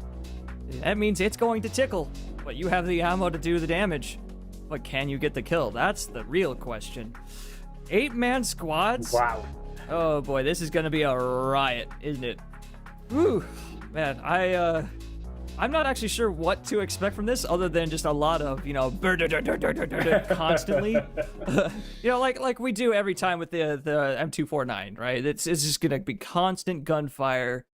It's gonna be really silent for the first zone, I think, and then I don't know, zone 2.5 into 3 and beyond. It's just gonna be constant bullets in our ears. Yes. For the remainder of the game as we just go from fight to fight to fight to fight. It's just a good fun time to cast. Yeah, brilliant. I can't wait for it because we normally do the M249. We were used to with the extended mag, huge mag rounds and people empty out. Obviously, we don't get the extended mag with the DP. It's a set amount. So that's going to be really interesting. But it hits heavier and obviously it's reduced damage. It does hit a slightly heavy as well. So I cannot wait for this, actually. It's one of my favourite game modes to play. Never played it with a DP, so it's going to be fascinating to see how this unfolds as well. Yeah, so, piggybacking on the extended mags, no extended mags, but you have a pretty big mag. You do, yeah. Still not as big as the M249 mag at, 75? Mm-hmm. You have 47. That's slightly more than half of 75. And, it's going to be kind of a toss-up. Oh, yeah. I know that's Russian, but, what do you think that says? Should I give my best attempt? It looks like 0 to me. We get free fuel. Yeah. Yes, you get free fuel, comrade.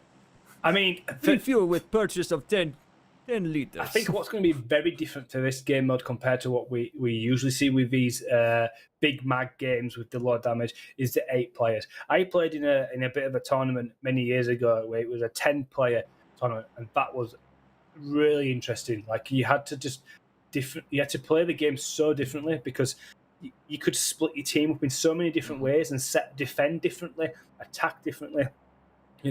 I'm guessing a lot of these teams will be just random people with all chat on maybe. I can't imagine too many getting in a whole voice chat. It would be interesting to see if we saw content creators grouping up together. Who built the Ark and Subdimore maybe together or with Armor. It's hard to know. We're starting to see here Real Subdimore. Maybe it's just their communities all getting a chance to play with their content creators as well, which it's brilliant. That's what's the whole point of this as well. As you see, look, my arm on Twitch.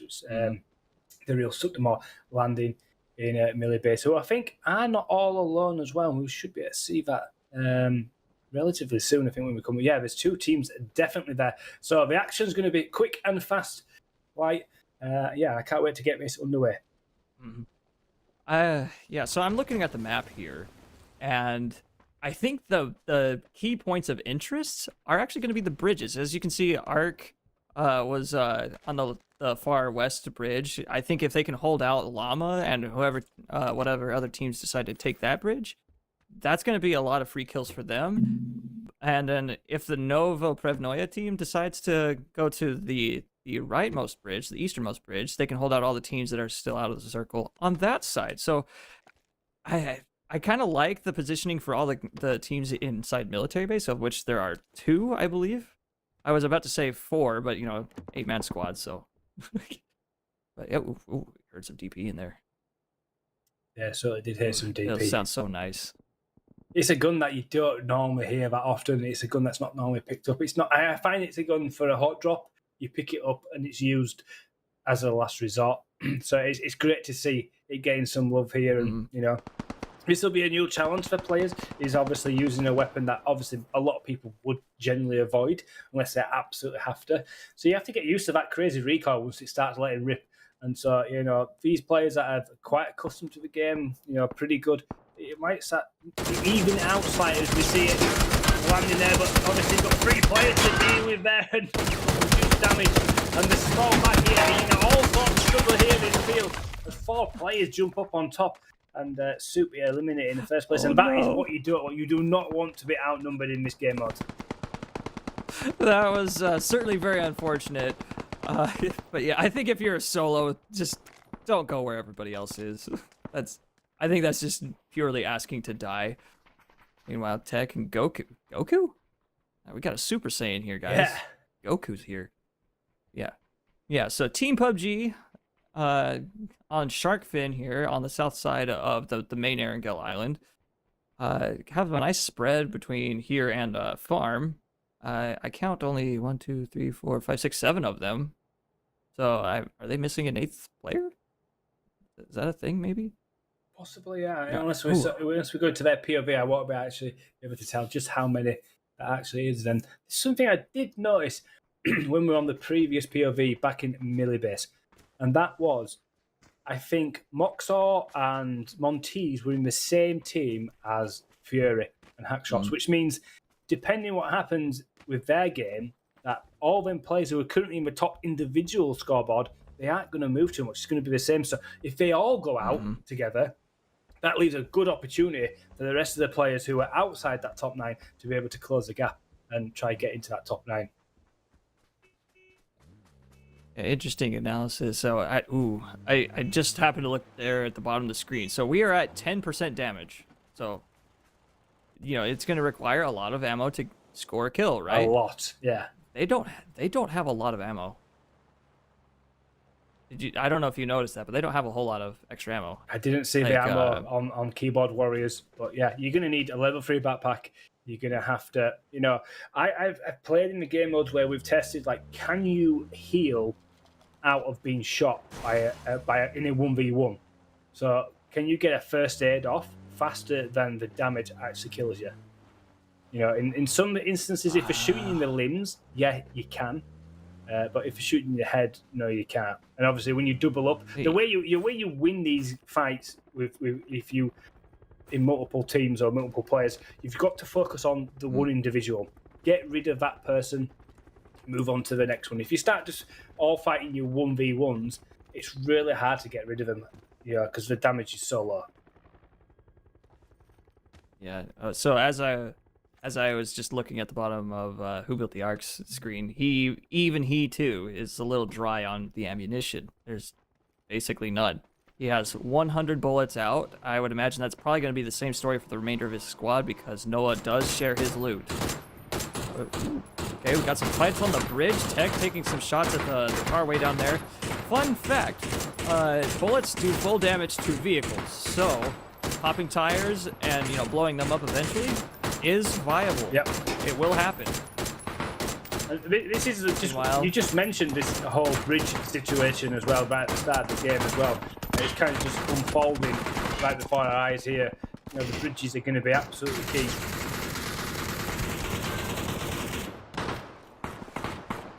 Yeah, Be My Valentine with the PUBG crew. I mean, Tech, I think, is taking a lot of free damage unnecessarily here, but I think if you're going to be My Valentine's team, I don't even think it's worth fighting, personally. It's an 8-man squad down there. I think you need to find a boat and go across the safe way, like, come out here, you know? Or there's probably a boat here, so they could probably do something like that, too. But I don't think fighting the bridge is what you want. No. But I like 50 hertz. I can't believe I just said No, that. I just followed you. You hate 50 hertz. Why are you saying you like him? I mean, Yeah, so 50 hertz, love their position, hate the name. So they're absolutely doing what they should. Yeah, we do have a team right here in the boat. That's actually really good for them. Lil Smasher, are they gonna take some shots at the boat? I think they do. Yeah, look at all that ammo for Lil Smasher. 200 bullets, just about. This is more like it, but I think you need closer to 300 to Yeah, make this viable. And they blew up the boat. The boat is done. oh wow. Yeah, just on the ammo, So- something that I kind of realised quickly in my head, tried to do maths. I don't think a lot of these players have the ammo in their bag to be able to take out a full squad. Like, so that is good. Yeah. You're going to be absolutely dry on ammo before you can actually kill everyone. So I think the end game, unless I don't know how it's gonna work, because I think everyone's going to be out of ammo. We have the cargo ship with it's carrying another squad as they just pass underneath, but no shots are coming out of them. Why? I don't know. Campbell, Dan, what are you guys doing? No, nothing there. Okay. Yeah, look, I'm on Twitch. Are swimming. Bremixo is the only man on the beach. He needs help. Yeah, because now he's got 2 to fight. Game Guy and Gaza. Those bullets are not traveling through the water very well. Game Guy. It's the last one. Okay. Yeah, this is a really bad spot for Look My on Twitch, but Graybeard Joe making a very wide flank toward the Novo cliff. Does Brem know that he's out there? That's the real question. Yeah, and while we have this crazy fight on this bridge, I also know that there's another huge fight going on the opposite bridge as well. It's literally what you mentioned as well. Who built the ark? Fighting with another team trying to cross. And it is utter chaos here. All it runs out. You can see the DP gun, the pizza revolving round as it's being fired there. Actually taking very little damage there. Grenade goes out, does a bit of damage, another one goes out the top. Now the damage starts to come in indeed, and the knock comes in there. Let's try another. And Tech combined there, taking down Jalvin. Yeah, I think Be My Valentine might be taking bridge position because 50 hertz kind of pulled too many players to fight the beach team. I mean, that's a good roadblock. I don't know if you saw that. Great roadblock. Yeah. So no one's driving in, but no one will be driving in. Or Graybeard Joe gets spotted out by Goku. Since the key, I guess. But yeah, Graybeard Joe, I don't know who he's shooting at, but yeah, that's Graybeard Joe getting knocked. There's still some of his team remaining. I'm not sure where they are. Yeah, 50 hertz. Still, ooh, okay, a easy check from Zeko. Gets that knock. Marv trying to be sneaky. It almost worked. Nade's coming out from 50 hertz. And as I said, phase 2.5, just lots of firing. I could barely hear what's going on in my head. Yeah. It's hard to cast it. All I hear is like, I can barely hear what you're saying as well. I have no idea when you're passing it over to me or anything. It's just chaos. And I just think it just highlights how much different PUBG can be when you've got 8 players on one team. Like, this fight has gone on. I don't know it's reduced damage, but this fight is going on and on. And it must be hard to track the player knocks. Everyone's so used to 4 players when they're playing in the squads. When you get a knock, you know there's 3 straight away. Now you don't know how many players are, because a res could come in quite easily while you're knocking someone, and That's right. It makes such a confusing fight. Yeah, as we can see here on the map, we also have the mountain team taking shots at these guys. So it's going to be hard to leave that bridge, I think. Well, maybe not so hard. It's 10% damage, but ooh, B5 onto Tech getting knocked on 50 hertz. That's 2 down for BMV, but even more so from 50 hertz. That attempted flush, though, didn't happen. Yep, that's another knock. Ooh, I hear Yeah, C4. I hear a C4 as well. Well, if it did any damage, it did very little. I'm not too sure. Yeah, Kruske now on the beach. He's going to take another fight. Yeah, 50 hertz now taking a very commanding position against BMV. But yeah, they're just getting pelted out from the Mountain Knight. You can hear the little split splats coming in. Yeah, Goku trying to keep Kruske up as the little Smasher tries to heal, but he's getting shot from Bremick, so this is a really bad spot for Goku. Ultra Instinct did not save you. It is now a 1v, I don't know how many for Hertz, but BMV, Killy, last man standing, 30 HP, is taking zone damage on top of it. This is not looking good, Killy. I think this might be the end of the game for you. Is it a pan? Is it a pan? It's a pan! Get some free damage, but I think this is going to be a bullet sponge. There we go. Dangerous Hank and Zevry taking out Killy. And China Nuba to finish off BMV. Yeah, as you see, Hobart, the Arc here, absolutely destroying Llama's vehicle on the drive by there. Not much damage landed on the players within, though. The vehicle took a lot of damage here. See, Hobart running 2 DPs here, one with a scope acting as a bit of a DMR type thing, and then the other with a 3x scope there for spraying. And you see, not much damage actually being landed, but that vehicle is getting smokier and smokier and smokier. At some point, you're going to have to jump out there. I think jumping out and proning straight away is not the ideal thing. You know, the headshot, your head is just prime position when prone there. But yeah, that bridge fight was absolutely phenomenal there. You know, and we see Llama going down there, being run over by himself. I'm guessing that what's happened there. As we could pull the zone up and see who and where people currently are. There's a lot of people there on the radar tower islands. 50 Hertz TV are making their way in from the north. We've got, I think, the solo player there, field of view there on their own, just on the edge of Nova. There's a big fight going on, obviously, down on that eastern side on the zone there. We just landed in here, like, if you want to take over, what the hell is going on here? Yeah, so look by him on Twitch getting a knock on a Dan Blizzarian. I mean, I'm going to roll with that. Blizzarian. Yeah, Null Solo Rocket taking a good heal, but he's getting flanked on 2 sides. Solo, I think you just need help. I think if your key here, Smokes, are going to be your best friend. As Lookmime on Twitch is even beneath them on the beach. He has a very terrible position if Leroy Satan down there can actually score a knock. But Leroy Satan, I think, is going to play the quiet game and just get the back flank if they can. Yeah, Leroy Satin's position here is looking pretty good. Do they know? Does Chairman know about that, actually? I mean, he does now. They're absolutely fine. Oh, the damage has flown down there. Chairman Will destroying Leroy. And he's not going to be res there. That confirmed should come in pretty easy. And see Campbell here spraying out in the prone position. Nice control there with the 6x. Wound back to the 3. You know, in the prone position. So some of these players showing, you know, pretty good skill with the weapon that Hardy gets used. The Cups grenade here as the approaching team here. This doesn't look good though. As 3 approaching players comes in, the damage from the grenade isn't enough. He's down to 6 HP. I don't think the smoke's going to help him too much here now. As his res or his meds try to boost him a little bit. So I expect Campbell to go down, but still plenty of players for keyboard warriors to take them further into this game. I think Campbell and Chairman Will here are in a really bad position because they're already kind of dry on meds. Like, Will has 1 first aid, 10 bandages, 1 drink. That's it. And as you can see, has no ammo. This is his last mag. So unless you're gonna score only headshots the whole time, ooh, okay, gets 1 knock. Right, Premixo. I don't think you flushed, buddy. It's not worth it. You have no ammo.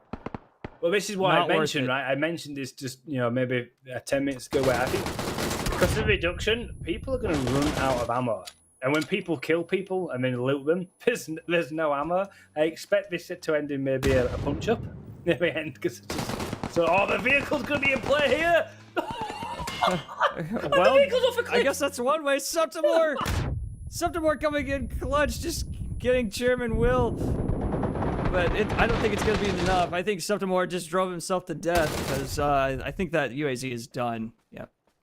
50 Hertz taking out Chairman Will. Here we go. He's gone for the content. He has gone for the ultimate content there, right? With that push. He probably knows that he's got the rest of his team. There's still quite a few members of 50 Hertz here. He has to push into here. Running that 6-6 as well. I mean, he can just play sneaky, right, and just get in on the back of him. I think that's exactly what you do. I don't think you shoot. Don't shoot. No! Septimore's gonna die. This is not what you need. You're out in the blue. I think the zone does more damage than these guys do. So get out of the zone. Because you can't fight the zone. There's so much smokes in there. I think there's 2 teams inside that smoke. Just doing whatever. Yes. Okay, this little smasher taking some shots on Doc Karma. Septimore does make it inside the zone, is pushing up the hill, but he has 2 of 50 Hertz right behind him, and I don't think he's aware. So Septimore, I think, is about to get knocked from the rear. Okay, gets behind for free, but Marv gonna take him out on the flip side of that tree. So now it's just up to Dr. Karma, which they're getting shot right now, and I think this is gonna be it for Look Mime on Twitch. Yeah, not looking good indeed at all. Taking damage ever so slightly. You know, has got plenty of meds though. That's one thing they have for sure. Don't know what that ammo count is like, as you've previously mentioned. The players are running a little low, but should get away. But look at that charging down team there. Oh, now we move over to Please Don't Shoot Us, who built the Arcade team. Still almost full complement of players there. Just one player who has been killed and left the game at the moment. But they do have Armor just below them there on the south, as Schweppy picks up Fast Aid Destroyer there. So one knock comes in. We're back over and Look My Twitch as Dr. Karma trying to take down the full force of 50 Hertz. And I know you want him to take them all down, but I don't think he's going to be able to. And Veximo does confirm that 15 kills to 50 Hertz. And you know what? Like, it's a good chance that 50 Hertz might actually end up winning the game. And I know that's going to extremely hurt you as well. I disagree. I don't want him to win. I don't want a big 50 Hertz on my screen. I don't want it. No. But meanwhile, it's Fury's team, who is currently playing under Soup, actually just spots out 50 Hertz, and I think they are a full stack. I think that's all 8 players there on the north side. Yeah, and I think Lama's team down here on the south side, I think they're a full 8-man. No, they're not a full 8-man. I think they had a few die earlier, so it's probably 5 or 6. Who built the Ark here, I believe, is 7, and they actually have a really good spot. And I think if I'm them, since we now know that Llama's team is down here, I think you fill in this spot. I agree. Using LOS on this hill, and then you can just see this way. You might even be able to camp this side of the hill and shoot this way. I think you're right. I think definitely if you take this bridge here, you can have players looking this way at this fight. And then, so you're not being exposed on the hill here, you have to have people looking down at this fight there. Yeah, but check out this fight coming in from 50 Hertz and Soup. They're just going in. It looks like hipfire galore as they just stack on each other. Even the audio is bugging out. And it's so much DP going on. But yeah, they are stacking on top of each other. I mean, just look at the mini-map. It's purple on, I'll say teal, turquoise maybe. Yeah. And they're just everywhere. Yeah, it's currently a 7v. I'm not even sure for Soup, but it's absolutely 50 Hertz down 1. Chaos. Yeah, I think. I mean, just look at all this. These players, they all have basically no HP, but it won't matter. They can just heal it off. But yeah, ooh, C4. Okay, so that's what broke them up. I was wondering why they weren't on top of each other anymore. But yeah, they're gonna. Oh, do they go for roadkill on a bike? I don't think you do. It's already less than half health on the bike. Look, just look at the position who built the Axe team are pulling up here on that ridge. This could be. This is gonna be good. They could 15 kills here if they're not. And Armor's team don't seem to have sight on this as well. Oh, this could be absolutely carnage right now. Yeah, I think if you're the Arc team, you prioritize your right flank and then peek Soup. Because 50 Hertz is definitely going to fill in that right flank, and there's only 2 or 3 of them over here. But yeah, 50 Hertz getting a really strong position, but they're out in the blue, and I don't know how much blue does right now, but Hanson getting knocked by Breximo. Where's a 50 hertz member? Field of View. Field of View was roadkill by CDR. The bike got a roadkill. Like, look at the bottom of the minimap now. Armour Llama's team are starting to realise what's going on. There's a 3-team fight going on. They're all pushing up to the ridge now. This could be absolutely cleaned up by Armour Llama. Look at them. They're just charging forward, player after player, up to the ridge line. They're just going to see about 25 players all in the field of view. It's going to be just a turkey shoot for them any minute. Yeah, please don't shoot us now in a very, very bad position. They're down to 3 members, still standing. 5 on, I think. Yeah, they're tapped in between 3 different teams, but I think positionally speaking, Llama's team has the best position because the 50 hertz as well as Soup have to push in on the next zone. They are on the edge. But Don Deca, and that's it. Please don't shoot us is out of here. Soup with the final kill. Montees looking really good. Meanwhile, Llama's team gonna push up on the right side. Or maybe not. Are they going to just hold their ridge as the zone closes? I think that's the best play. Just hold that ridge. You know, the zone is central for them. They've got a player who's just about to jump in on the behind of them now. Just jumped in a vehicle. Just on the video, there's someone on the bike with someone. I have no idea what's going on there. But I do think this is Armour Llama's team. They're getting cars. There's someone on the same vehicle as someone. There's someone beginning with Z. Something happening in between Armour Llama's team. They've all just suddenly changed their direction of fire to someone within their team. They do pick them up. And Zavera finally goes down for 50 hertz there. And they are eliminated. 50 hertz do not get the win. You'll be absolutely ecstatic to see that. But now we have 2 teams between Soup and Llama. Yeah, and it looks like a relatively even match, but the advantage definitely goes to Llama. They have a full stack, but I think a few of them are reses. As you can see, the ammo is very dry for, say, Celian in here. Moxor just going to go in for a no-gun run. I think this is exactly what you would do if you want to get a good position. Yeah, get that smoke flare out. Oh, you don't have it out. No more smokes. The Schweppy. Oh, the fire. Wow, look at that fire. That does so much damage. Even at 10%, that does a lot of damage. But yeah, I think Moxor is going to get down here. Yeah, can't out-heal that, buddy. But yeah, Celian in. Gonna get a free kill. But yeah, Soup in a really rough spot. But yeah, the smoke canisters come out. Soup now down to 5 standing members. Meanwhile, it is still a full 8 stack for Llama. Yeah, absolutely phenomenal stuff here. They're just starting to spread out left and right. I can see Schweppy with a huge wrap to the left here. And the vehicle now being placed by Armour Llama as well, starting to create that pincer movement. There's going to be coming people from left and right, and then a push from the middle here. I can only see one winner really here going to happen. It'll be phenomenal shooting for Soup to actually take this out. 40 kills for them is still really impressive at the moment. And now they've just got this platter. And now it looks like they're going to push one direction. Do they know this is a solo play? This is actually a really good play. They could get rid of this right-hand flank and reset themselves and try and attack again. All players try to take Schweppy down. This is a good play here by Soup to try and swing this fight in their favour. Yeah, but Schweppy is covered by Adriana here, but as we can see, there's no ammo for Adriana. So it might come down to fisticuffs, actually. Good old hands. Because I think everybody's about to run out of ammo. Like, very quickly. So it might come down to a punch-out. Yeah, Llama is taking out... I can't see who that is on the north side of the zone. But yeah, Soup barely getting a spot onto the north side there. But Adriana now officially out of ammo on one of her guns. There's 46 left. Okay, that's the last magazine. Hack shots. I don't know if they have ammo. Oh, gets a knock. Nattery finishing off hand shots. But as you can see, Armour Llama has no ammo. It might come down to fists. See, Soup now down to $3 or $3. 3 bullets. down to $3. $3 and 3 rounds in his pocket. Yeah, okay. Montees with probably the most ammo out of every player right now. Ooh, great nade from Adriana. Not that it'll do anything really, but great nade nonetheless. Dark Moon Prince, I don't know if Prince even has ammo. I think the bullets are over.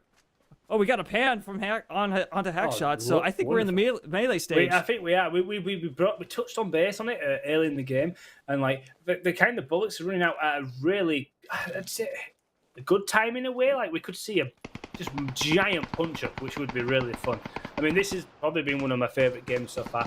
There's some looting going on here, and there's another 130 odd rounds in the bag of Armour Llama here, so that could be a game changer here And the kind of the positions have changed. All of a sudden, Super on the lower hill and Armour are on top here. But their position is getting pinned now. It's getting more and more difficult for Super. And it's looking more and more likely for Armour to try to take this win. I think they're going to spend what ammo they have, but I think the melee comes out as the zone closes. Okay, we got one down, Llama. Okay, out of ammo, Llama. Okay, do we have more coming out?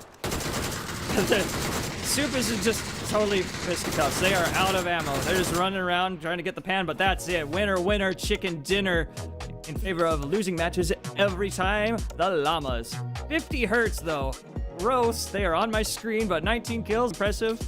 And 2,906 damage to round it off.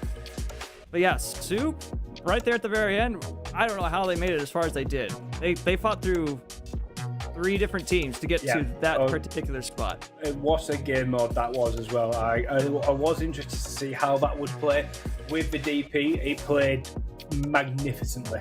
We talked about the ammo and it started to run out there. People just throwing the guns on the floor and starting to throw punches while there's still bullets flying around. It's everything we wanted to see. It was absolute chaos what you expect at the custom game, and that has probably gone down as one of my favourite game modes at the moment. Yeah, it's certainly, you know, it's a good cast when the casters can't say anything going on. It's just so much, you know, senses stimulation, you know. So just to lock us up like that is just, it's chaos, and we love chaos. Audience loves chaos. I love chaos. Just a great game to cast overall. Yeah, absolutely brilliant. Do not forget to get that G coin there. It's just on your screen right now. After head over to the PUBG Reddit Discord to get in there. Next up is Mad Matt Fury Road. Absolutely. Destruction Derby. We're going to go to a quick break before you bring you the 5th and final game of the evening.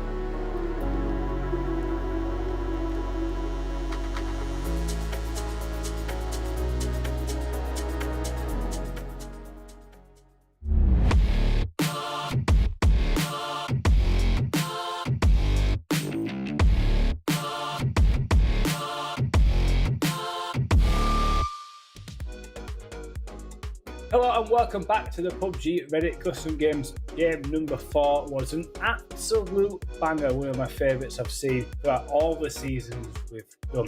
Before we go to game number 5, we have our reporter on the ground. He's just touched down on the tarmac in the airport in Tego. I'll hand you over to Lightbite to give me some more info on the next game. All right, so I'm out here at airfield here in Tego. As you can see behind me, we have a few of the Cessnas. I actually flew in on one of these. Very noisy plane, and I think that my pilot needs to get their landing gear checked because it was rough.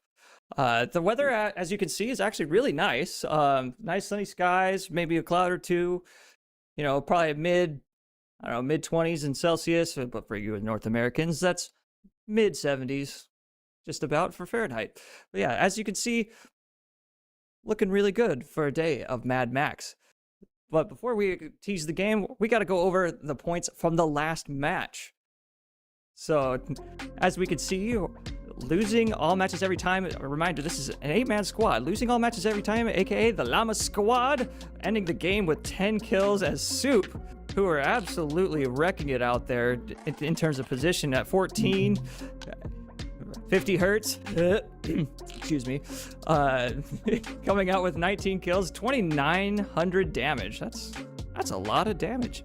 7-leaf clover.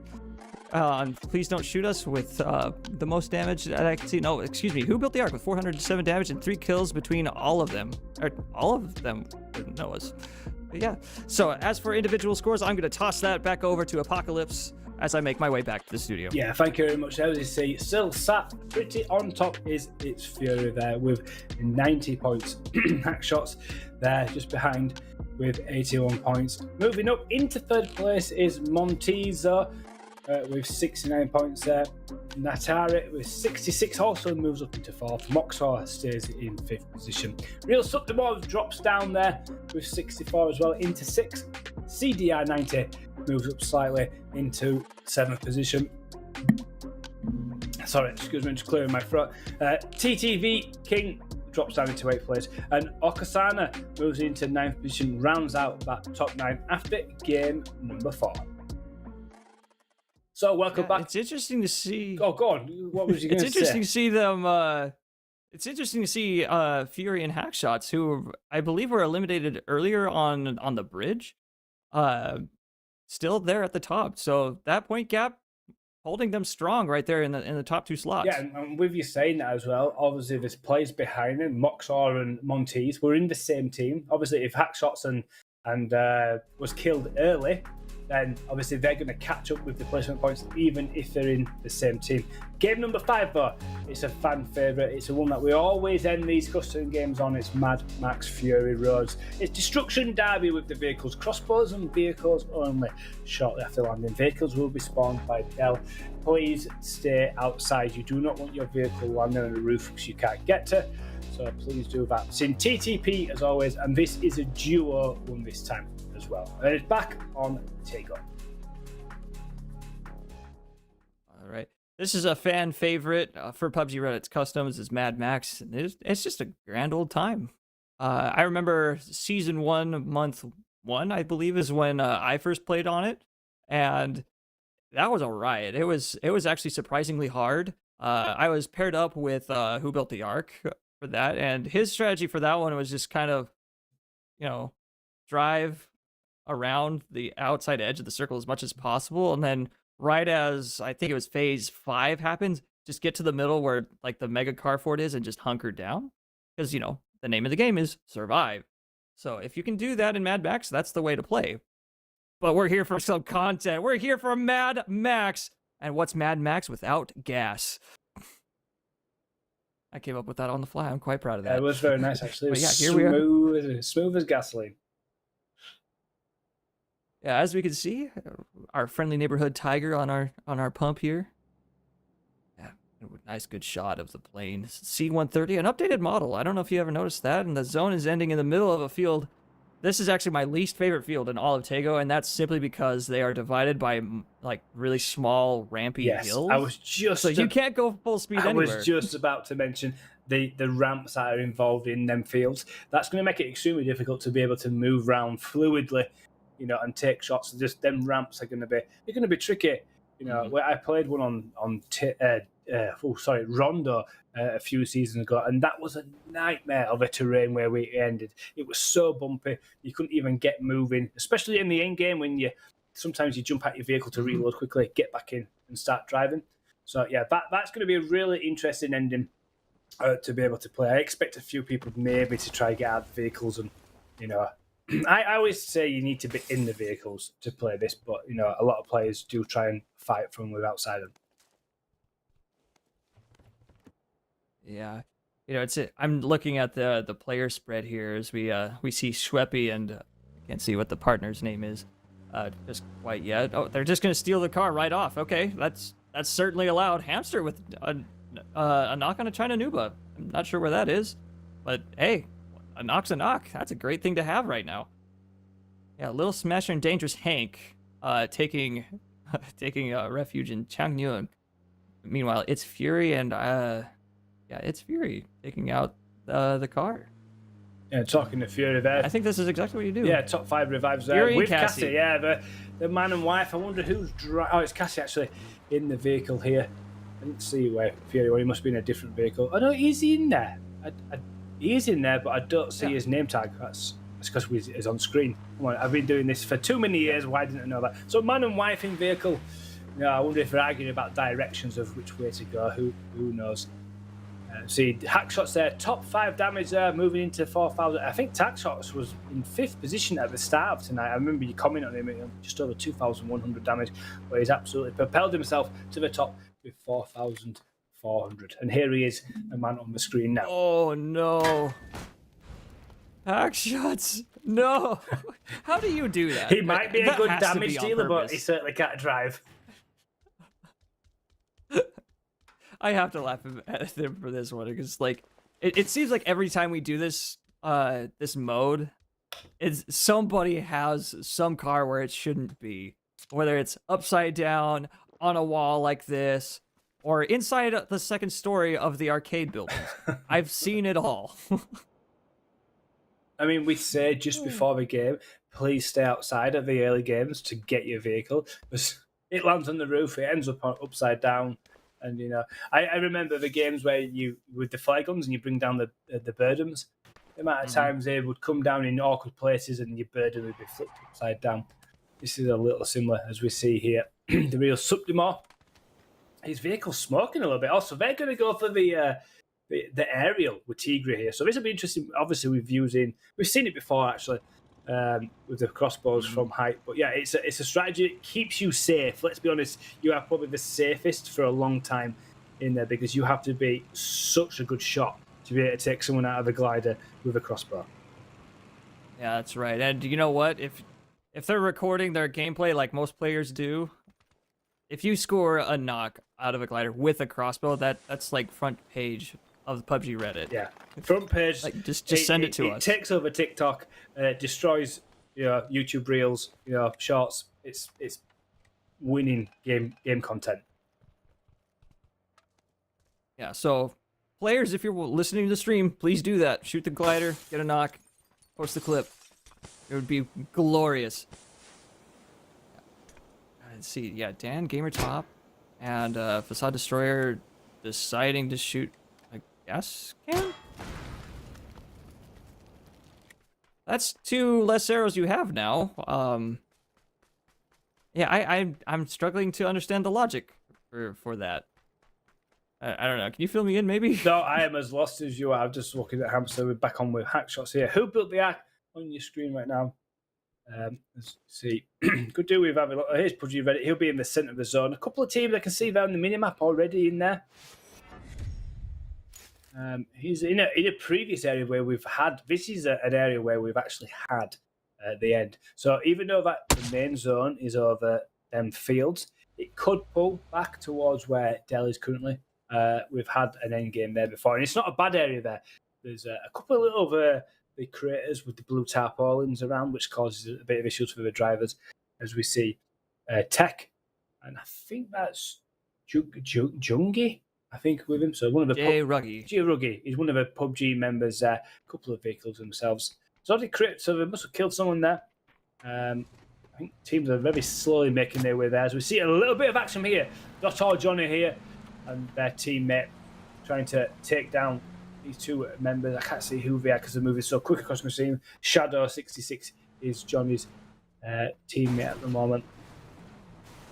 Oh, it's L and B, so it's a left mouse button, as you call them. Lane multiplier, is it? I think it is. So pineapple pizza here. Bit of destruction derby to start off with, and you can see this terrain here with all these dips and stuff not really causing too much of a problem with the zone being so big, but not too much. At least not yet. Yeah, not yet.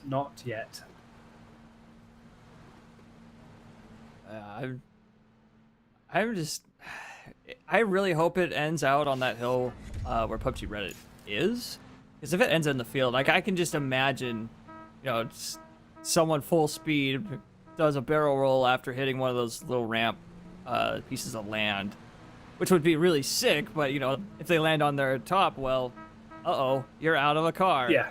And in Mad Max, you are nobody if you don't have a car. So that's the challenge, isn't it? You can see on the map that it's starting to get really, really congested around this southern side now. Yeah, southern and eastern side is getting really. The northern side is still really quite sparse. Actually, there's just one team there. Actually, not too sure who that is. Yeah, it's a lot of action. You can see on the minimap there's quite a lot of teams. It's just migrations and migrations all over the place. Who built the Ark and is it Hamster that he's playing with? Yeah, it looked like it. Driving into the zone, I think they're out. Yeah, good win is carless. That's not what you want. Subtimore in the glider, way far away from zone, but it doesn't look like it hurts, or they have a jammer pack on. I can't really say. Well, I think you're right. I mean, no, I think a jammer pack because I didn't see any ticks going on at all then. Yeah. Adriana and Okra and the other glider. That was a great transition, by the way, from the observers team. It was smooth, wasn't it? And the Oscar glass too. Chris. Yeah. Oh, Little Smasher is knocked. Are they in the car? Underneath the car? I'm not entirely sure what happened there, but I think the vehicle. They're dead. They flew out like ragdolls. So Dangerous Hank is still there. Yeah, so I think what happened was Dangerous Hank's teammate was knocked, placed in the car. Car got flipped and was bleeding out progressively as the other team was just crashing into them. And then finally, the last one was enough to take care of Lil Smasher. But yeah, Dangerous Hank with another car. So he's finally out of the woods. Or is he? Saw Destroyer taking in an arrow from an unknown direction. We heard it hit the rock.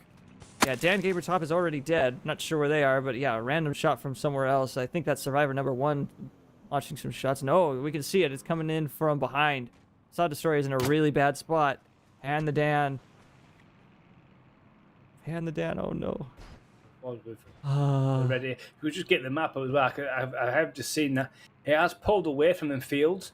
So, you know, it's half and half now. So we've got that big, nice, more flat terrain to play with, right? But we still have that field. I'm guessing it's going to keep pulling south. And, I mean, that'll make it better for the players to be able to drive. But if it shifts north, oh my word, it's going to be utterly carnage. And you can see there's a lot of carnage going on there at the moment. It's a huge shift south, so we're going to have a little bit more easier terrain to be able to play. But all these players now need to get their way into zone. Yeah, as we can see, like a good majority of the players are, you know, out here above this line, and I think a lot of trees are in the zone. So I think if you're on foot, you might be okay, but you'd still be hard pressed without like a rock to stand on. Yeah. So, but yeah, zone's gonna close here in a minute 30, or no, it's in the process of it, so it will be closed in a minute 30. But yeah, the glider team's right on top of each other. Are we gonna get a crossbow to crossbow glider? Now that would be a clip. That would be amazing. Come on, something more. Get it. Or Adriana, get it. Come on. As you can see, there's like no damage on the glider itself. Probably 1 arrow's worth of damage. I mean, I have thought about a complete glider like dogfight whole thing, where instead of like the Mad Max with the vehicles, it's we just have gliders everywhere. That would be quite amazing.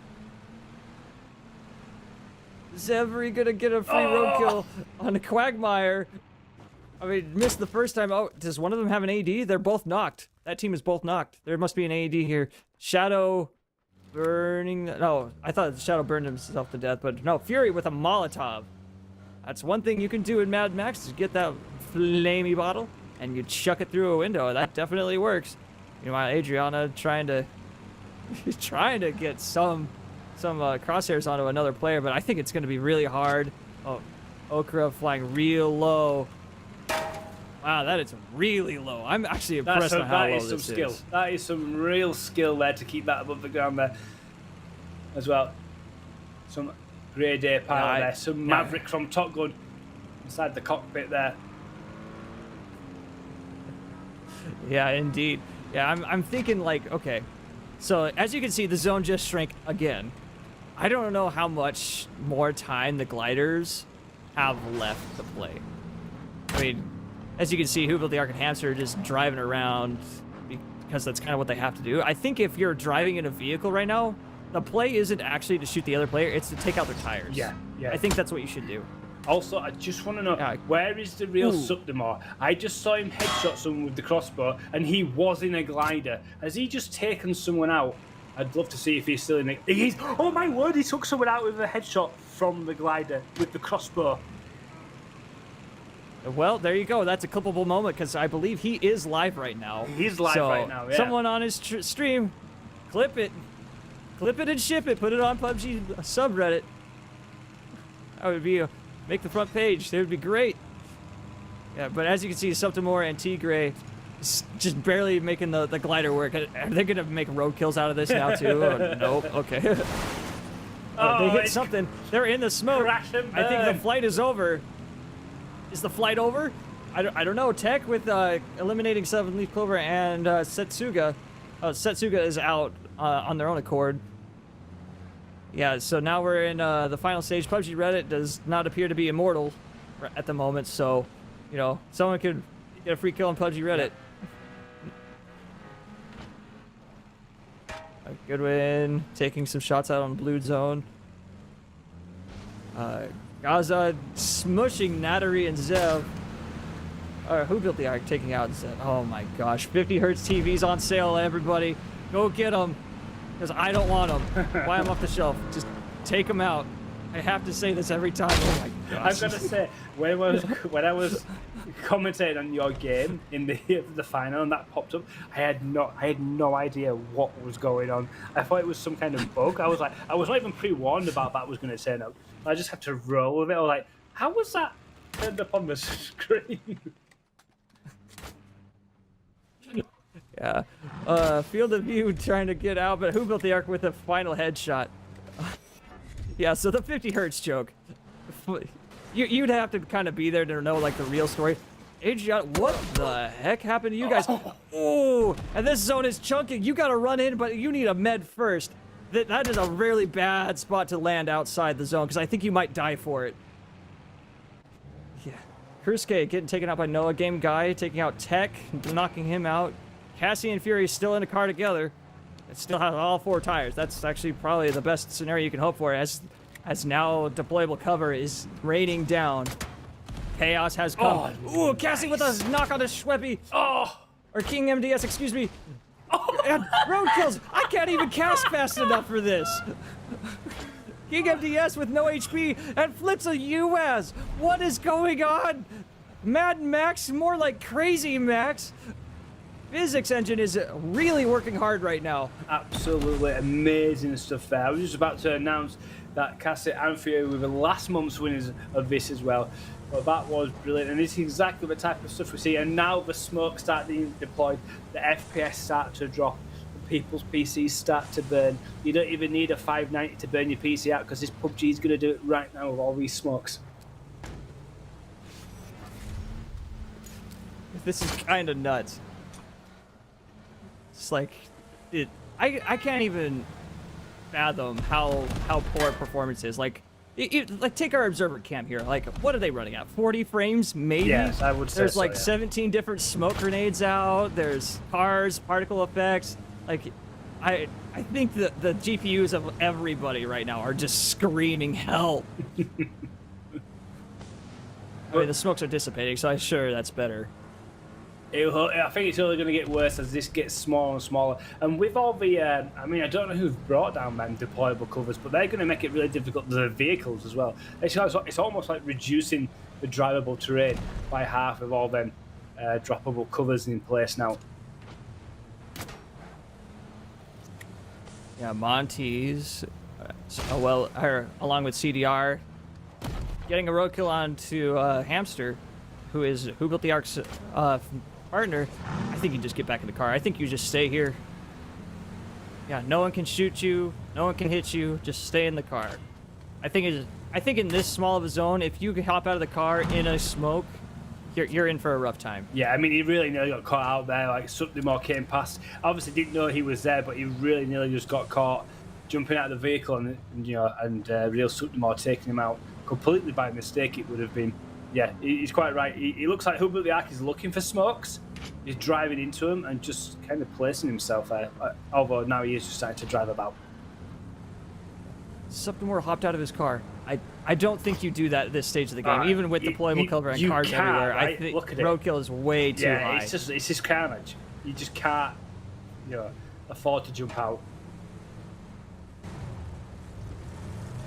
Oh no. The 50 hertz TVs are once again on sale. Get yours, everybody. Get them off the shelf. Oh no, there are so many cars out there. And PUBG Reddit hopping into, I'm not sure whose car this is, but they hopped in with them. Taking a joyride, Dell. Like it? Yeah, it's something more. It's Fury. Who's lost Cassie? I don't know when that happened, but yeah, now it's Fury. She's using the cover quite As they're well out of the car. Oh, what a molly! Did they get the burn, No, though? That's the question. I don't think he did as Fury. I don't think they did, no. Fury's trying to get himself on elevated position here on top of that deployable cover. He tried to use also. He looks like he tried to use the burnout smoke for a bit of cover as Chairman takes down his Fury. He is knocked. He must have a self-res because he's the only remaining member now. Is someone going to jump out and finish him off? I think he's going to get this off because of the carnage. People can't wait to be stood around. He does get that res off. Should get the heal as well, but a vehicle that slams into the side of this is going to T-bone him out of the map and knock him. You just get the heal off, and now so as Druggy goes down to CDR 90, and this is starting to be extremely carnage. I'm going to have to hand it over to you before I lose my breath. I mean, the Molotovs, stuns, smokes, all coming out.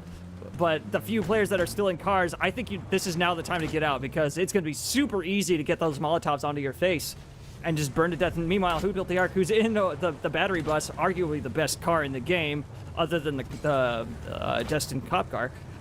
But yeah, this is honestly really good because you actually have additional height that you can actually peek out of.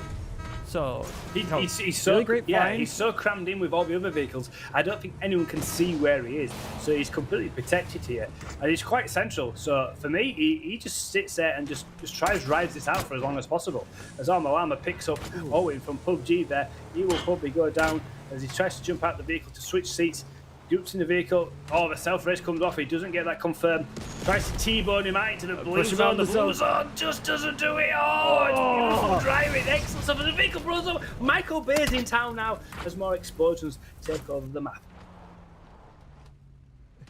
Oh, wow. We're down now to the last 6 players. The remaining one is PUBG Reddit. And once again, 50 hertz TVs for sale. Get yours today. Please take them away. I don't want to see this anymore. Need to get rid of them. 60 hertz for life, everybody. We're so blind. Yeah, I could see the kill feed though. Fury is killing. dead. Yeah, Fury got him. Fury was killing a couple of people there. Obviously, the kill feed's a little bit different when we go into PUBG Reddit's POV there. Who Built the Ark takes down P-Dux there. We're down to 5 alive now. Armalama, one of the content creators, flashes himself there. Fury tries to get the res off there as Tigre tries to knock him out. Managed to get res, jumps straight into the vehicle there. As Armalama jumps in as well. Oh, beautiful shot there, taking down Tigre. And Who Built the Egg takes down Fury, and now we're just down to a 1v1. And obviously at the end, we normally have a punch-up with PUBG Reddit, and I think his record is pretty abysmal. So it should probably going to be a win. But we are going to have a content creator who wins Mad Max Fury Road. Ooh, and I think that's going to be Noah on this one. That was a really nice shot. I think that was just below the neck. That's enough for a crossbow. There's the helmet finish. And now it's time. I wish we had some epic music to play, but, you know, drum roll, please. Melee fight down. Or Season 3, Month 2 showdown. Who Built the Ark versus Delza, who is playing as PUBG Reddit. Who will win in this pan fight? Tune in next week on Saturday at 6 p.m. As you see there, end of the game, PUBG Reddit only with the 2 wins against the 6 of everybody else. And the pans are out, you know, and Who Built the Ark has had the perfect warm-up for this by winning the 1v1 of arena event against yourself, actually, with the pans. So it should be nice. Oh, massive hit there onto PUBG Reddit. They both... Big response there. PUBG Reddit might get it. PUBG Reddit might get it. Oh, he gets the throw. He gets the knock. And he's dipping on it. Bad manners. I love it. Oh my God. It's happening. The throws come out and no one got re-knocked. And that's it. PUBG Reddit gets the win. Well done, Delza. Finally. This is the kind of thing we need to see all the time. No need to hashtag blame Del anymore. He is the winner. Finally gets a win back on the board, and now it is 6-3. Well, he's got a few more to go. What a game, though. Really well done there. Who Built the Ark? Absolutely phenomenal. Just what he wanted to see, bringing up them placement points as well. Absolutely astonishing stuff. I really enjoyed that. I mean, I'm sure you did as well. You know, it's just carnage. It is exactly what we expect from custom games. Yeah, that's exactly right. And I actually have a question for you. Do you know what a transitive property is? Do I know what a transitive property is? Correct. No. So it's a function in language, or specifically when ranking something, that if someone was to compete against another competitor and that competitor beat another competitor, by transitive property, that first player by transitive property beats player C. So Delza, who just fought Noah, so you said he beat in a pan fight. Yeah, Delza just beat me in a pan fight by transitive property. I'm sure he'll have great pleasure of telling you that then when we speak to him after this. I'm sure I'm gonna get a good, nice earful in the PUBG Reddit meeting. When we have it, I'll get teased. You're welcome, Del. I'll give you this one. Yeah, absolutely brilliant stuff. 5 fantastic games there. We're just going to wait for the API to round up so we can bring them overall leaderboards. But out of the 5 games, which do you think were your favourite there? I mean, the best one easily by far to cast was the DP game. Yeah, I agree. So game 4, easily, without a doubt, that was it. Definitely DP game. I mean, the Panzer one on Sanok was a lot of fun. That was a lot of fun. Oh, yeah. Yeah, and actually, looking back, I thought, I don't think anyone's going to top this, really, but the DP game was just absolute carnage. And I think what really made that so different was the 8 players. I think the 8 players really just made that game so different.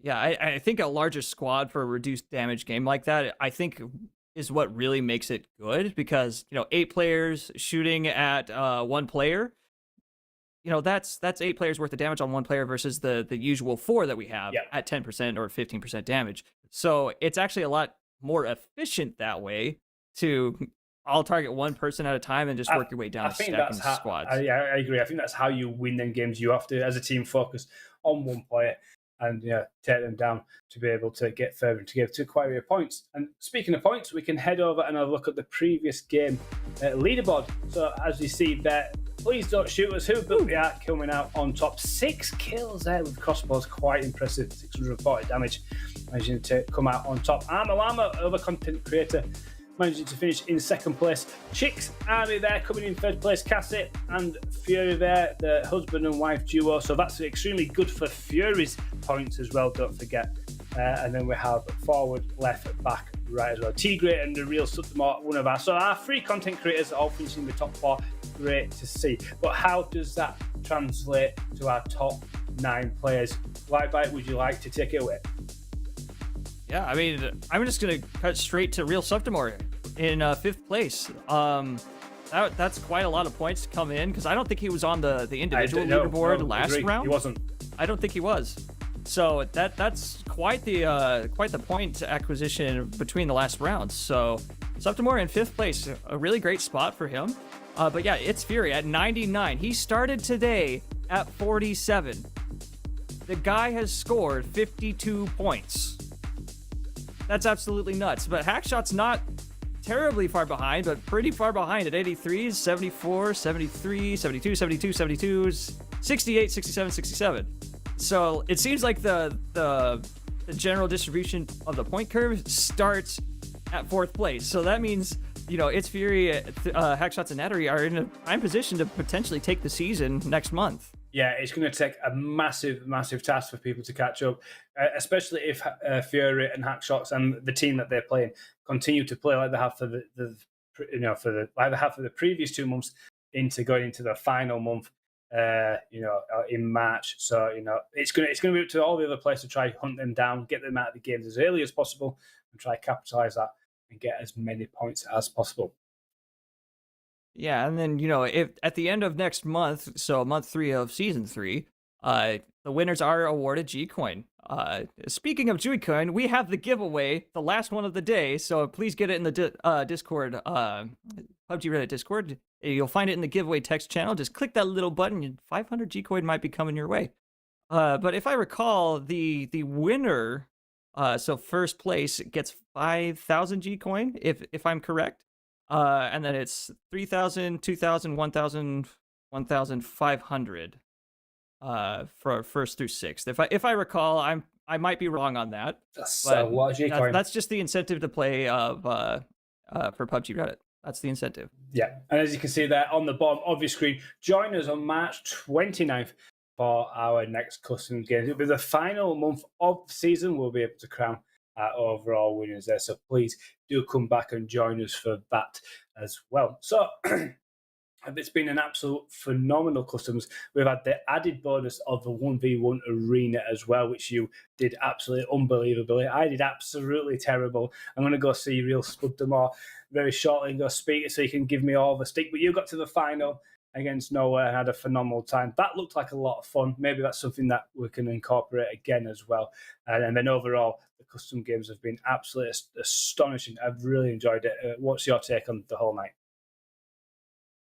So yeah, 1v1 starting it off was actually very pleasurable. Initially on the release of the 1v1 arena, I was not a fan because it was a copy paste the training mode. Yeah. But in this application, I actually really enjoyed it. Do I think that we could do this every month? Absolutely.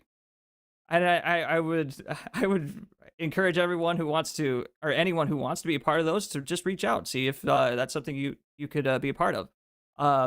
I would also maybe posit, maybe we do an IBR pregame. That would be interesting. A game or two of that with some of our content creators, some of the PUBG team. I think those would be really fun. Yeah, I agree. It'd be great. Maybe it's something that we could do as an individual event where we open it up larger than just the 16 players. We have it solely as a pure event where it's much more large scale. It's quite fast paced for me and you. We're in and out of the games. There's no breaks. It's fast. So that was great to see. So you could open up to 32 players, 64 players, and have some real large tournament coming down to an overall winner. So that was brilliant.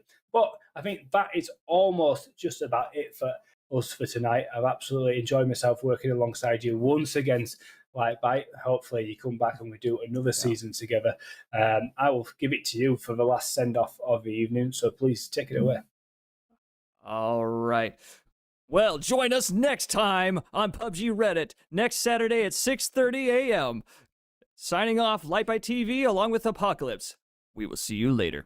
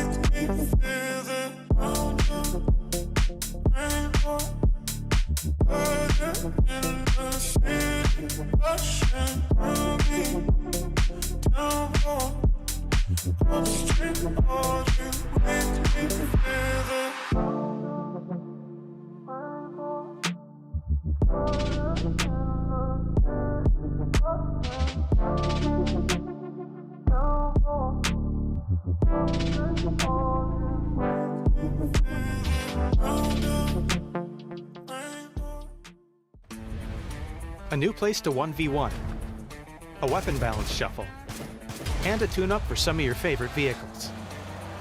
All this and more as we dive into the Update 34.1 patch report. First up, the 1v1 arena you know from training mode is now a bit easier to drop into.